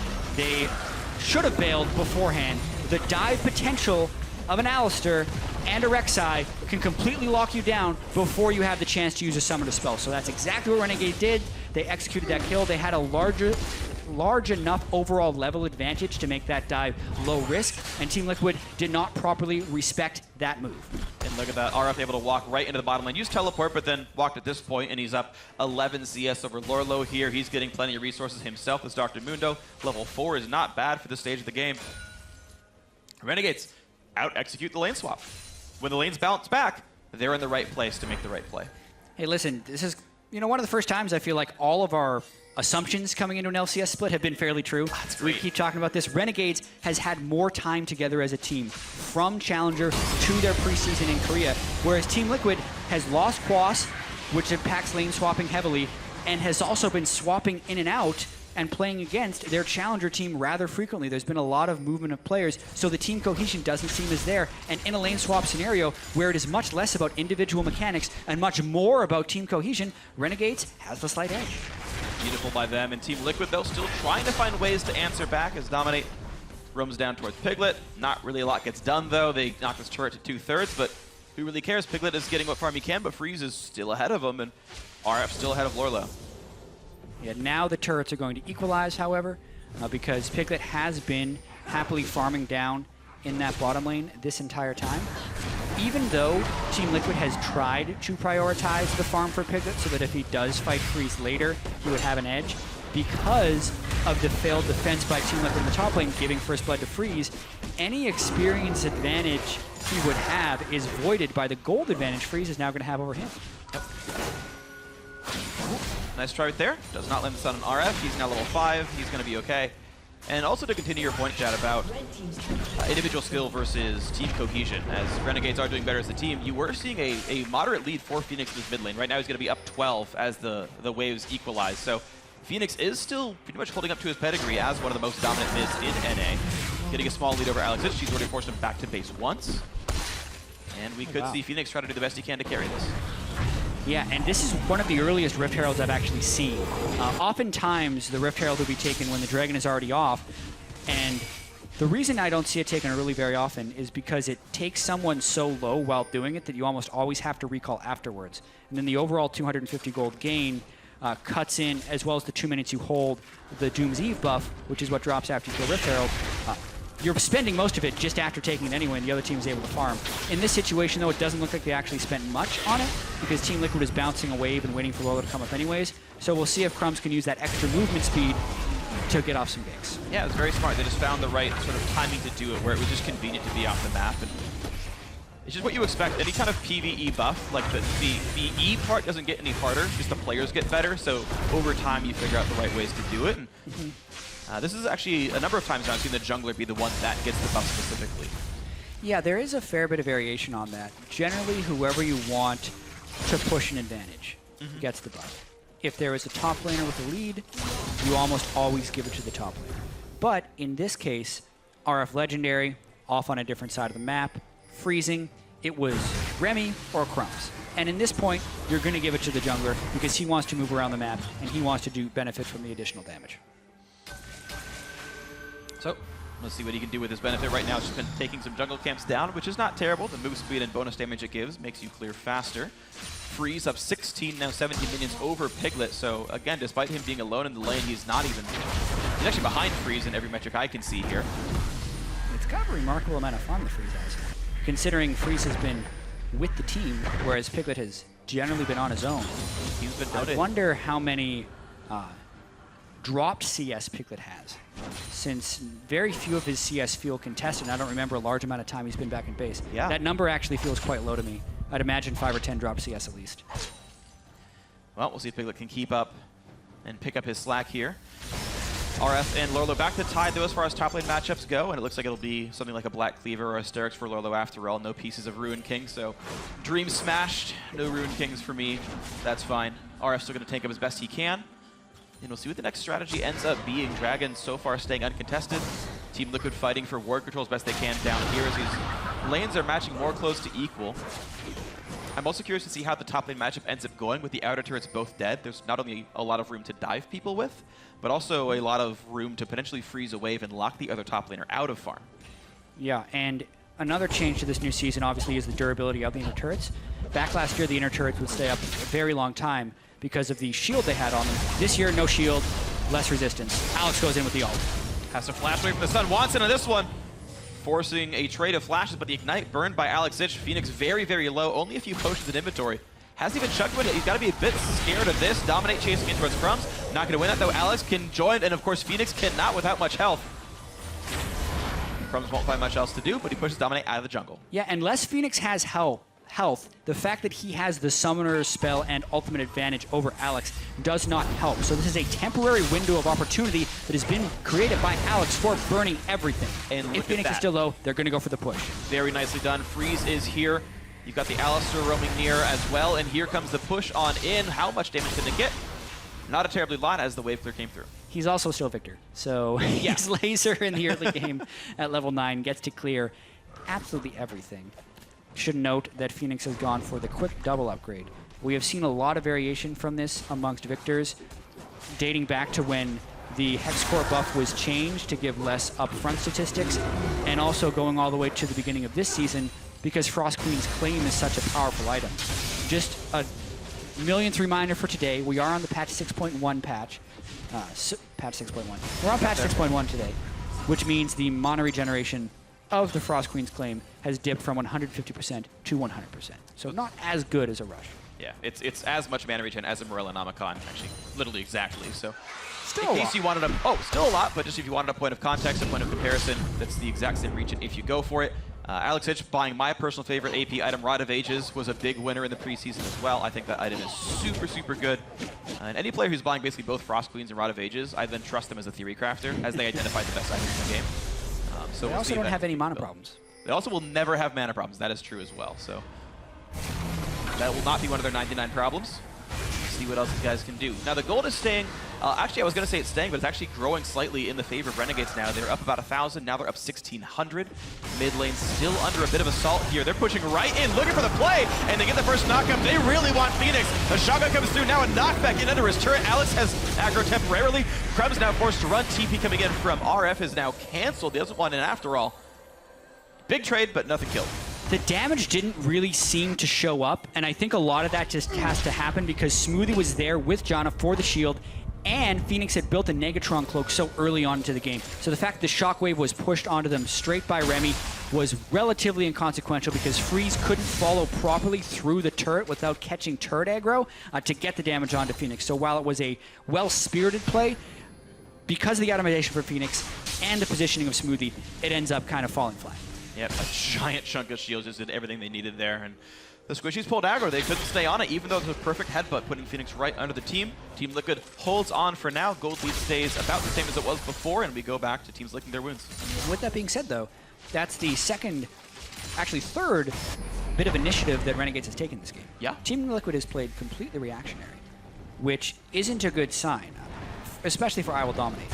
When I Will Dominate is playing well, he is typically all over the map, ganking frequently.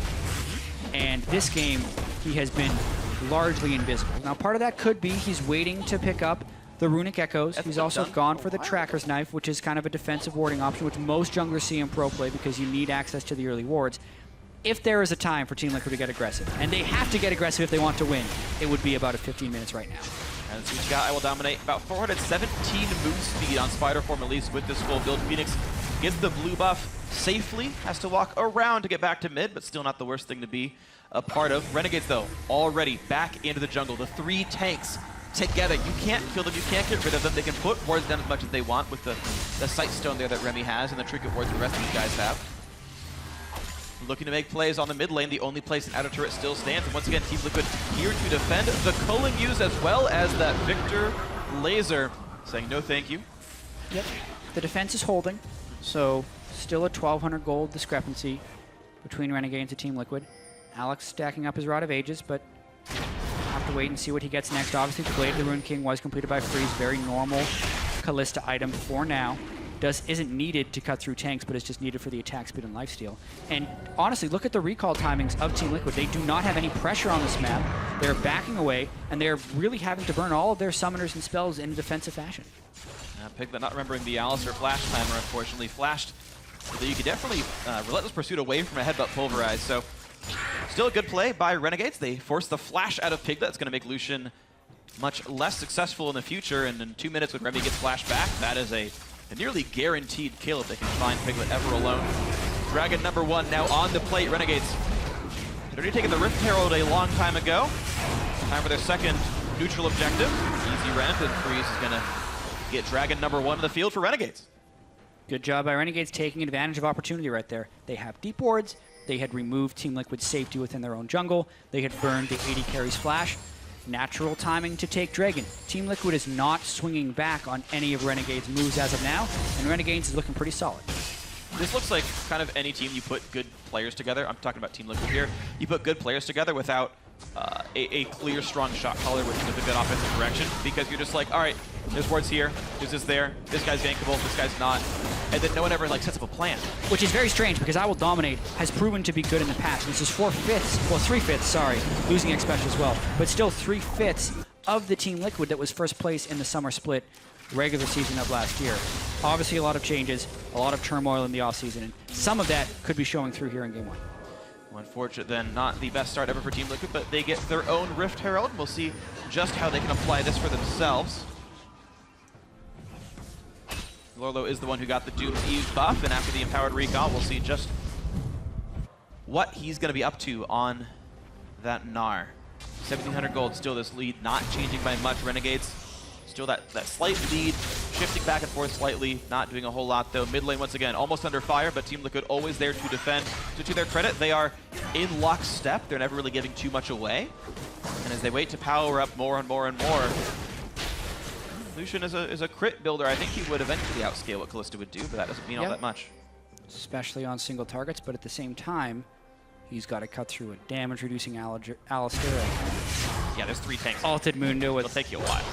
Shields from Orianna.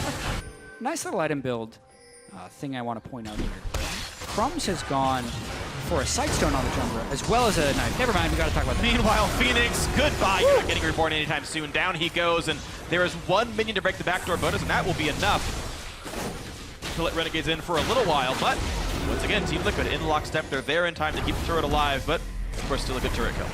Yeah, they're salvaging situations, but by no means are Team Liquid winning these trades. Renegades are the ones making the plays. Freeze and Remy have set up multiple flashes and multiple pushes back just with the Kalista ultimate, and this should be the push where they get the turret down. There you go, yep. Team Liquid giving them the respect they deserve. They're, again, playing intelligently, reacting, but still not finding anything proactive for themselves. 2-0, 3 turrets now picked up for Renegades, and you know, off the against the #1 regular season team from last split, Renegades off to a pretty good start. Yeah, very impressive actually. And to speak to Crumbs' item build a little bit, the majority of Rek'Sais I've actually seen in the previous seasons would always go Stalker's Blade. Here, Crumbs has gone Sightstone as well. That was out of fog, so Phoenix didn't get a chance to burn his flash there. He was completely CC'd. He actually popped Ghost thinking he would maybe Ghost flash away, but it was not to be. But anyway, Crumbs has gone Sightstone without the Tracker's Knife. So most junglers this season, if they would have gone the Sightstone route, instead of just getting the earlier Tracker's Knife for the mini and baby Sightstone, so to speak, and sacrificing the combat smite in favor of just better combat stats because they're not building a Sightstone. Crumbs kind of going the other way. Ultimate move speed, boots of swiftness, as well as the smite to slow people down. But then you have to question how strong his combat effectiveness will be. The fact that he's winning and the fact that their vision control is so strong is showing benefits to the Sightstone still. Yep, I do like that item builds can always, you can make these choices, make these trade-offs and say, well, not as tanky, but, and right now that second half is working very well. So props to Crumbs, props to Renegades, very good start so far. Not a lot of kills, but they are playing so well and controlled. Monte Cristo would be proud. There's only 2 kills in 20 minutes. No one's died. I mean, so far this is exactly what he'd want from his team. And An exquisite game. Huh? An exquisite game, yeah. 4 kills to 0 with every turret would be the perfect match. Doa, however, is sad. Remy has no kills. So need more bloodthirst in this game for sure. Yeah. But is wearing the best Alistar skin to his credit, so to Doa's credit. Now moving on, as we sit 3,000 gold ahead, Renegades just continually eking out these advantages. Alexich roughly staying equal now with Phoenix, -10, not a big deal. RF is continuing to grow up as well over Lorelo. This Mundo is going to be incredibly hard to deal with, and now Hurricane just got completed on Freeze. That's the major Kalista power spike here. If they ever get into a team fight, Freeze will destroy people, as Team Liquid's tanks are not very big yet. Freeze is in a situation to succeed, but a lot of this team fighting prowess will kind of come down to Alexich and Phoenix. Phoenix on Victor has the potential to burst out Freeze. Fortunately, though, for the rest of Renegades, everyone else has bought burst resistance already. We have 2 Spectre's Cows, we have an Aegis on an Alistar, an Abyssal Scepter in a row on Alex, and if he puts the shield onto Freeze, not a single member of Renegades is burstable. Their team fight is coming out so powerful, and they are building towards that inevitability. Just raw AP builds coming out from most of these guys, right? Alex is not building any CDR items outside of the boots. Phoenix kind of the same way, already fully upgraded the Hex Core as well, so I mean, just gobs of ability power on these mages, and it's going for that burst type build, which, as you mentioned, not the most convenient thing against Renegades. So maybe some difficulties here for the Team Liquid team fighting as time goes on. Unfortunately, he misses the cannon under the turret, but rapid fire cannon is done, and so now Piglet will do some pretty sizable damage on this Lucian. Team Liquid in position to defend this mid lane, and the wave clear is just very easy for Phoenix.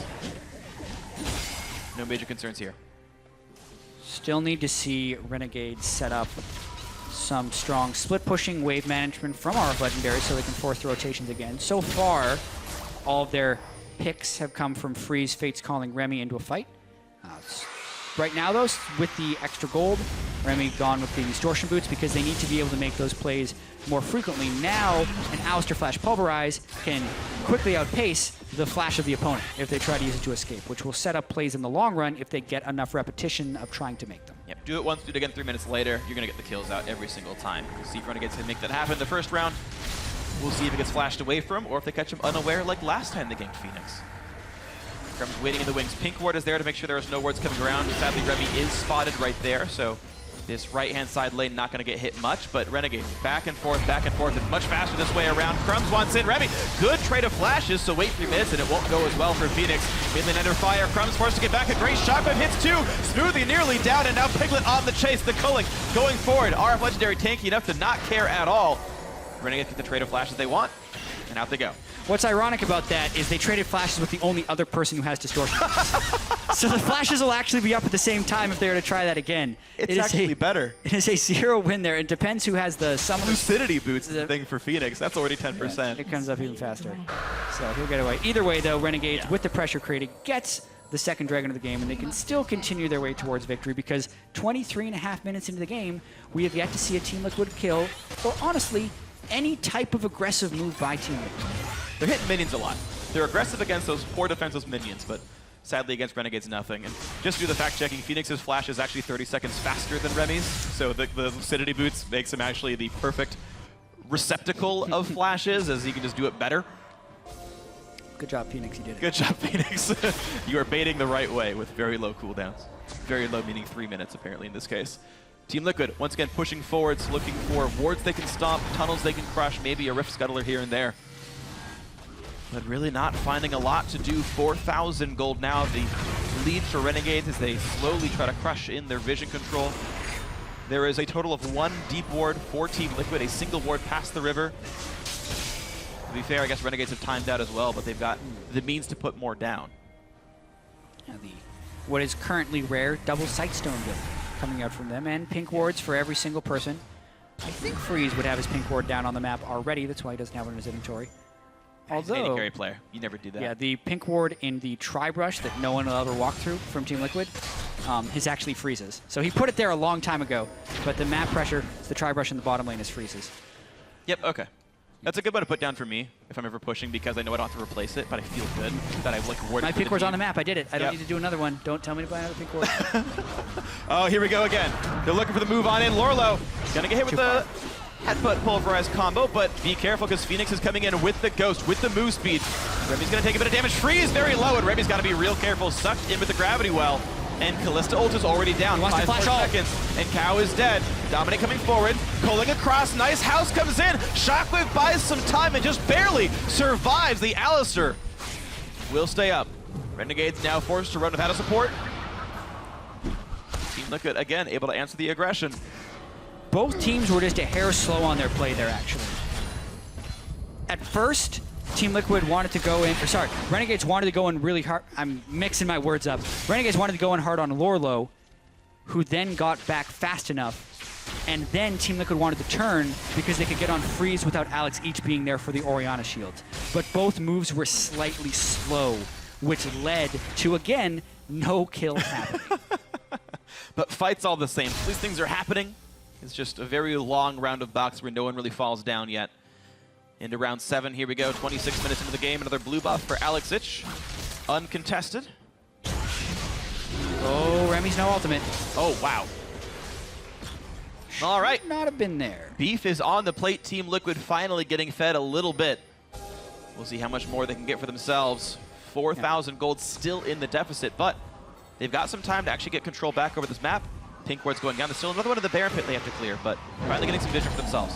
First fatal misstep there by Remy gives Team Liquid, like you said, the time to go and place some wards. Empty the Tracker's Knife for I Will Dominate, go back to base, get it refilled, get the Sightstone refilled on Smoothie as soon as possible, and then maybe go and try and make some aggressive plays. But the problem with that is, honestly, until Piglet stacks up more and more items, it's not Phoenix who's going to be cutting through the double Spirit Visage, Aegis, and Magic Resist item on every single member of Renegades. Like, the level of Magic Resist Renegades is putting together is highly respectful of Phoenix's damage right now. And honestly, somewhat ignoring of Piglet, who's got a Janna buffed up Lucian. Like, if anyone's going to be able to do damage in these fights, it's Piglet. I actually really do like Team Liquid's itemization, though. A very quick mortal reminder for Piglet here so we can cut through all the healing of Dr. Mundo. And Phoenix got Void Staff third. That is so correct and so smart, and I'm glad he did this. He's already got the AP from the Hex Core, so Void Staff right now to cut through these tanks that he must kill first.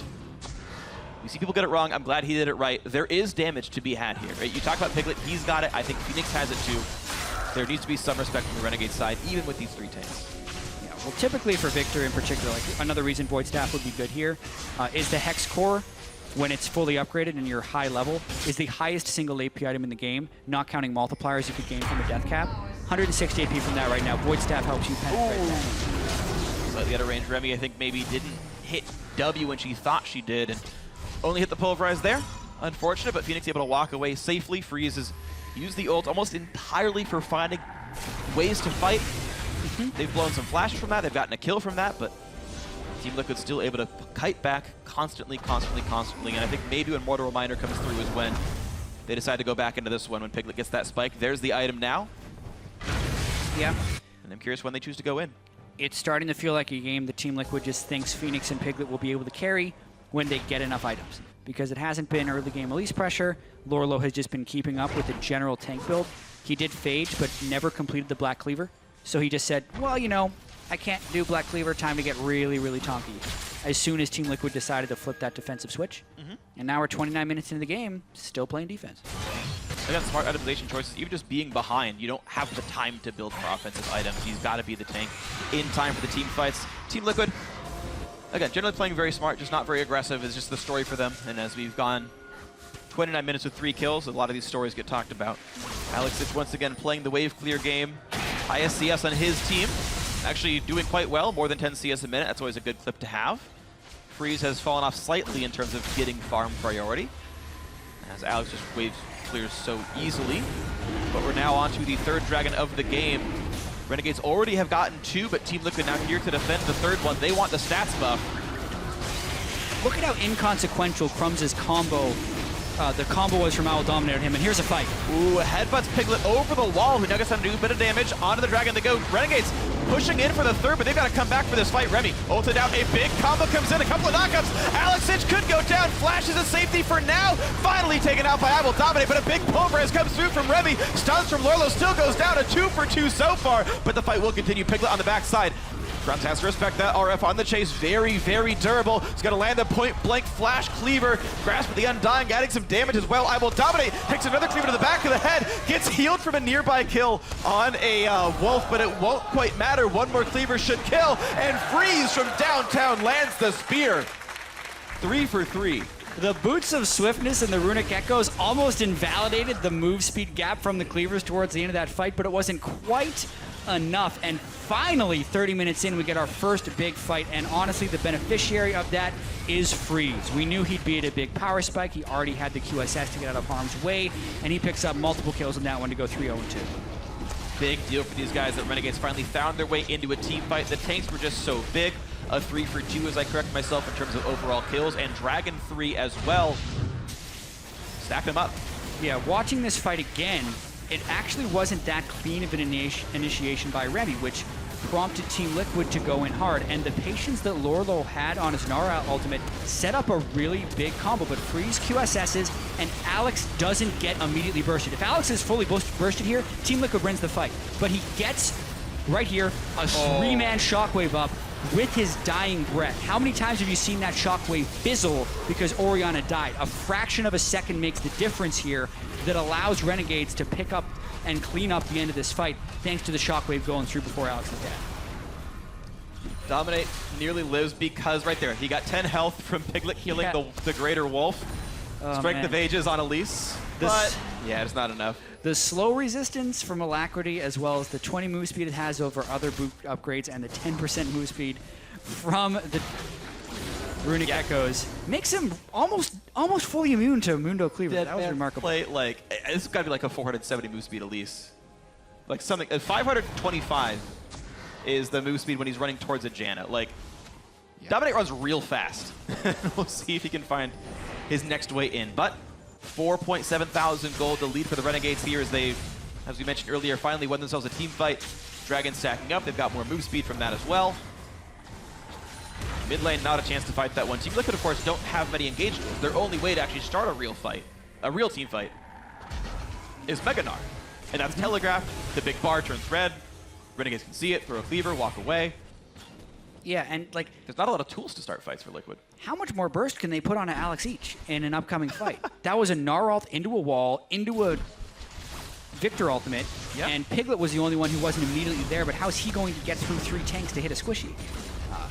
That team fight went almost as well as it could for Team Liquid if they maybe could have bursted Alex each out fully. I just don't see them getting that good of a Gnar ultimate that stuns both squishies into a wall and not winning the fight. It makes it hard for me to see Team Liquid winning the fight. Absolutely agree. But Team Liquid still has to hold on and do what they can with this one. 5,000 gold down. They've got to cling on for dear life and hope that they can take this one down. Piglet up to the top side. Has to respect the fact that he's got very little ward coverage, though, and could have been jumped on, so can't go for the farm just yet. Instead, Renegades going for Baron. Well, they saw some people backing. Lorlo back now. He can teleport in with home guards. If someone places a ward for him, it's a little bit farther away. Here comes TL. A lot of Callista stacks. They're going to go for it.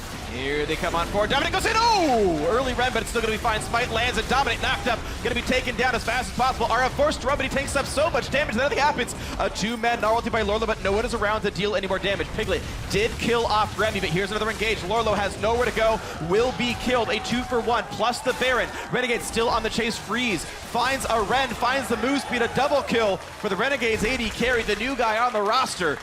Now RF to keep Phoenix from recalling. This team can push turrets down. Alex wants to push to get this kill, though. Yeah, how much are they going to take off this one? They're going real hard for Phoenix, and he still dodges them all. But this is buying time for Freeze and Crumbs to push out the mid lane with Baron minions. And that will be at least the turret. Piglet and Phoenix will get back, maybe safely. Phoenix still has to run away and force back Alex Ich. Yeah, okay, they're going to be okay on this one, but Inhibitor does go down after all. Crumbs on the backside, looking to find someone to take down. Final mid lane pushed away. A few more respawns come through. Alex got to be real careful, but of course there's still that Rek'Sai coming in from the backside. They really want Phoenix Freeze. Will get the kill, but will get killed off by Piglet all the same. Crumbs cannot really take this. Oh, wow, an overstep, a triple kill for Piglet. Hubris by Renegades. That's big. Right up until that play, Renegades had full control over this game. The Baron, an Inhibitor down, smart decision-making, stronger tank lines, but the one person who they haven't been itemizing for yet in a full fashion with just Deadman's Plate and Sunfire Capes is Piglet. Now that he's got Mortal Reminder, building up some more items, triple kill for him gives Team Liquid a fighting chance. And now in both these games, both AD carries actually 100% kill participation. They've been the ones largely executing the kills, but also just being there for the team fights. And as you mentioned, not itemizing for Piglet could bite Renegades in the back. You watch that dive again. Yeah, well, this was Piglet kind of overextending, and then Renegades trying to turn a kill on the backside of this. They'd already won. They were trying to kind of double down and win the whole game off of this, but Freeze, their main damage dealer, took too much damage from the turret going in for those kills, and it made it pretty easy for Piglet to clean him up at the end of that fight. So with that, we're down to only a couple of Baron buffs left on Renegades. It looks like just RF. Remy doesn't seem to have it either.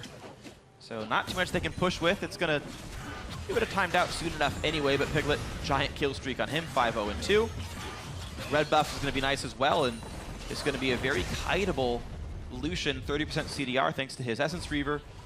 A lot of attack speed, and looks like a Bloodthirster or an Infinity Edge coming to round out this item build. Infinity Edge fully bought for just a BF sword. This is a super high damage Lucian. He's going to do way more than Freeze will. Yep, 70% critical chance. Not to mention the critical strike bonus damage from Infinity Edge, 50% more. Really, really huge damage. No Randwin's Omens on Renegades.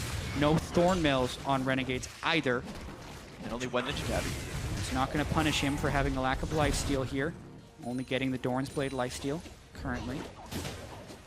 So yeah, Piglet would be the one looking to carry, and the Lichbane on Phoenix as well is actually mainly to increase their chance of bursting out one of the squishies. The Victor Lichbane burst is rather ridiculous. It's like old Lichbane because you get a 0.5 ratio on the auto attack from just Victor's Q, and then also the 0.5 ratio from the Lichbane, and it's on such a short cooldown later on in the game. Yeah. This is a very, very scary Victor. You must beware of Phoenix's damage, even for the frontliners here of Renegades. But they are not scared. 7,000 gold up, looking for the bot lane here. Kills are close, but Farm's been getting into the coffers of the Renegade squad. 37 minutes in. Yeah, not a lot done from the Baron, especially when you give 3 kills over to Piglet. Well, the Baron power play there includes the gold from the Baron, so that's actually kind of a negative move. After they got the Baron, they ended up losing gold. A great defense from Team Liquid overall. But we'll see if they can scale up. It's about Piglet and Phoenix, the 2 damage dealers. Mid inhibitor down is going to create some pressure as well. Right now, that's Lorlo defending it. Renegades pushing in 4v4, but giving a lot of respect to the potential burst, the potential engage. None of the squishies allowing themselves to be caught out here. I also think the Renegades was very disorganized in that push. They were posturing as 4 people, but they had absolutely no pressure in the other lane by RF Legendary. He was actually kind of meandering around the red side jungle of Team Liquid instead of getting the wave in a position to threaten. This time the wave is in a position to threaten, but the mid wave doesn't have a super minion that's out yet. But since the second time they go for this inner turret, they've gotten enough poke down on the first one, and they can still make a little bit of headway. And that headway has created 6 turrets. 2-3 right now, 4 dragons to 0. We might see our second Dragon 5 game of the day in only 4 games here. What's happening, man? I was thinking we were going to see far fewer 5 dragons because that is the trend that we were seeing from solo queue. Yeah. But another thing that happens is Dragon could be so heavily prioritized last year for the 5 dragon buff that when you relax that prioritization, it becomes easier to take for the opponent. Because if people aren't thinking about it, they're not going to defend and you're able to take it. That could just be a temporary, low sample size change. Sure. But for now, actually, Dragon seems very high on the priority list for Team. Yeah, I know we saw KT Rolster get it in their very first game of the season as well dragons. over in Korea. Yeah. And they had another game where they got to 4. Yeah. So certain teams are going for this kind of play style here. I will dominate. Fully stacked up on the Strength of the Ages. I'm actually seeing that become increasingly common for junglers, especially the tankier ones. It's basically that or Thunderlords. Strength of Ages is so many tank stats, actually. It's, 300 health is a very big deal. For those who are wondering about Keystones, I'll call out some of them for you guys. I love Strength of Ages. Incredibly strong mastery, yeah. Super underrated, but we're seeing it more now. Players are learning as time goes on in the season. Baron, of course, coming up in 55 seconds. Renegades still the team with the lead, should be able to keep control of this for the most part. Double Sight Stone, now actually a combined Sight Stone for Remy, who's combined that in the Eye of the Equinox. Legendary now forced to run away, but he's going to take a lot of damage and very big slows. Forced to flash, but Piglet's still in this one. Not enough moves to get the kill, though. And RF Legendary will sit back at half HP in a full stack Deadman's Plate. But with that move, it eliminates the pressure from Renegades. RF can no longer split push with safety since he burned his flash and his ultimate. And that means Renegades also would have to make a clean 4v4 play, which they haven't been able to do for the last few minutes. Ever since the Baron play, where it seemed like Renegades was going to take control of the game, and the play right after that, they've lost control. It's starting to swing back to Team Liquid a little bit. This will be huge, though, because Crumbs is where they do not expect him to be. Who's right behind on a Dominate, but good luck killing that when you're full tank Rek'Sai. That's never going to kill an Elise off. Now in between Phoenix as well, he sees the footsteps. Crumbs knows what's going on. He's getting surrounded now. Crumbs, he needs teammates, but where are they? Down to 1,000 health, taking 1 million damage. Dominate goes to the front lines, a big culling. Gets freeze down fairly low, couple of shields coming through. Janitor Tomato gets a couple of knockups as well, and a fresh red buff for Piglet. Yes, please, thank you very much. And Crumbs at 1,000 health can recall, can ult, get back into this one. But now Spotted won't get to. They don't want to give him time to recall. And they want to keep the pressure on here since they also burned the Alistar ultimate. So the tank's slowly getting chipped away on Renegade's side. Now, I mentioned earlier that tanks typically win team fights going into the game. But there reaches a point where damage dealers, again, do so much damage that you cannot reach a point of tankiness that you survive them. You can't. With the Black Cleaver on Nard, that's a shred. Piglet can do the rest of it.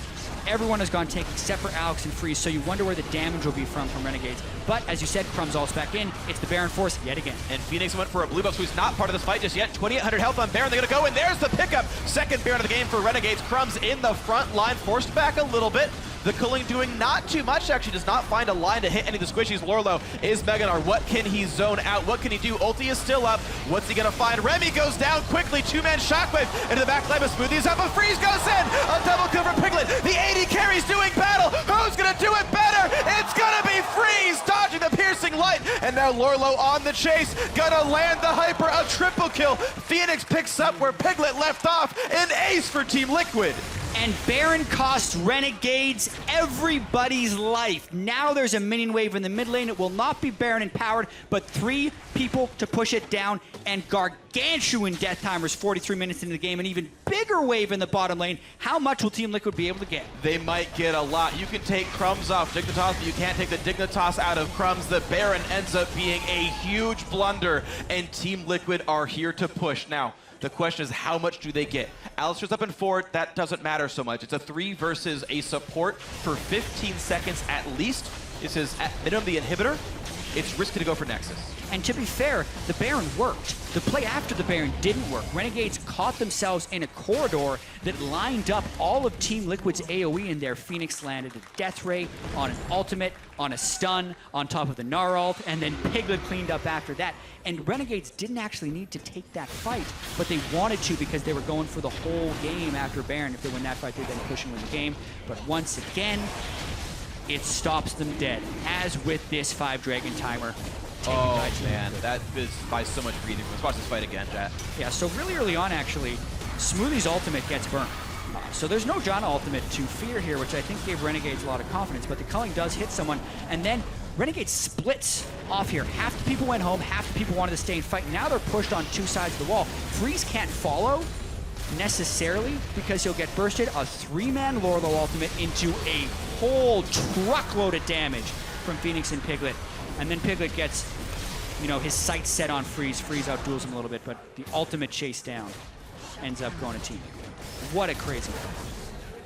Absolutely insane. So yeah, a giant sigh of relief for Team Liquid. Oh, they got Baron, but we removed all 5 buffs. Well, they had 4 dragons. Well, that's going to be another 6 minutes till your next one. Team Liquid have been playing the waiting game for so long. They actually have time to wait if they really want to, but at this point, their power spikes are all on. They're down in gold with practically air quotes here because their carries are full. Piglet, though, suddenly gets caught on the wrong side of the map, a shutdown. That is not what they wanted.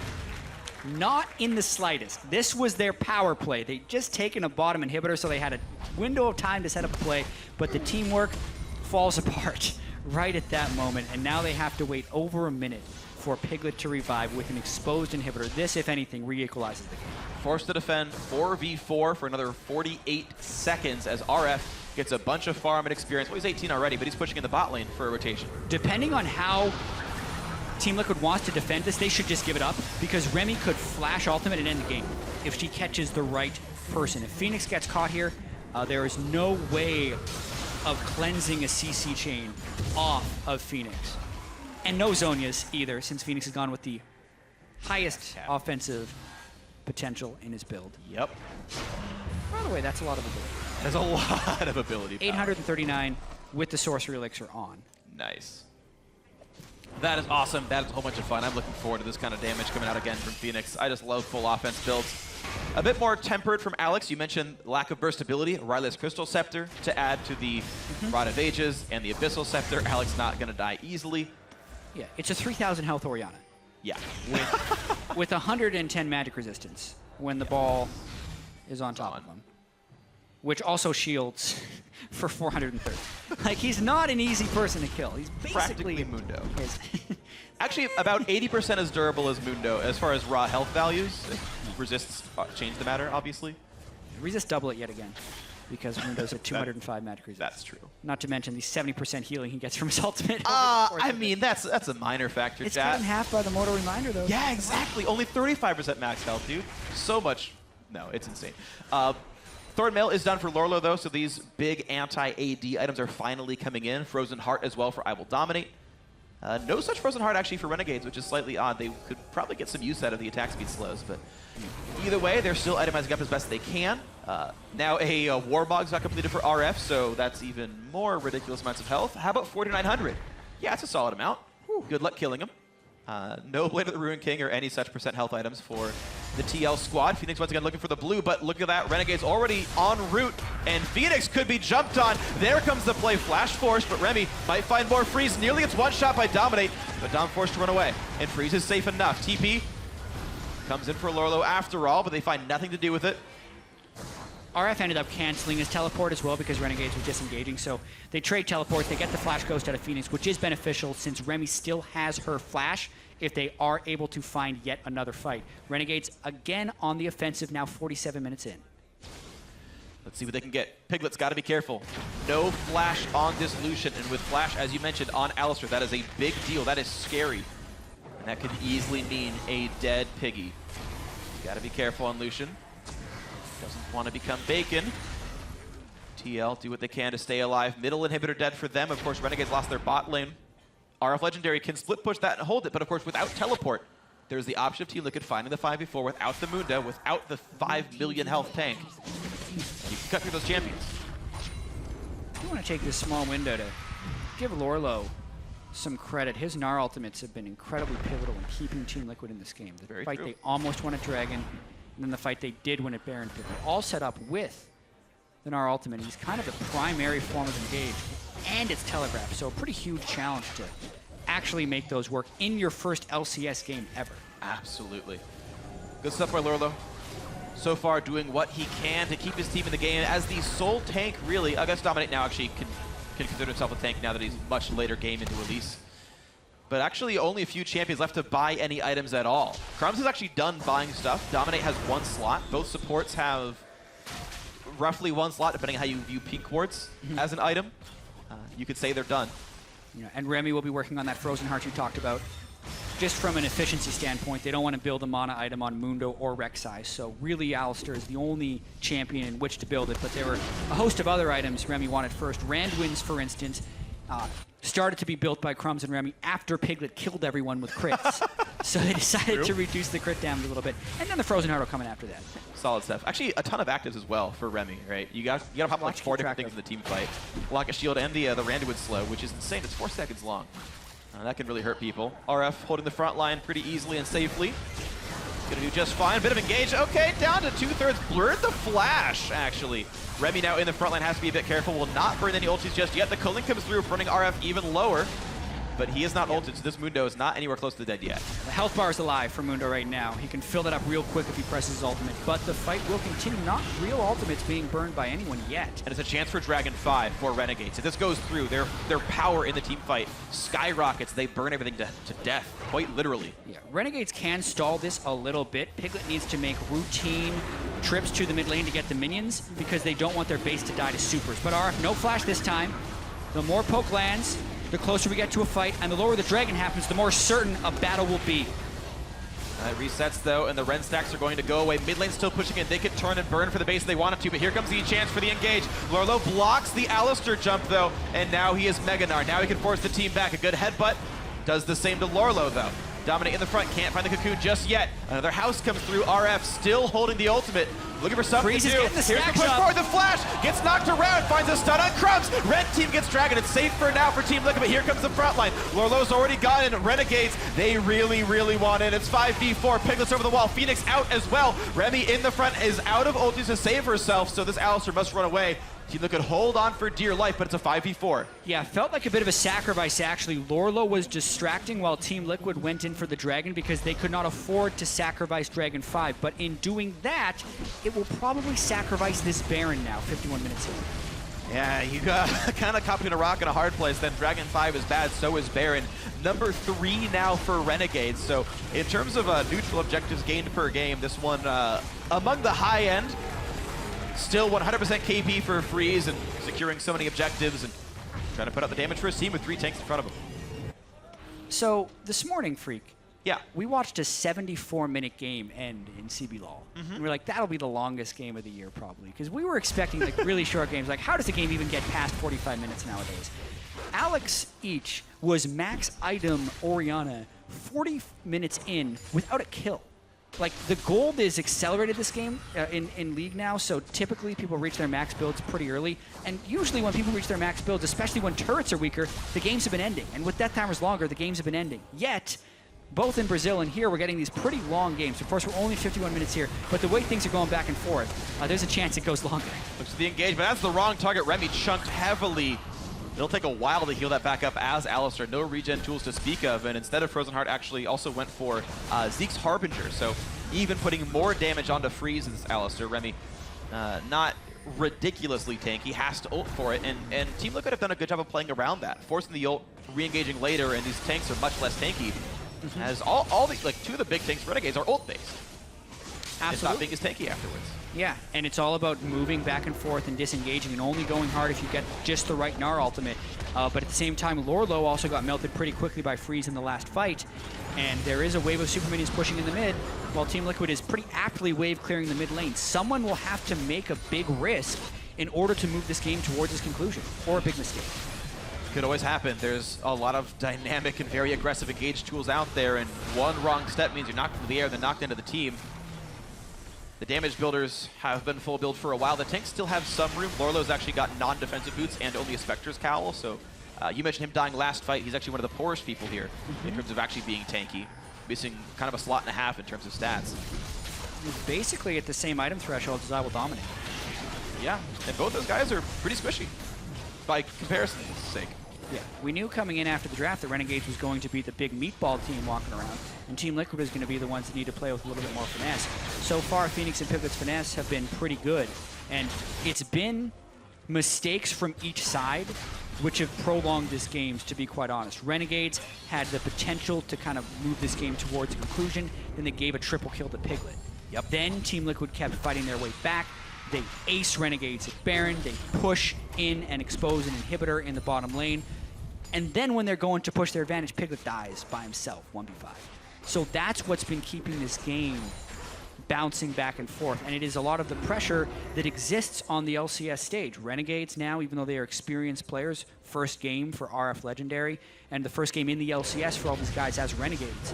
And Lorlo the same way, plus Team Liquid with all of their off-the-season changes. The synergy is going to take a while to get there and be super clean, but in the meantime, this is why the game is long. doing what they can to actually push in and make things happen. Dragon number 5, attempt number 3 is coming up in just a couple of minutes now for Renegades. Baron was picked up. The power play probably also going to be a pretty small number here, as not a lot gets done with that one. Dragon now only 2 minutes away. We'll see if they get it this time around, or if Team Liquid gets bonus move speed for themselves. Well, Piglet actually got rid of his boots. Phantom Dancer, 100% crit 80 carry. We are here. Time to get rid of Zeke's. 1100 damage. Yeah, literally a useless item unless he combines with Phoenix. He gets the cooldown reduction and the ability power, and he should absolutely conduit with Phoenix now. No reason. Literally none to buff Piglet. He has no AP to speak of. There is an AP ratio on Ardent Blaze. Yeah, but he has no AP. It's a percentage buff. It's not even like a static bonus. You get 20% more of 0. I can do that math, guys. It's 0. Gotcha. Anyway, we'll see. We'll see as he's still tied to Piglet, so he should switch. But maybe there's a lack of communication here. Piglet being like, yo, I got 100% crit. Get this Zeke's off of me. How often are you ever in a game like this anyway? Like, where you actually have to think about this decision and like rebinding? It's true. Even then, he'll be a little bit slower. Yeah. Obviously, Phantom Dancer does give a large amount of movement speed when you're within combat range of an opponent. But as far as making map rotations, it slows him down, make him a little bit better at dueling the tanks that push through to him. True. And specifically at dueling Freeze, which is high on his priority list. You would kill him in about 3 auto attacks. And he gets an extra one for free after a spell cast, so whoever gets Freeze, the good luck. Yeah, we'll see whoever gets the hit first. All right, Piglet, stay safe. Your flash is up, your heal is up. You can do this. Meanwhile, Freeze, 3 lifesteal items. Very hard to actually take down. He can just withstand a Gnar and win the duel by taking 0 damage. Yeah. Dragon, 15 seconds away. RF on the side, they're looking for that play. Remy's up in the front line, but gets immediately stunned and knocked back by Smoothie. What's next up here? Gravity Well burned, so is the Janna ulti, as we mentioned. So is the Alistair and Callisto. So once again, Remy is an available target to be killed. Really? Mega Gnar about to time out. Really great cocoon there by I Will Dominate. Yeah, right absolutely. into the face of Remy. Burned her ultimate straight away, but Dragon is up yet again. If Renegades can burst this down, that will give them aspect of the Dragon and a big boost in combat for this next fight. But it's still dangerous for RF Legendary. As long as he stays in combat, Warmogs does not give the bonus regen, but looks like he's stayed out of taking damage for quite some time. Team Liquid good has stun. to go in. They've got to go in. Dragon's going to be picked up in a second, and there we go. Red team gets the Dragon. Somehow Tom steals it. Piglet kiting back as best he can. What can he hit, though? Lorlo holding the front line, but only as mini Gnar. Phoenix back and forth on the sides. RF Legendary running around with the ulti on. 177 health a tick. Renegade stays alive. Team Liquid gets the 3rd Dragon, and they've got a wave in the mid lane. They can go forward. I Will Dominate with another clutch smite, beating out the Smite Ren combo that Renegades had the potential of doing. You can just count it down and do it at the same time at a certain health threshold and guarantee you get it. But I Will Dominate gets it instead. Huge play for Team Liquid to stay in this game. Here's the funny thing about as item builds go in. Whoa! Oh, whoa. Smoothie. And Crumbs.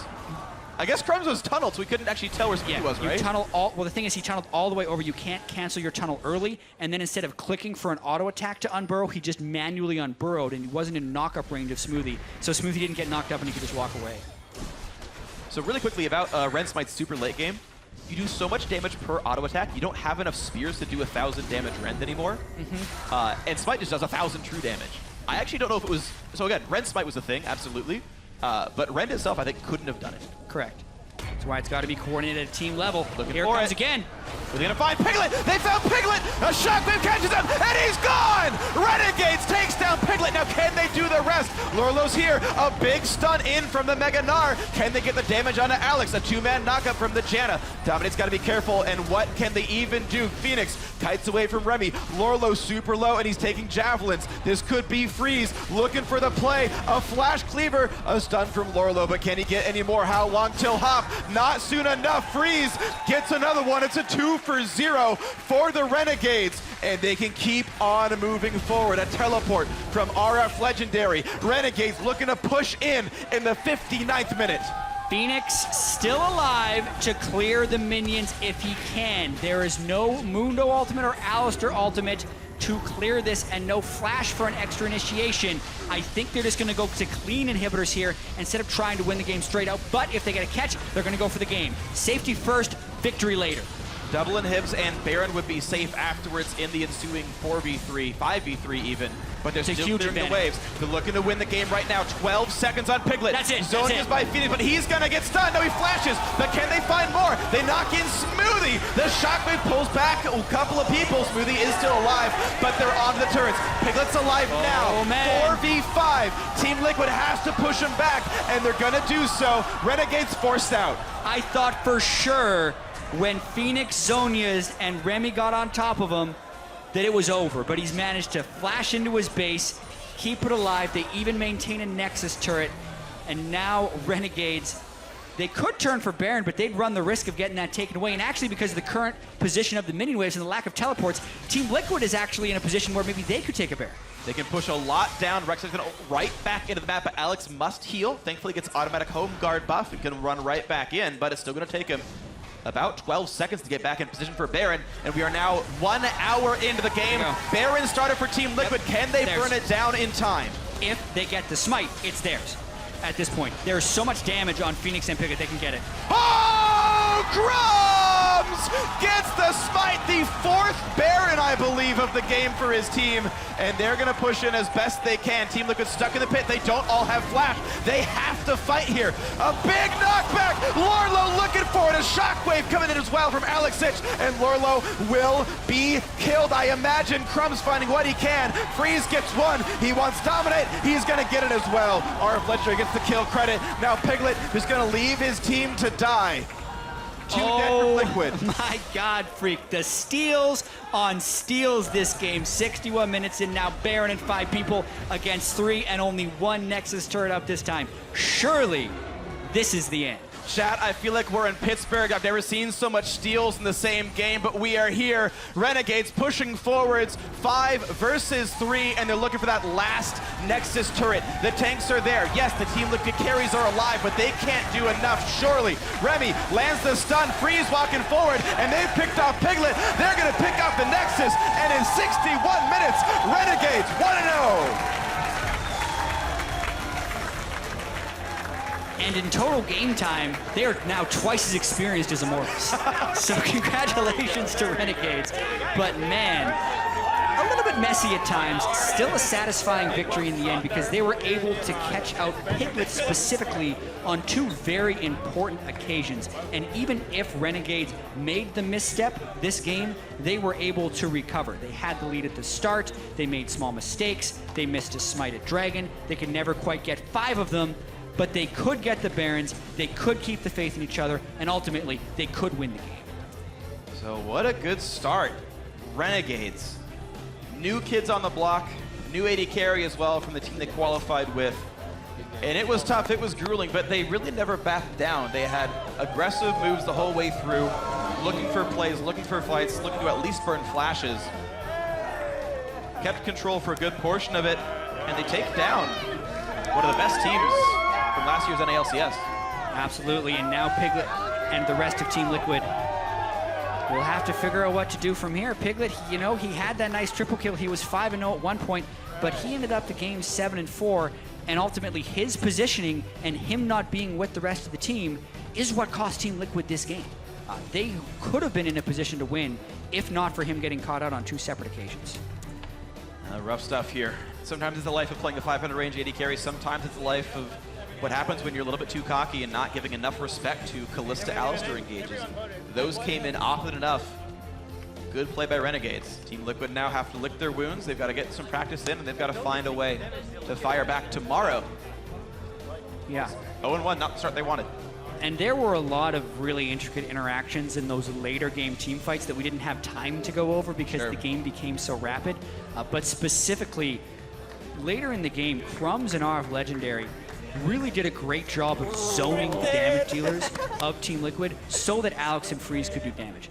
Later in the game, I was wondering if Renegades was going to have enough DPS with just the Orianna and the Kalista as well as 3 tanks to take people down. But because their tanks bought them so much time, they were then able to take down the lesser tanks of Team Liquid. Team fighting can get pretty crazy, especially when everyone's at 6-item builds. And it is really about zoning and controlling the target prioritization in fights. Who gets to pick who hits what? Yeah. And later in the game, Renegades was making all those choices. And they did such a good job of it, too. Alex and Freeze, if they ever were caught a little bit, they still got away with it. They were able to flash out, shield themselves, land the shockwave, jump away, whatever it took. The limited gauge tools that did exist for Team Liquid, they couldn't land enough. And it's not like it was necessarily Lorlo's fault. He did the best he could, I think, from what I could see. But, well, there's a Janna built to disengage. The only tank you have, the only engage you have, and then there's also a QSS in the background for any cocoons that land. Like, there's not a lot of tools that Team Liquid ended up having, and they could never find the right kills. Grats to Renegades for getting the fights, getting the win, and in an hour, they got it done. Yeah, there were some really good initiations by the Gnar. I'd say some questionable John ultimates by Smoothie as well. They were really early in a lot of these fights because they were really paranoid about the engage from Renegades. Yeah. But that's because Renegades was the ones putting the pressure on. So they were kind of making Team Liquid react for so much of it. Didn't expect a 62-minute game, that's for sure. No, didn't. And I misspoke. It was Alistair being able to knock away the solo engage there, not the Janna. But either way, it worked very well for Renegades. And right now we've actually got Riv with the Renegades jungler on the stage for chat. Thank you very much, gentlemen. Great cast on the day. I am joined by Crumbs from Renegades in their first win. They obviously have nothing else to do today because they didn't worry about wasting time. They're an hour you guys had. What were you thinking the whole time? How's it feel to get a win with the first team here on the internet, on the stage? At first, we were pretty glad that the game was going to our pace, getting the dives, getting the turrets, but then we realized, okay, it's Janna Victor. They're just going to stall out the game forever, and I think we could have closed out a little better, but we're mostly preoccupied with just getting that win and try to make, put on a good show. As bad as it sounds, like we just want to get that win and eventually, move up in the ranks. So what was the communication like at the beginning? It was back and forth. We had a lot of Alistar, Callista plays, the Fates calls going in. It seemed like the bot lane always wants to fight. Is that kind of the Renegades model? You guys are always going in and always trying to find something? Well, I thought at first the comms were actually really great throughout the game because usually nobody, the communication is mostly between me and Maria, but now everybody was stepping up. Like Freeze was talking so much as he has that engage opportunity with the Callisto, and it was really great. It made a huge difference, as you could tell, with how many good ults they got off. But we were calm throughout the whole time, to be honest. Like when things went wrong, we mostly identified, all right, why did they go wrong? What do we have to do next? And mostly it was just managing the flash timers of the enemy as well as how we want to engage on them, because their plan was just to stall. Yeah. I want to touch on that Freeze point. Was it that Freeze is usually not as loud, or he kind of just spoke up more this game and you guys were able to work around it? Oh, no. He usually is pretty loud and vocal, but not as almost commanding. I'd say. Assertive. Yeah, not as exactly, not as assertive as I'd expect. But it was really great. He really did a good job today. All right, Crumbs, I got a final question for you. You guys head off and you kind of watch the replay of that. It'll be a long one. Who are you guys looking at now? You've seen a few teams play today. We got one more game between two. Who you got your eyes on? I have no idea, to be honest. Everybody's hyping up all the teams just based off of scrim results, but to be honest, that doesn't mean anything. Like, scrims are worthless, so all that matters is how you play on stage. And so far, it seems like everyone's kind of on an even playing field, to be honest. So I'm kind of excited for the season so far and see who can get out of this neck-and-neck race. All right, well, congrats on the first win, and best of luck tomorrow in your games. Right now, we're going to throw it to the analyst desk to break down some more. Thank you very much, Riv. I mean, what a back-and-forth game. They just don't want to give us short games here in NA in week one. But we are going to take a moment to jump back into one of the final fights. Not the very last one, the second to last fight in that game, just because we need to take another look at this craziness that happened back and forth, left and right, all over the maps. We're going to pull that up and roll it out for you guys. We'll talk over it a little bit. Yeah, we just need some time to process this. Once again, Freeze and Remy making this combo, but boom, right onto Piglet. And when there's 2 damage dealers on a team and you're able to take out 1, well, you don't need a mathematician to figure that out. And then also, if you look at the minimap, Victor is chasing around Crumbs right now. Phoenix is running off to the side, Crumbs gets away, but then Crumbs starts coming back, and now Victor starts coming back, and then they have to go back and forth. So off on the side, there's kind of a Benny Hill moment with the other damage dealer that's left alive. So then you basically left 2 tanks, 2 damage dealers to deal with only tanks. Right. So this was basically just Piglet misposition, and also Phoenix with a little tunnel vision afterwards, too. Right.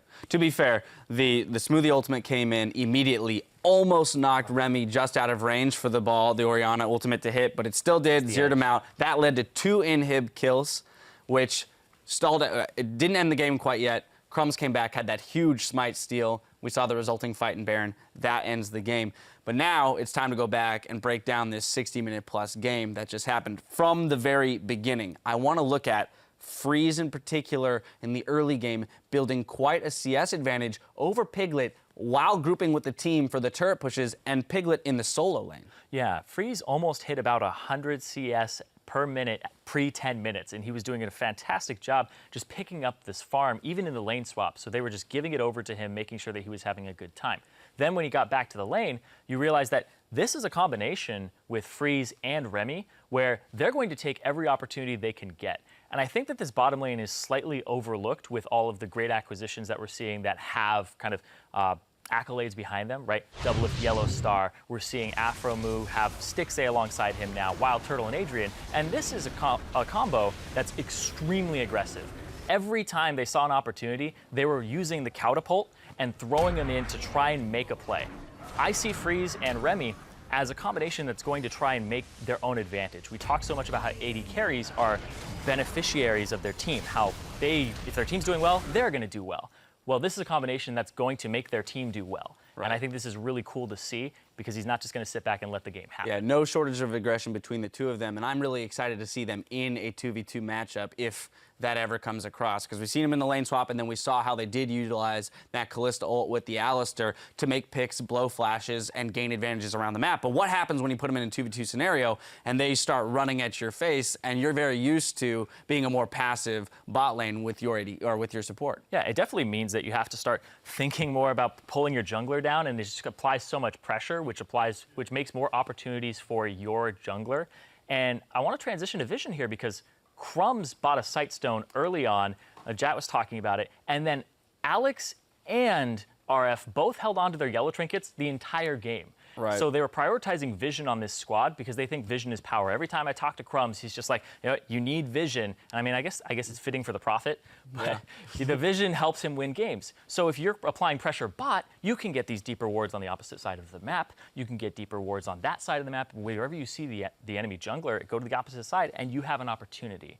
So that makes you have these types of options, and this bottom lane just opens things up. Yeah, it's a really interesting discussion around sacrificing essentially combat stats by going for that Sightstone, because you could pick up the trackers and be fine with that, not build the Sightstone, and then immediately start building into a Dead Man's Plate or whatever it is that you want. Instead, he's choosing to place to put the money into the wards, even upgrades to the red to the red side, the Ruby Sightstone for those more actives on his no other actives. Yeah, I was like, it's just for that extra ward and some HP, but it's how he likes to play League of Legends, and the fact that he's able to have that style work for him is really cool. Because when Crumbs actually left Dignitas, it was all about the fact that his team didn't really listen to him and they wanted to play League of Legends in a different way, right? They wanted to be aggressive. And he was like, well, I want to get the vision first and then make these plays instead of have a high risk, high reward thing go down.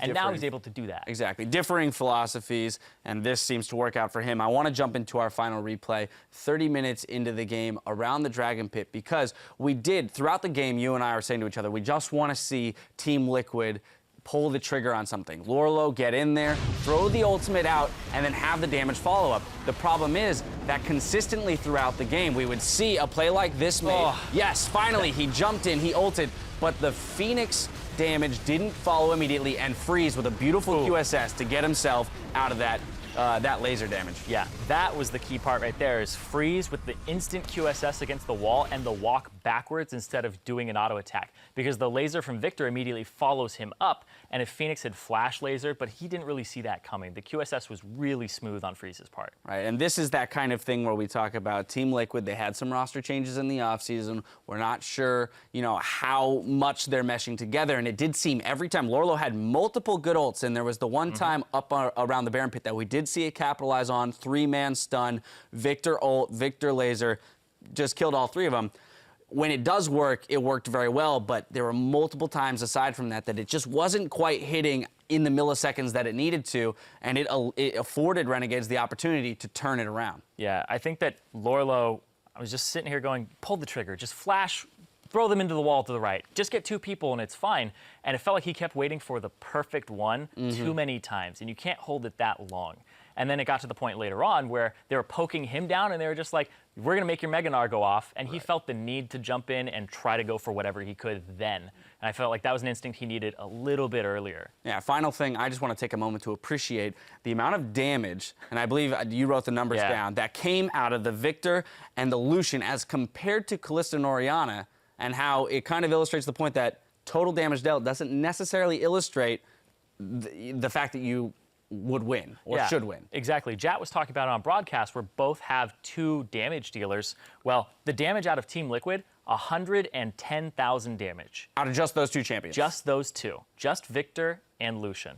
And then if you look over at Renegade side, 72,000 damage out of just Kalista and Orianna. So they basically did 150% of those 2 damage dealers' damage on Liquid side with those 2. So that's huge. Right, and what it speaks to is that when Renegades did pull the trigger, the damage that they had was effective. We saw it in that fight where they zeroed out Piglet immediately, right? So the damage they're dealing is actually working towards the kill, not just poking out and then resetting fights. With Mundo was regenning up There's a ridiculous lot of damage. amount. There's a lot of HP to do damage too, so that'll pad your stats a little bit. Right, but exactly. But an interesting statistic nonetheless. There's still one more game coming your way with Echo Fox taking on Team Impulse. The 2016 Spring Split continues in just a bit.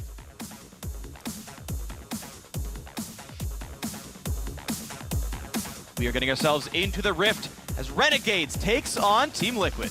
They're going in for a dive. 4v3 on a smoothie right away, and nothing you can do. First blood for Freeze. Okay, not needed. Nice ult. Nice ult. NA ult. We can break a tower now. Ulted out, a big combo comes in, a couple of knockouts. Alexich could go down, flashes a safety for now. Finally taken out by I Will Dominate, but a big pulverize comes through from Remy. We can keep on slow chasing. Nice. Nice. Go, Glissa. Nice. Okay, go to mid. He's clearly. Oh, shit, sorry. They're gonna find Piglet. They found Piglet. A shockwave catches him, and he's gone. Renegades takes down Piglet. Now can they do the rest? They can get it. Oh, Crumbs gets the smite, and in 61 minutes, Renegades 1-0.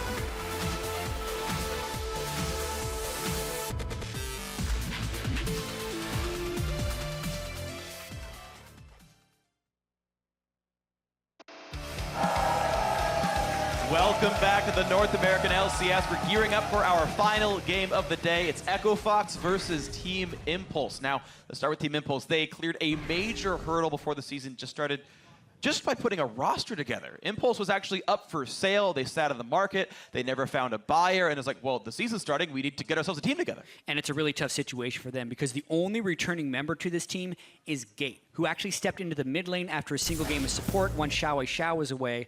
And the rest of the team is even more scattered. Mash is their AD carry. He has actually been in and out of the LCS since it began. And then the rest of the team is still in flux because the intended roster is missing 2 of its members for this game. So we have 2 subs playing actually with Ken and Bebe. Yeah, it's going to be a bit rough, but they're going to be up against Echo Fox. Which is a new team from longtime esports fan Rick Fox. He made a big move right off the bat by snatching up an all-star mid laner in Froggen over from Europe. This guy has 1.5 million fans. But of course, last time we saw Froggen was with the European team Elements, which wasn't as good. He's so close to being a perfect Echo Fox. Anyway, also joining the team, it is Keith as the AD carry position. He spent time on Team Liquid. A lot of people know him.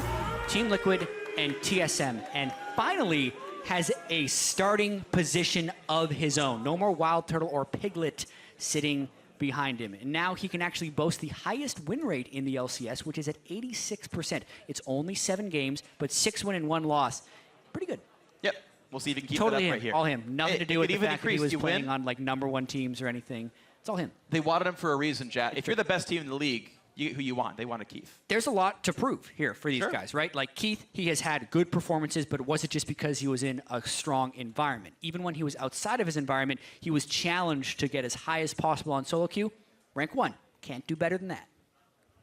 True. Yeah, no, I was trying to dispute it, but when he was when he was on the bench for TSM, they said get as high as you can in solo queue. Yeah, and so he peaked it. Yeah, that's pretty impressive. So Keith, of course, is very good, but of course you can talk about his teammate Froggen. This man has high praise, not only for his teammates, but also their owner, Rick Fox, and believes that the team will benefit from his leadership.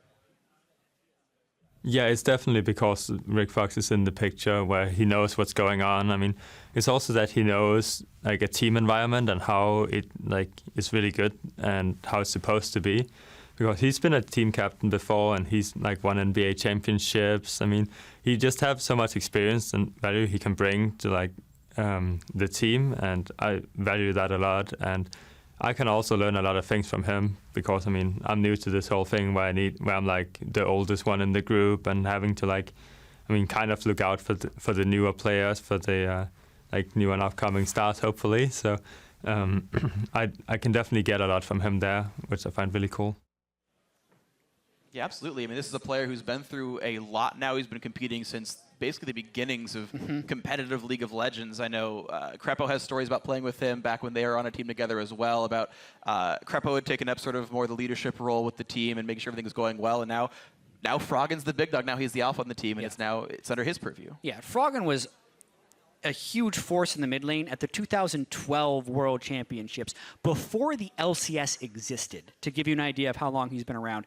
And I love the fact that he's now talking about leadership, because back in 2012, he was a 17-year-old kid, right? And he has matured with the game and with the scene, and now we want to see if he can step up to a leadership role, because I've even held these perceptions myself and still do for a short bit, that Froggen fell away from the meta and fell away from the game and couldn't update his champion pool to stay current.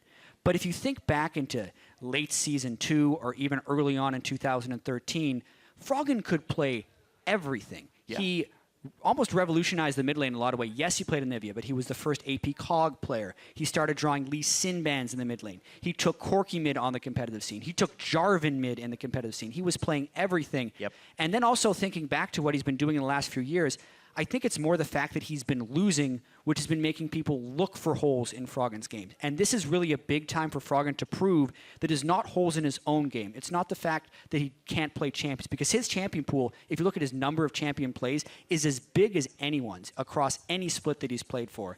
And it's on him really to prove that he can be a leader and get others to win. He can put up numbers, but he needs to win. He's got his own team yet again. He's got his own stage. We're going to see if he can start out well here in North America. And we can talk about his teammates by bringing up the starting lineups. On the blue side, Froggen's Echo Fox.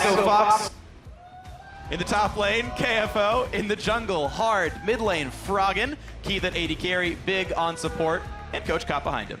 Oh boy. I think that's the last time we can do that. On the red side, it is Team Impulse with Fang in the top lane. Bebe subbing in the jungle. Gate moving to the mid lane. He's probably going to play support later this year. Mash on AD carry, Ken on support, and their coach Jason. Yeah, just to continue to clarify the point about Team Impulse playing with substitutes, they were supposed to have 2 Korean, former amateurs on their starting lineups here. Proxen, who actually had played in the LJL, the Japanese league, as a pro as far as that league is concerned, and also Pyrian, who, to my knowledge, is just straight out from solo queue or from amateur play. These guys are not in right now, at least I don't know the exact details, but basically they're not available. So you have Bebe in as a substitute jungler. Gate is moving to mid to fill in for Pyrian, which then leaves a gap in support, which Ken is filling right now. Impulse are going to hope that they can get the roster together in time, and in the meantime they're playing with subs, which is ironically exact where Keith and Big were for their competitive careers up until now. Yeah, well, at least it's nice for the fact for TIP that Gate has LCS experience technically as a support and as a mid laner. He's been wanting to move towards support for a while, but for whatever reason, if you've been trying to play dynamic queue, mid lane's really hard to get. Gate can't get out of mid lane in the LCS. He keeps wanting to go to support, but he's obviously had to play a whole bunch of mid lane here, and it's a tough task to go up against Froggen. It is going to be very tough. I mean, this guy already had big shoes to fill in the first place, and now he's up against some of the biggest shoes that have ever been filled in mid-lane League of Legends history. So definitely some prolific figures on one side of the rift, and a bunch of people here to prove themselves that they deserve to be here on the other. And we also talk, and we've talked all today, kind of about team synergy. This will be a question going forward, especially for Echo Fox, because these 2 teams really were the last 2 teams to put together rosters in the North American LCS, so technically they've had the least amount of time to gel.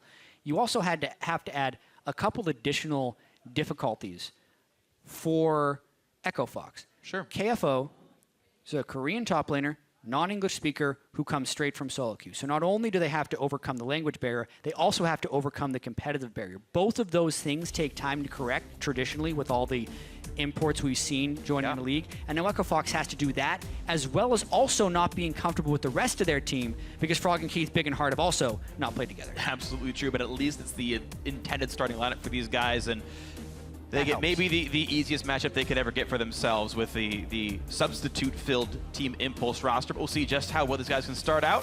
No surprise, the Nivea first ban up against Froggen. We'll see how often this happens for him, but right now, Jungler's being removed away from Bebe.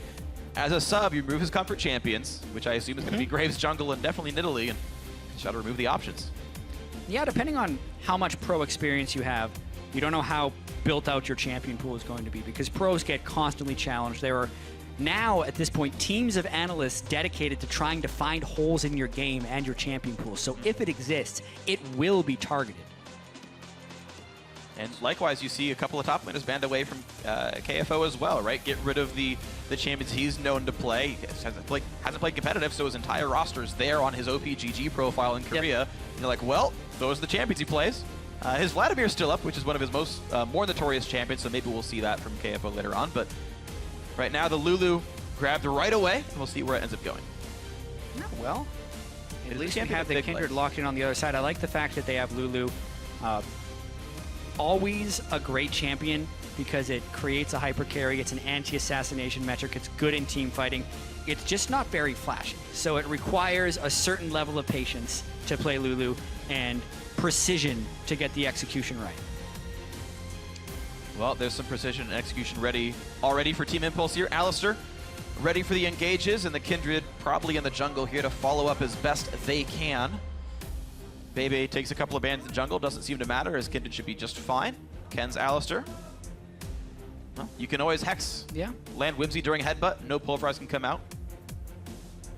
Always interesting if that does end up happening. Echo Fox now to log in their next few champions, 30 seconds to go till they lock in picks 2 and 3. Yeah, just with the 2 picks they're going up against, Kindred and Alistair, it can be a large amount of early game pressure. But it's also going to be technically the 2 substitutes picks locked in right away. So maybe they're just trying to get them on something comfortable for sure, and then the other guys can try and adapt. All right, at least jungle picked up on the other side here, as well as Lucian grabbed. So it seems like everyone really does like to pick Lucian. Seems to be the more commonly blind picked AD carry, but at least just kind of mirroring up both the Kindred. Meanwhile, Trundle and Poppy picked up, so we finally get NA Poppy. We'll see if it's as good as EU or Korea Poppy, but very with Trundle there as well. You don't know which one to support. Yeah, very prevalent for Poppy in Europe, with several bans actually directed after it had some success early. I think we'll see it in the support role for now, but honestly, we've seen it top lane, we've seen it support, we've seen it jungle. I think the highest percentage of games have been as support.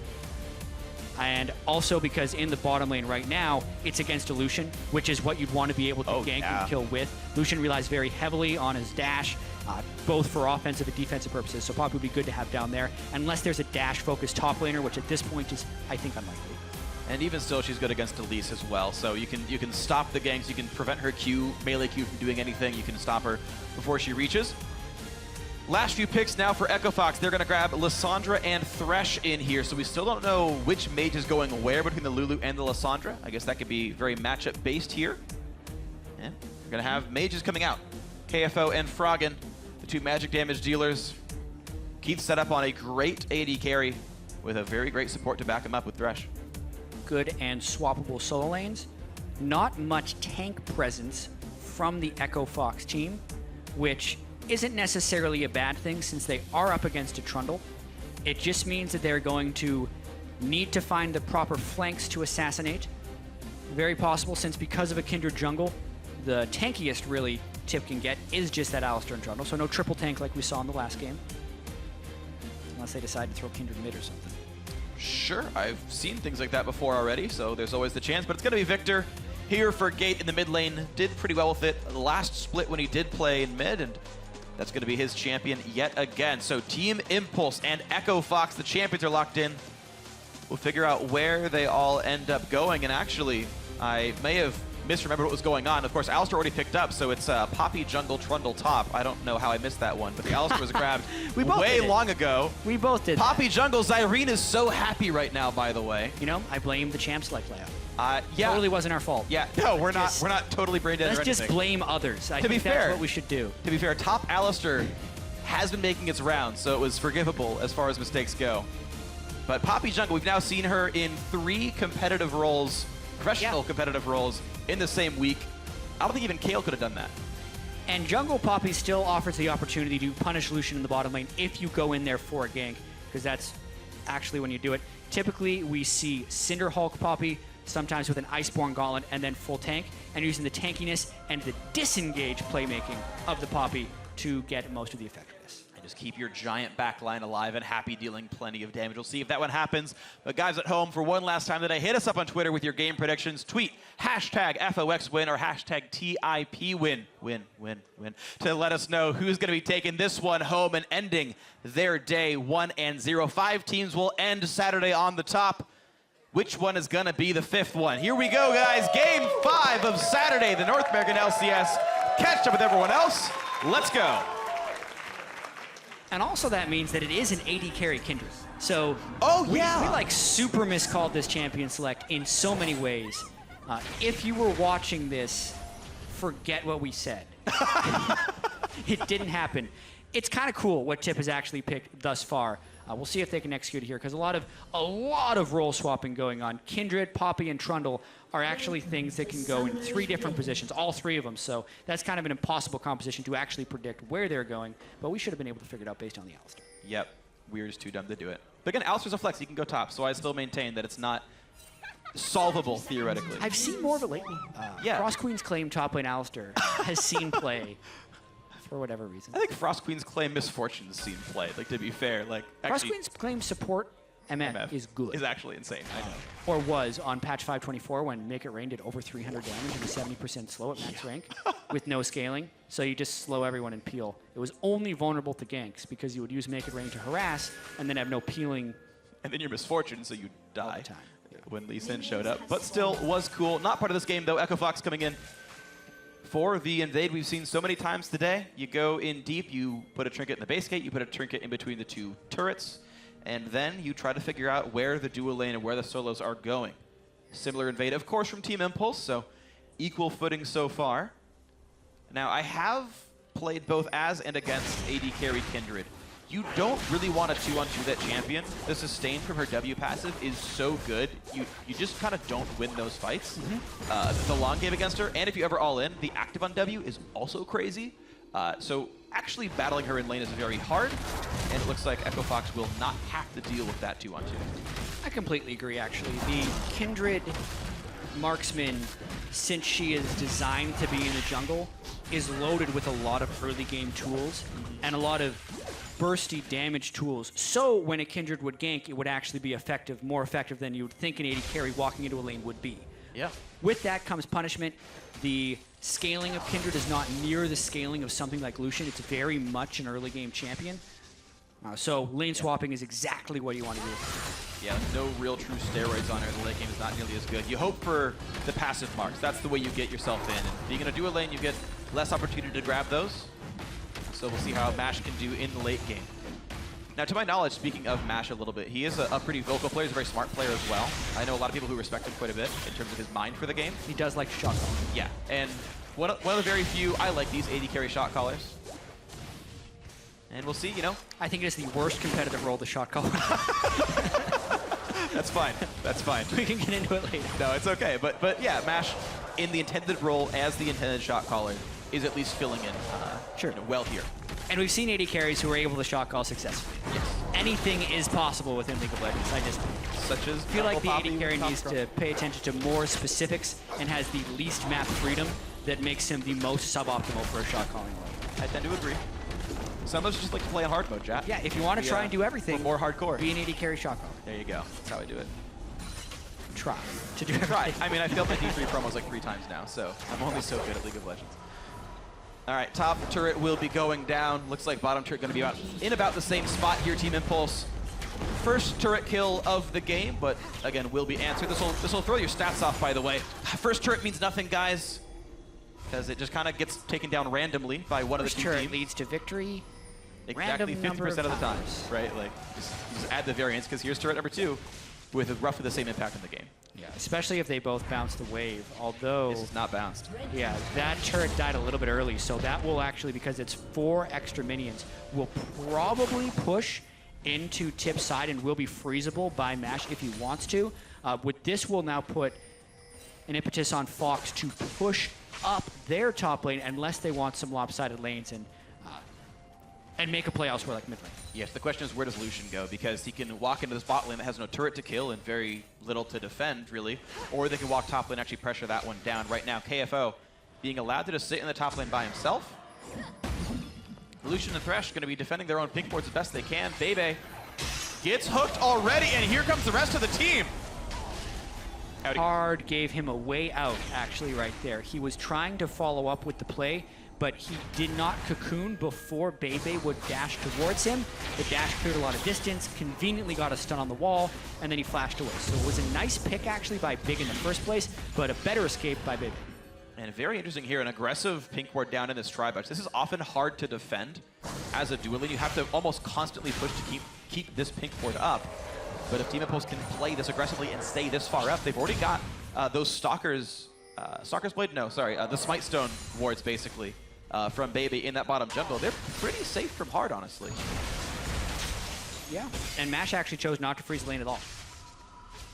He wanted to make moves elsewhere on the map. Didn't set up the freeze, so he's not forcing Fox to make a play. Echo Fox. They're just going to keep pushing into the turret. Like, we'll see how well they can position themselves.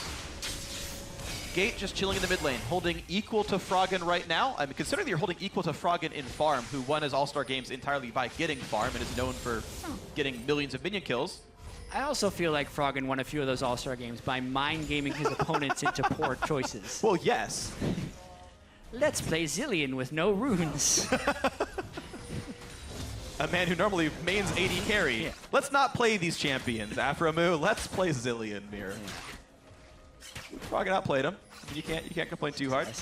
Mash going towards what looks like Ruin King. Also would build an Essence Reaper with a double longsword there. AD carry, like, item builds got harder to theory craft from 2 item buys. Because there's way more components to build in the same things now. Yeah, and there's also so many variations for different champions based on what path you want to go to get things.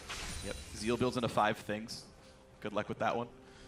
was my least favorite AD carry build of the week? I would say one of the first games I watched. Oh, there's a gank coming.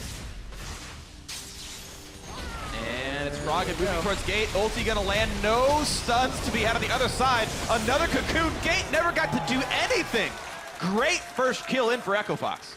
Right when Froggen was hitting level 6 as well, so Gate never really anticipated that gank to arrive so fiercely.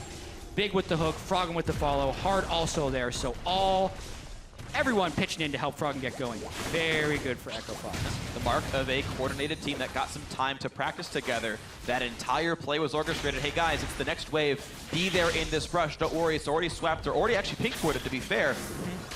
You actually can't see that coming. It was just a great play with no answer that TIP could find. And I think this is a very important game for Echo Fox to win.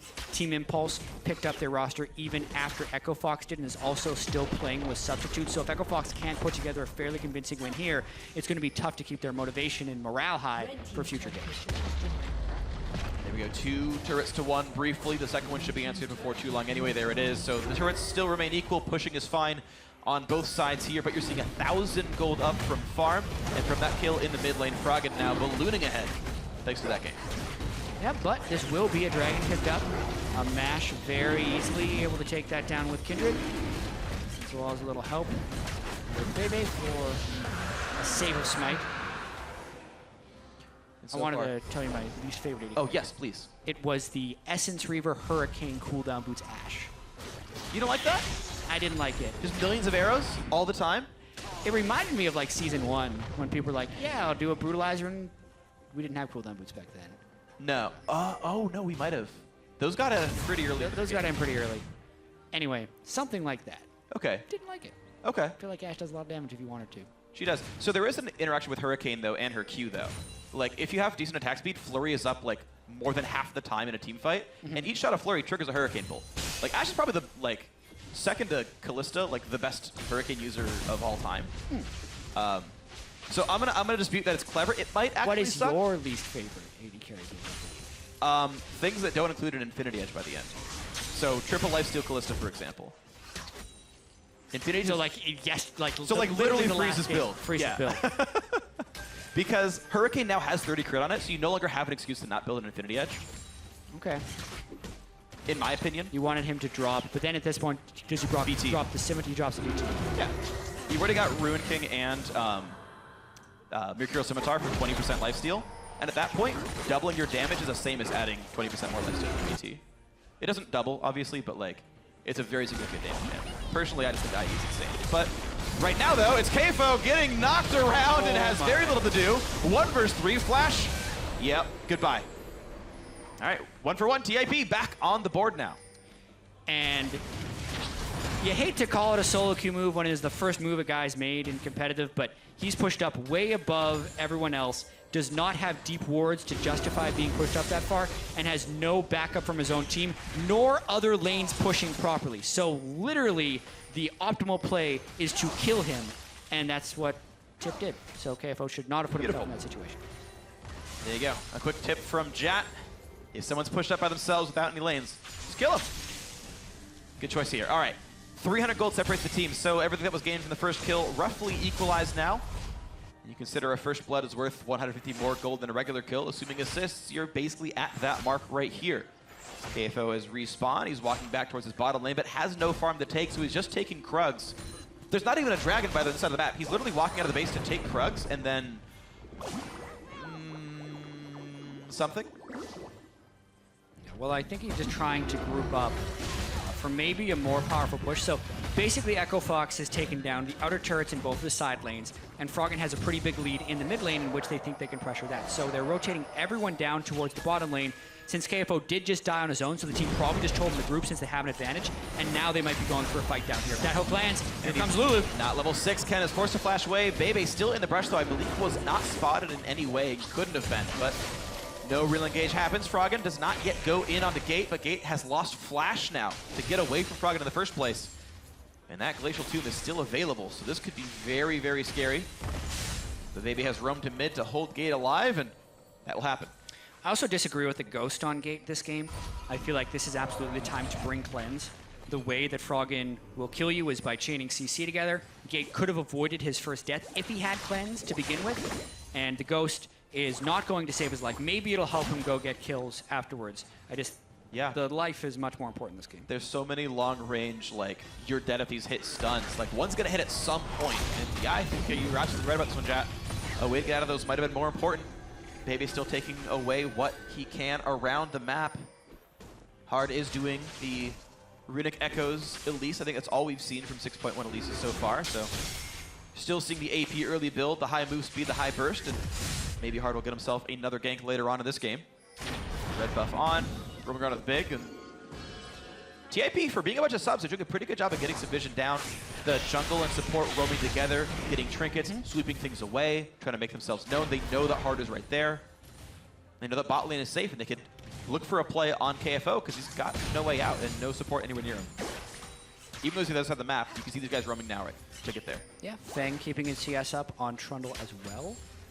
Looks like he might be going towards an Iceborne Gauntlet to go with the Corruption Potion there on Trundle, so relatively common build. You've seen from Trundle. Top lane? Yeah. Farming as much as he can otherwise. Feng is the intended top laner, by the way, of Team Impulse. I know we talked about this team having subs, but Feng from North American solo queue has hit Challenger himself, but he's the man this team wanted, and so far, doing all right for himself. Up CS against KFO, coming from Korean solo queue.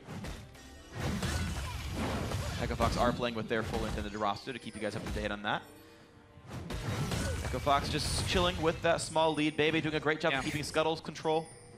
Full Hunter's Potion for Hard as well, so a pretty hard farm route available for this Elise to get a ton of gold. I mean, the ganks aren't really easy to find. Players are staying away from the lanes with dead turrets. Only kind of 2 lanes are getting farmed at a time by any given lane.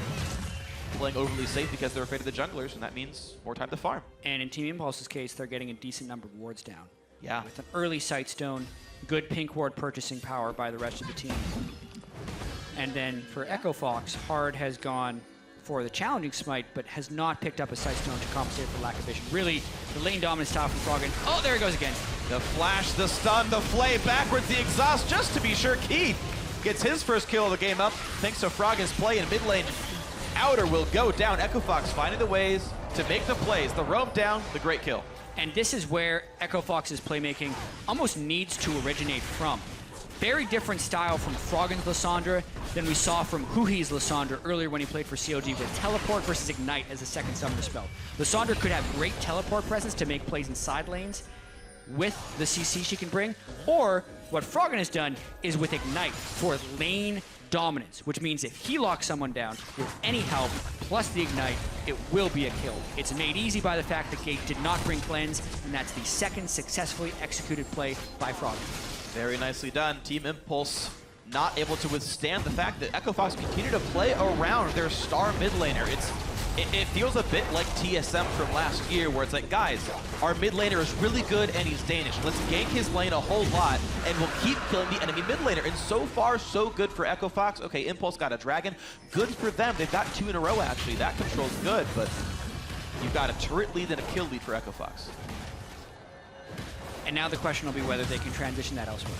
Currently, they do not have the vision in which to push their advantage past the laning phase, especially against a Poppy, Trundle, who have great closing power in a gank situation. They're going to fix that. Sightstone picked up for Hard, now they get wards. And here they go. Yeah, so detours for the Hunter's Potion, detours for finishing the entire Runic Echoes. I keep wanting to say Runeglaive, it's Runic Echoes. And then, yes, the Sightstone finally comes through, so Echo Fox, actually with that vision deficit, was still able to make more plays, still able to get more done, and now they can equalize that vision game, and we can see just how well Echo Fox can scale up now in the future. Quick pause. I do not yet know what it's about at this time. Looks like Bebe has a small problem. We'll get... Yeah. Bebe disconnected. Ken paused the game for him, so it's a Team Impulse pause. And we'll hopefully get that sorted out before too terribly long. But so far, 2,000 gold ups, about 16 minutes in. Echo Fox have been the better aggressors. 2,000 gold up. That includes 1 turret, but they're also down 2 dragons. So it's not as clear-cut as we would think. And also the kills have been heavily concentrated onto Gate. This will probably be the way the game progresses towards team fights, looking at the rest of Team Impulse and the fact that Gate doesn't have cleanse. Like if Froggen is thinking of targets he can kill with Lissandra, probably not Trundle. Poppy's going to be building full tank. Kindred, unless you burst 100% in CC, will ultimate herself and hopefully negate some of the burst, and you're just not bursting Alistair. So that is really where Froggen has to focus based on the early pick Lissandra and the fact that they've put him in afterwards. Now from there, if Echo Fox successfully bursts the Victor, they can then work down the tanks with the sustained damage from Lulu and Lucian. That's how their team composition is going to want to work throughout the game. And we talked already about the fact that Kindred is not the same kind of sustained damage dealer as pretty much any other marksman. Even like a Trinity Force Ezreal, blue build Ezreal would do probably more damage in a team fight than a Kindred would, who's not getting a lot of marks. And again, MASH being just traditional bottom lane Kindred, I believe actually still has 0 marks of the Kindred, so no counter jungling, no kills, of course. And that's the primary scaler of the champion. So Ruin Kick done, farm is there. The ceiling, though, pretty low. Like, Kindred lives in a tiny house. Yeah, really, Team Impulse's sustained damage plan is entirely reliant on the person who is easiest to burst, which makes a very dangerous proposition, and it's something that Gate's going to have to heavily outplay. Or Echo Fox is, or Team Impulse is just going to have to team fight with very defined battle lines and have good wards on their flanks so that Gate can't be accessed by something like Lissandra. Easier said than done, but if they do that, it can still work. It's just a matter of if the sustained damage gets taken out at the beginning of the fight, they're going to have some issues. Yeah, they definitely may, so we'll see if that can happen. Right now, the teams are saying, you ready? Yes, we're ready, and looks like we're going to be getting ourselves unpaused and back into this game. Game 5 of the day, the first match of the season, of the year for both Echo Fox and Team Impulse. Echo Fox with a small lead for themselves. Impulse have found some ways to answer back, and they have kept the Dragon control. 2-0 on that so far, so we'll have to see how these teams can further their respective advantages. Yeah, obviously 5 dragons could be a threat. 2 dragons early from Team Impulse are on pretty good timers. Still seeing dragon taken frequently, even seeing dragon reached for aspect of the dragon in our very first match of the day when COG took down TSM. And now we wait for Elise to try and set up deep vision. That is the next thing in the game plan. All right, well, we'll see what Hard is up to right now. Right now, 0 deep wards actually for both sides. They've all timed out or been swept. Maybe a combination of the both. Kindred Marky is over at the top lane Scuttle Crab, but Kindred's not on that side of the map, so that won't be a mark picked up. Froggen able to remove some wards with the beginning of aggressive pink wards, and the entire team coming up to top lane. Run back pings issued. Fang has to run. This pillar needs to be good. He needs to stop big. And he's going to flash the hook. But will this stop the push entirely? MASH is in the bottom lane, really far away from being able to threaten a turret, and Lulu could probably wave clear mid, but Fox decides not to push further in. I'm actually pretty surprised they didn't use that lapse of pressure to collapse down through the jungle and actually get some wards there, which is what they should have done, in my opinion, but instead they loop around the safe way with the majority of their team, knowing MASH was bottom lane, when they didn't have to be safe since they would have had the numbers advantage over Team Impulse. So I think a strategic miss there. Then they left wards in the river, which they don't need because they need to be pressuring their advantage harder. All right, unfortunate then that Team Impulse couldn't find a little bit more right there. Mid lane, they didn't push through the Lulu either, so not a lot gained for the mistaken push, but Echo Fox right back to the top lane, right where they left off. Fang forced to play defensively under the turret, now without flash. Hard to kill as a Trundle with some decent items, but still something to be afraid of. Froggen, Hard, the only guys still left around. Big across the wall, goes to the hook, lands it onto Bebe. They land quite a bit of burst. They don't chase any farther, though. Pretty funny how Echo Fox actually just did a big circle and eventually got the wards they needed within the jungle of Team Impulse, but maybe not enough. They don't pull off a successful play up against Fang. Land a hook, but he's already too tanky. All right, 2,000 gold. Yeah, probably means Echo Fox should just fight for the next dragon. And they should be safe. And it's even safer because they have the vision up around the Baron, which lowers the chance that Team Impulse would be able to sneak it. And I don't think Team Impulse would want to fight Echo Fox in the dragon. Yeah, that would be pretty rough. I feel like there's a lot of access to the champions if you do that. Oh, MASH will take Scuttler. And finally gets a stack. That was the correct mark for MASH. That's tough. now their attacks deal 1.25% of the enemy's current health as bonus physical damage. So those stacks are actually really quite important. Quite a lot of damage. If you can and get a course, lot of them. Yeah, plus the Rune King means it's 7.25, which is back to basically old Rune King values. It's definitely scary. Going for the double daggers next could be Hurricane, could be really anything. We'll see what Mashes is going for in this build. Impulse forced to run away in this bottom lane. Of course, there's no outer turret to kill, so they can give up some ground without too much worry. Dragon is up in 145, though. Lucian, Keith is going to hold mid, as will Gate the Victor. So just a one-on-one over there. Fang getting some pushes in the top lane. So far unanswered, but now KFO heading up to equalize that lane. Both do have teleports available.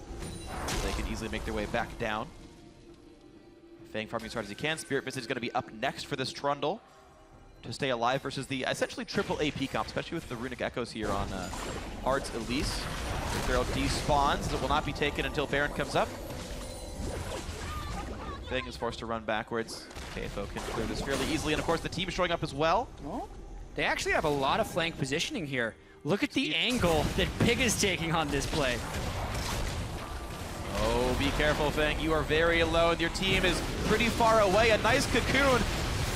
And the culling does so much damage. Hard gets the kill, baby. Oh, whiff the ulti. And does this team really want to fight 3 versus potentially 5? Kindred on the wrong side of that for this one. Fox find another way in now. Echo Fox 3-1. And if we take a step back about a minute and a half, they knew that was a relatively safe play to take that really dangerous angle through the jungle to pick off Fang because they had been there and they'd placed wards. So now the wards are timed up, but they did make the play. That was really close. It would have been pretty hard. You would have to line up the knockback of the charge with the ending frames of Froggen's E, because if you can set up during the reactivation period, you can get him. But Froggen able to dodge back. Not too much danger there. That is a flash burn from Baby trying to make the play. Gate will get a blue buff in time for this fight. That's a big deal. There's a blue on the map that can't be claimed by Echo Fox, so a slight advantage to the mid laner of Impulse because of this. Froggen, though, sitting on 30% CDR and full mana, so I think the blue buff is minorly impactful at the moment. Question will be, how long does KFO stay in the top lane before teleporting down? Or does Team Impulse just get this third dragon? Top lane tier 2 taking plenty of damage right now. Lulu trying to get the next wave in, and in comes Froggen. He wants Gate. Gate's already gone. Fang is going to be next for sure. Does have flash, will jump the wall, so safe for now, but KFO did TP. Here comes Keith, there's the kill. Even the dragon was secured, it looks like. Elise managed to claim that one, and this is gonna be what looks like potentially a slaughter. Ken alone, Bebe already dead. Fox finally losing one person as the kill came through. But this looks very good now for Echo Fox. 6-2, dragon claimed as well. Froggen actually missing a pretty short-range Q right there, which could have secured the kill onto Ken, then missing the follow-up, which still could have landed. Even so, 3 deaths for Dragon number 3. Team Impulse definitely overcommitting for that play. And again, Froggen wrecking Gate with the CC. He's just getting right into Gate's danger zone and killing him before he can react. It's getting pretty harsh. And we can see this play by Froggen. It's like, yeah, you know what? Keith, come help me with this one. Yeah, like, that wasn't necessarily a cleanse problem for Gate. That was a positioning problem for Gate. He didn't want to get cut off going for the dragon, but that's a Lysandre dude. If Lysandre can flash on him at any point, get the kill, and then go from there. Team Impulse did have time to finish off the dragon pit, and then Echo Fox tries to collapse down. Good job by Ken, actually, to use Big not only for a kill, but as a vessel to escape. I actually feel like Big should have been running in the other direction towards his team so he couldn't get a headbutt to safety. Because he does, he dies, and his prey gets away. Very unfortunate, but still an overall good fight for Echo Fox all the same. Minor miscues or not. 6,000 nearly the gold lead here. And with the one dragon picked up, they've got the big bonus stats that they need from that first dragon pickup. They denied the move speed that Impulse would have gotten, and now 6% bonus attack damage and ability power is going to make the Echo Fox players feel pretty happy. Easy pickup there on that last little minion, as Big is getting what farm he can. Going for locket for the team, so supports are pretty much full-time buying these items. Junglers now much more allowed to just continue to buy selfish items. It's been a kind of an increasing trend.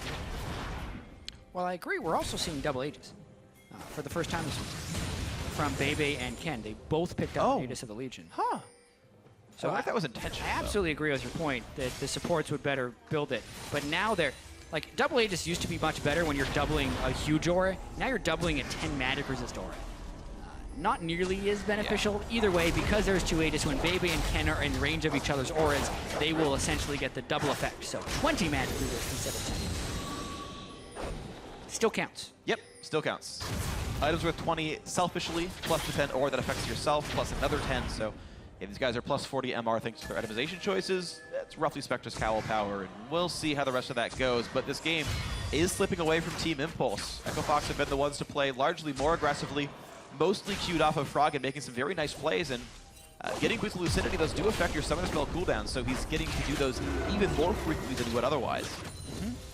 Just pushing in as best he can, and Frog is in a pretty good spot with this team. He's also a very big beneficiary. Yeah, although they're really out of position for Feng's pushing, there's no teleport on KFO to match. And unless they get immediate pressure on an inhibitor-based turret, that's an unfortunate trade. They send it back. Good flash by Gate. Goodbye, Gate. See you later. Next time you will die. Feng properly surmises that KFO would recall to defend this turret. He would have had some time with this tier 2, but the risk-averse play is just simply take the Krugs down, gets a quarter of a level, a couple hundred gold. Trying to push forward by playing split push, but KFO now on a 10 stack Rod of Ages, winning in farm. And Froggen learning from Fnatic.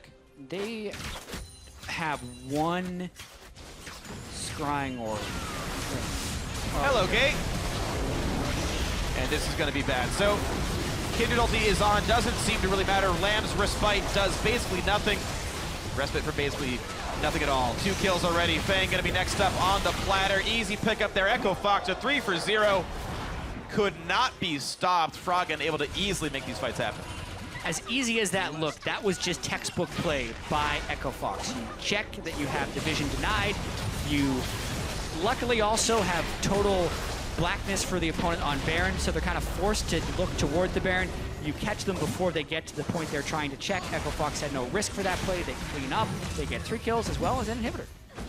Beautiful stuff. Echo Fox playing textbook League of Legends, playing some pretty good stuff. Very far ahead now. I also just realized, sorry for the correction, that Tip didn't even get the 3rd dragon. Yeah. When they had everyone die, so that play was even less worth. Really just a total disaster. How did they not get that? They had like 3 people hitting it for 10 seconds. Just walked up like Repel smited, basically. I think actually Repel was afterwards, but yeah, walked up and Q smited and just out-smited Bebe. That hurts. Yep. That hurts even more. Let's replay that last fight. Mash was blind, but they knew Gate already had no flash. Claw comes over the wall, runs away as fast as he can. Little Victor legs only go so fast. And yes, the Kindred ult was down, but it was down early. There was no backup from Team Impulse, so they didn't have time to return damage and take advantage of the extended life of the Kindred ultimate. Feng TP'd in and just got nothing done with it. When there's 2 already dead, you don't finish that TP. You just realize that it's already too late. That fight has been lost. Save the cooldown. Try to use it later. Unfortunately, just not enough to get done here. Now a gigantic lead, of course, for Echo Fox. 8,000 gold up now. Next Dragon's up. Doesn't need much for them. It's turret damage, but they've already got decent ways to push.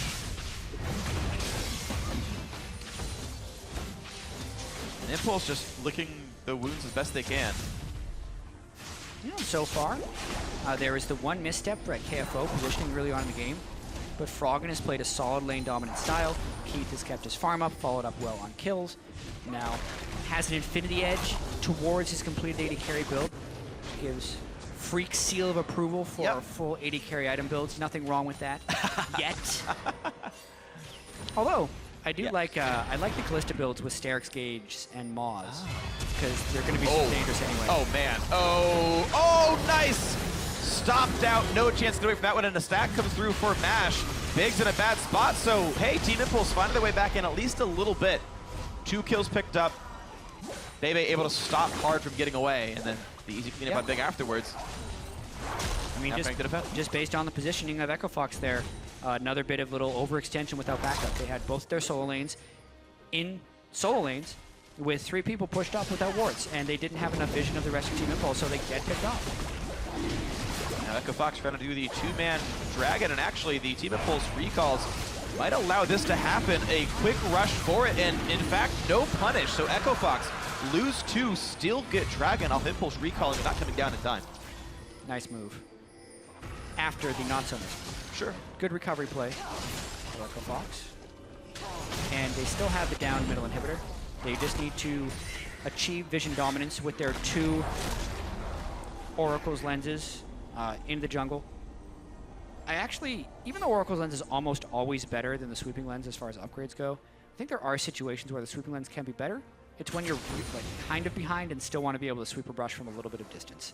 Here, because you have to just like run around, it's going to be good because they can probably clear the whole jungle with a couple sweeps, and it's good that they've upgraded them in this situation. Yeah, I think almost everyone just prefers this, like that version of sweeping lens in general. It's the fairly more common one at the very least.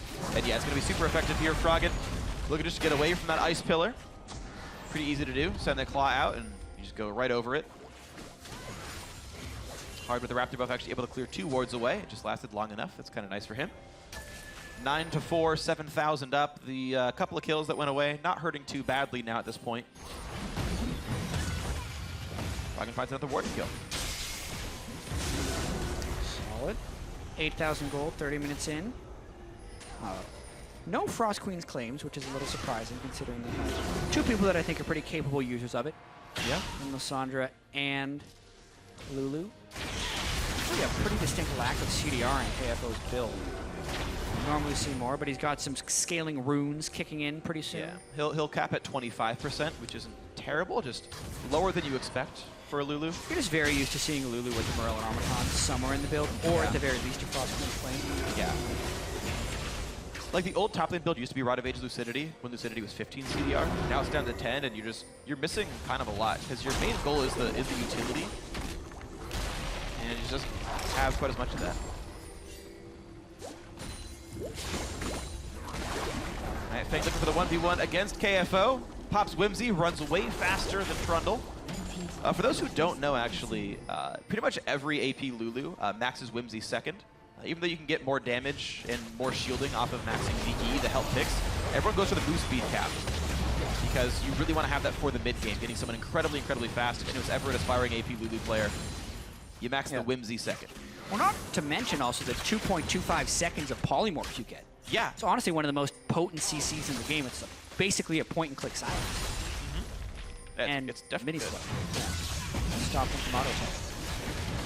And Echo Fox, though, continuing to control vision well enough. They're feeling safe starting Baron right now. Only 3 doing it, though. Lulu was in the bottom lane. The Team Impulse squad is coming up, though. It's still dark. Can they come in time? 2,000 health left. And it's going to be picked up. Nice smite, nice capitalization. Echo Fox grab the Baron. And, okay. Force of Flash and the ulti away from Ken. And that was kind of a setup from a previous play because the last time Tip didn't have vision of the Baron buff, they got killed running towards their Raptors.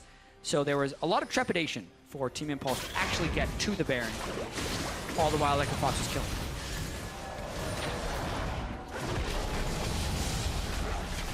Quick wave clear, not too much you're still able to do, of course. This is still a pretty hard team to push against.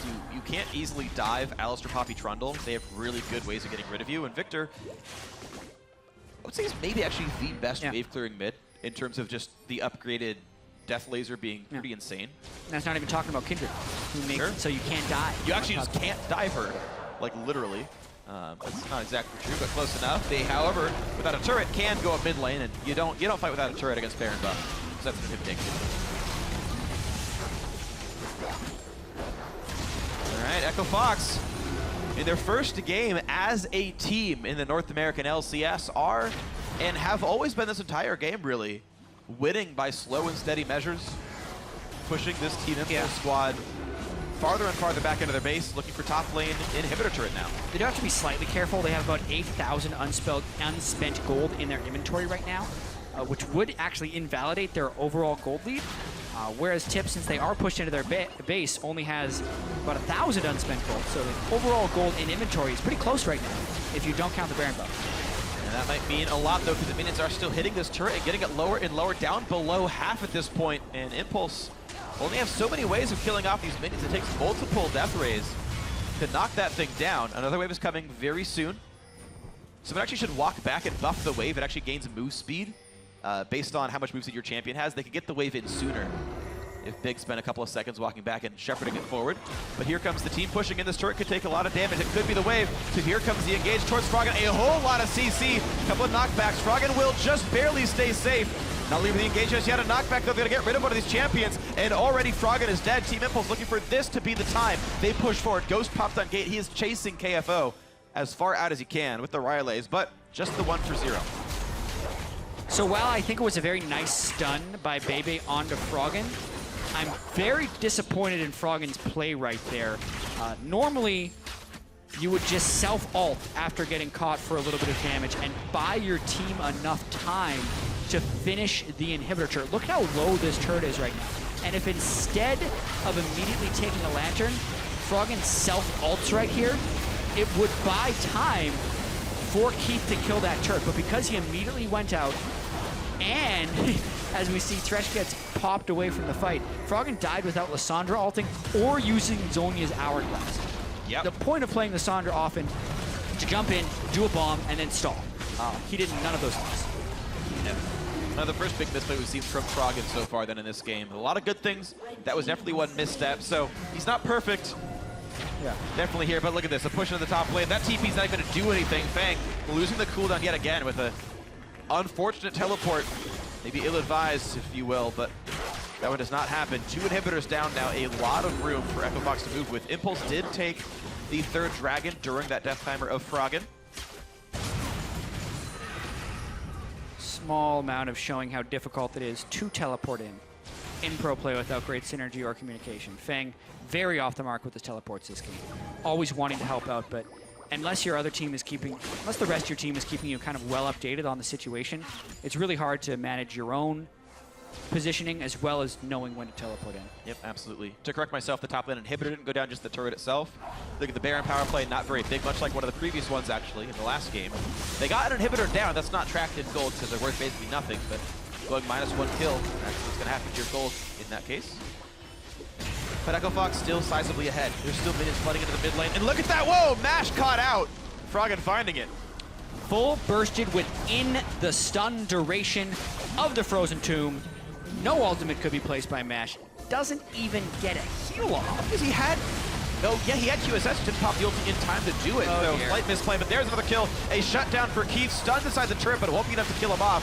And now you can see Froggen maybe a bit far forward. He's going to get picked up for that one. These are still some pretty big tanks. Fang going to have to flash away. A lot of damage coming out from Keith on this Lucian, looking to maybe close the game out. A big stun from Ken. Pop shielded to stay alive, but these turrets are taking a lot of damage. The 2 big carries are already dead. What else can they do? Yeah, that's the thing. Echo Fox doesn't actually have to kill the tanks. They just have to kill the base. No one can kill them back unless they get too aggressive. Here we go. This looks like Echo Fox going to take the win. And this is now Echo Fox just getting all of them to die. There's the ace, a double kill, 7-0 and 5 for Keith. Deathless in his first game on his new team, and Echo Fox end the day 1-0. So after 1 day of LCS, Echo Fox moves themselves into the top 5 of the standings. With the nature of the game. 5-5-0 teams, 5-0-5 teams. Froggen, nice lane dominance. Very few people take Ignite on Lissandra, but Froggen goes in and makes it work. I'd say kind of as expected for Echo Fox here. Froggen does pretty well in lane. Keith, 7-0-5. KFO looked like he had a few communication missteps, and we were not expecting too much from Team Impulse as well, with the substitutes still in there and the late roster acquisition, so an expected match. Yeah, an expected match, absolutely. Echo Fox will move on to play Cloud9, who are a 0-1 team. We're pretty sizably taken down by Immortal, so that will be, I think, the first major test then for Echo Fox. Froggen looked good. He made some good plays. The team looked coordinated. They were there to make the plays off of Lissandra. That was definitely a plus. You could see the coordination had been worked on already for Echo Fox. There's some stuff that's already in the works, and now they play, you know, one of the scary NA teams. We'll see how that goes. Team Impulse, as you mentioned, with this being an expected victory, it's a squad full of subs. It's a squad that came together very late. Subs notwithstanding. It's even later this time around. Yep. And, you know, is this another TDK where they're waiting to get the lineup together? When it does, it looks okay, but it might be too late. Like, it's... I hope not. I hope not, too. Yeah, that was an unfortunate story for them. Also, you know, Gate still very vocal after the game. You could tell the way that game ended was very non-ideal. They were stalling out pretty well for a lot of that. They were able to pick up some dragons, and some overall shot calling things ended up costing them. From an individual perspective, you know, aside from Gate not having cleanse to deal with the Sandra, the team was holding pretty well, aside from some overall, you know, communication fails there later on in the game. So Gate can't keep that guy down. No, I'm glad. He's dauntless.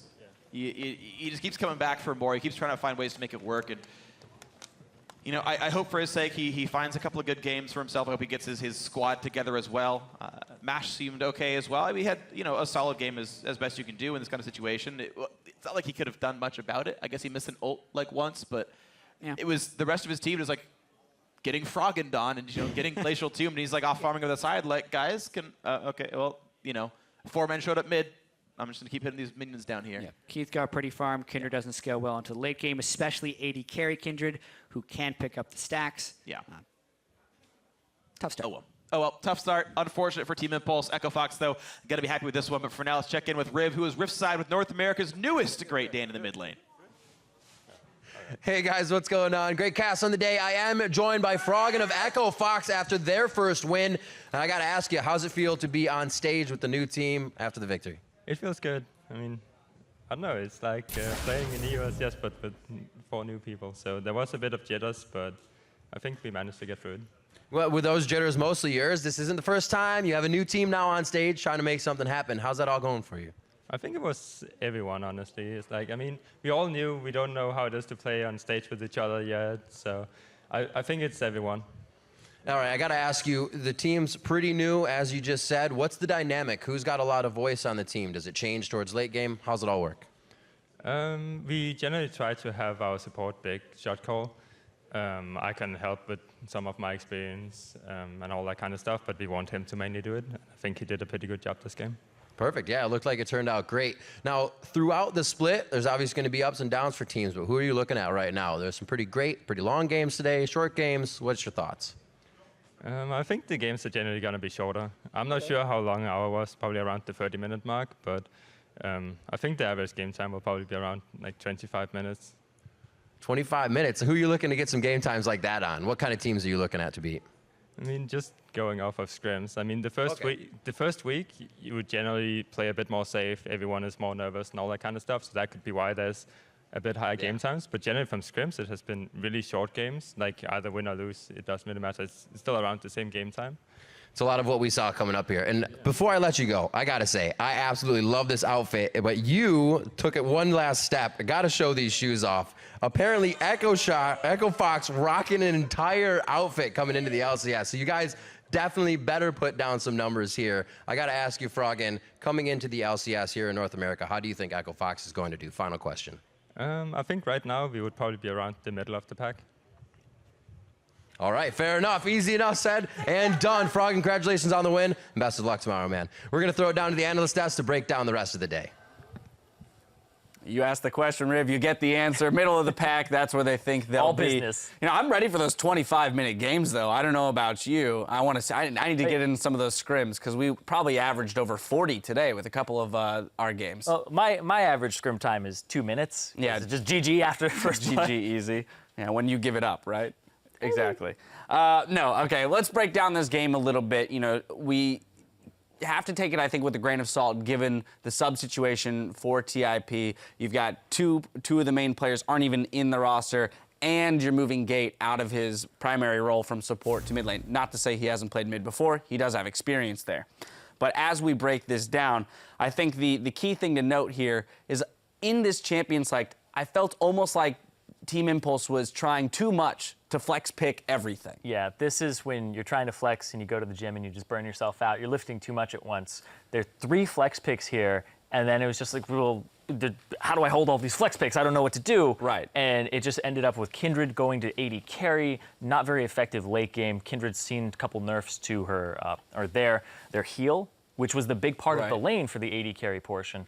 And so he ended up with like something like 7,000 damage at the end of the game. Not a whole lot at all. Right. And pretty easy to catch. So I did also think that the, aside from the flex picks, it was also, like Jat touched on it a bunch, the fact that there was no cleanse on Gate Gate was just getting picked on all game because of that. Well, talk about getting picked on. The person who was doing that was Froggen. And when we do look at Echo Fox, we've got to look at him as that leader. We heard in the soundbite earlier today, he felt he could learn a lot from Rick Fox in being that veteran player and being the captain. And it really showed here in this game that he was the initiator. He took it upon himself to kind of get his team through this first game of the LCS season. And Froggen, he's constantly initiating in these games or juking people out, and you can see right here, Big is a big part of these plays as well, and Froggen just said that he's usually the shot caller, but Froggen's the initiator.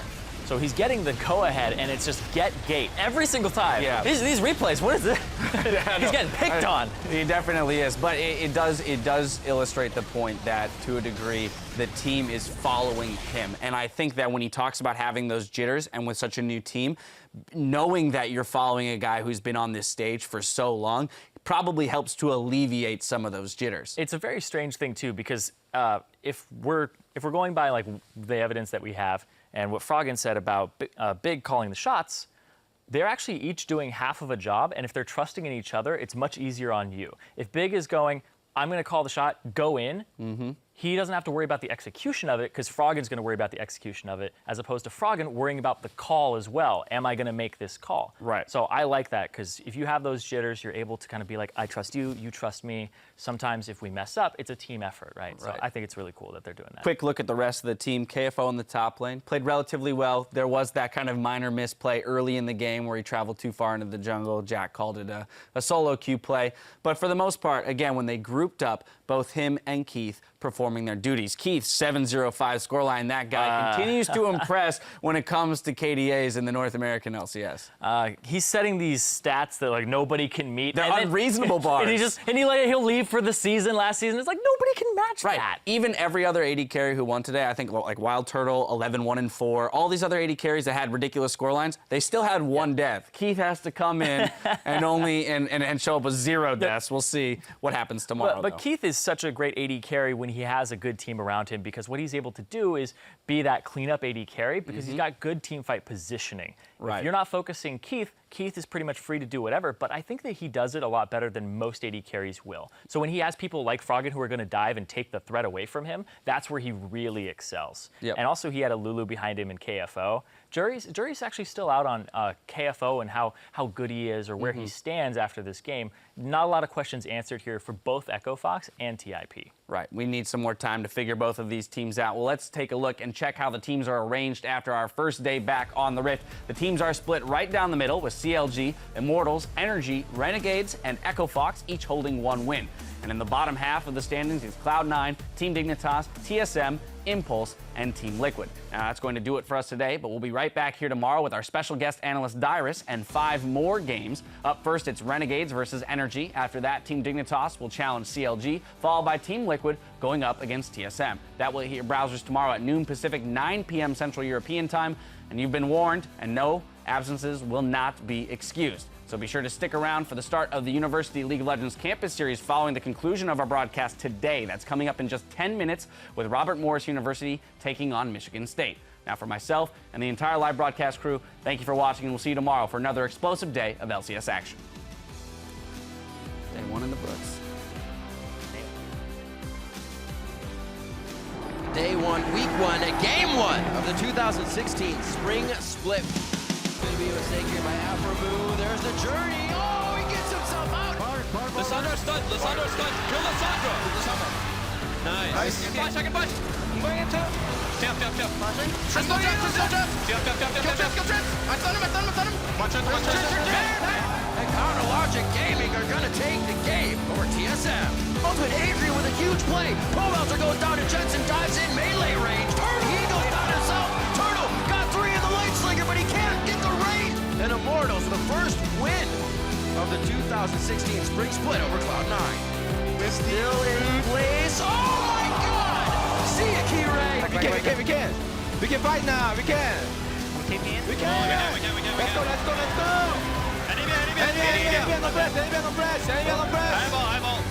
Energy take down Dignitas. Okay, hey guys. Is everyone I got good? some more sagely advice. It's a team game. Peter, can you please not try and tell me before the game? It's no time for memes. Huni, are you nervous? Big Ben's all set. Nothing to be nervous about. Are you nervous? Yeah, actually, I'm nervous. Really? Oh, are you scared? Oh, scared. Nope. JK. We can keep on slow chasing. Yep. Nice. Let's go. Nice. Go, closer. Nice. They found Piglet. A Shockman catches him, and he's gone. Renegades takes down Piglet.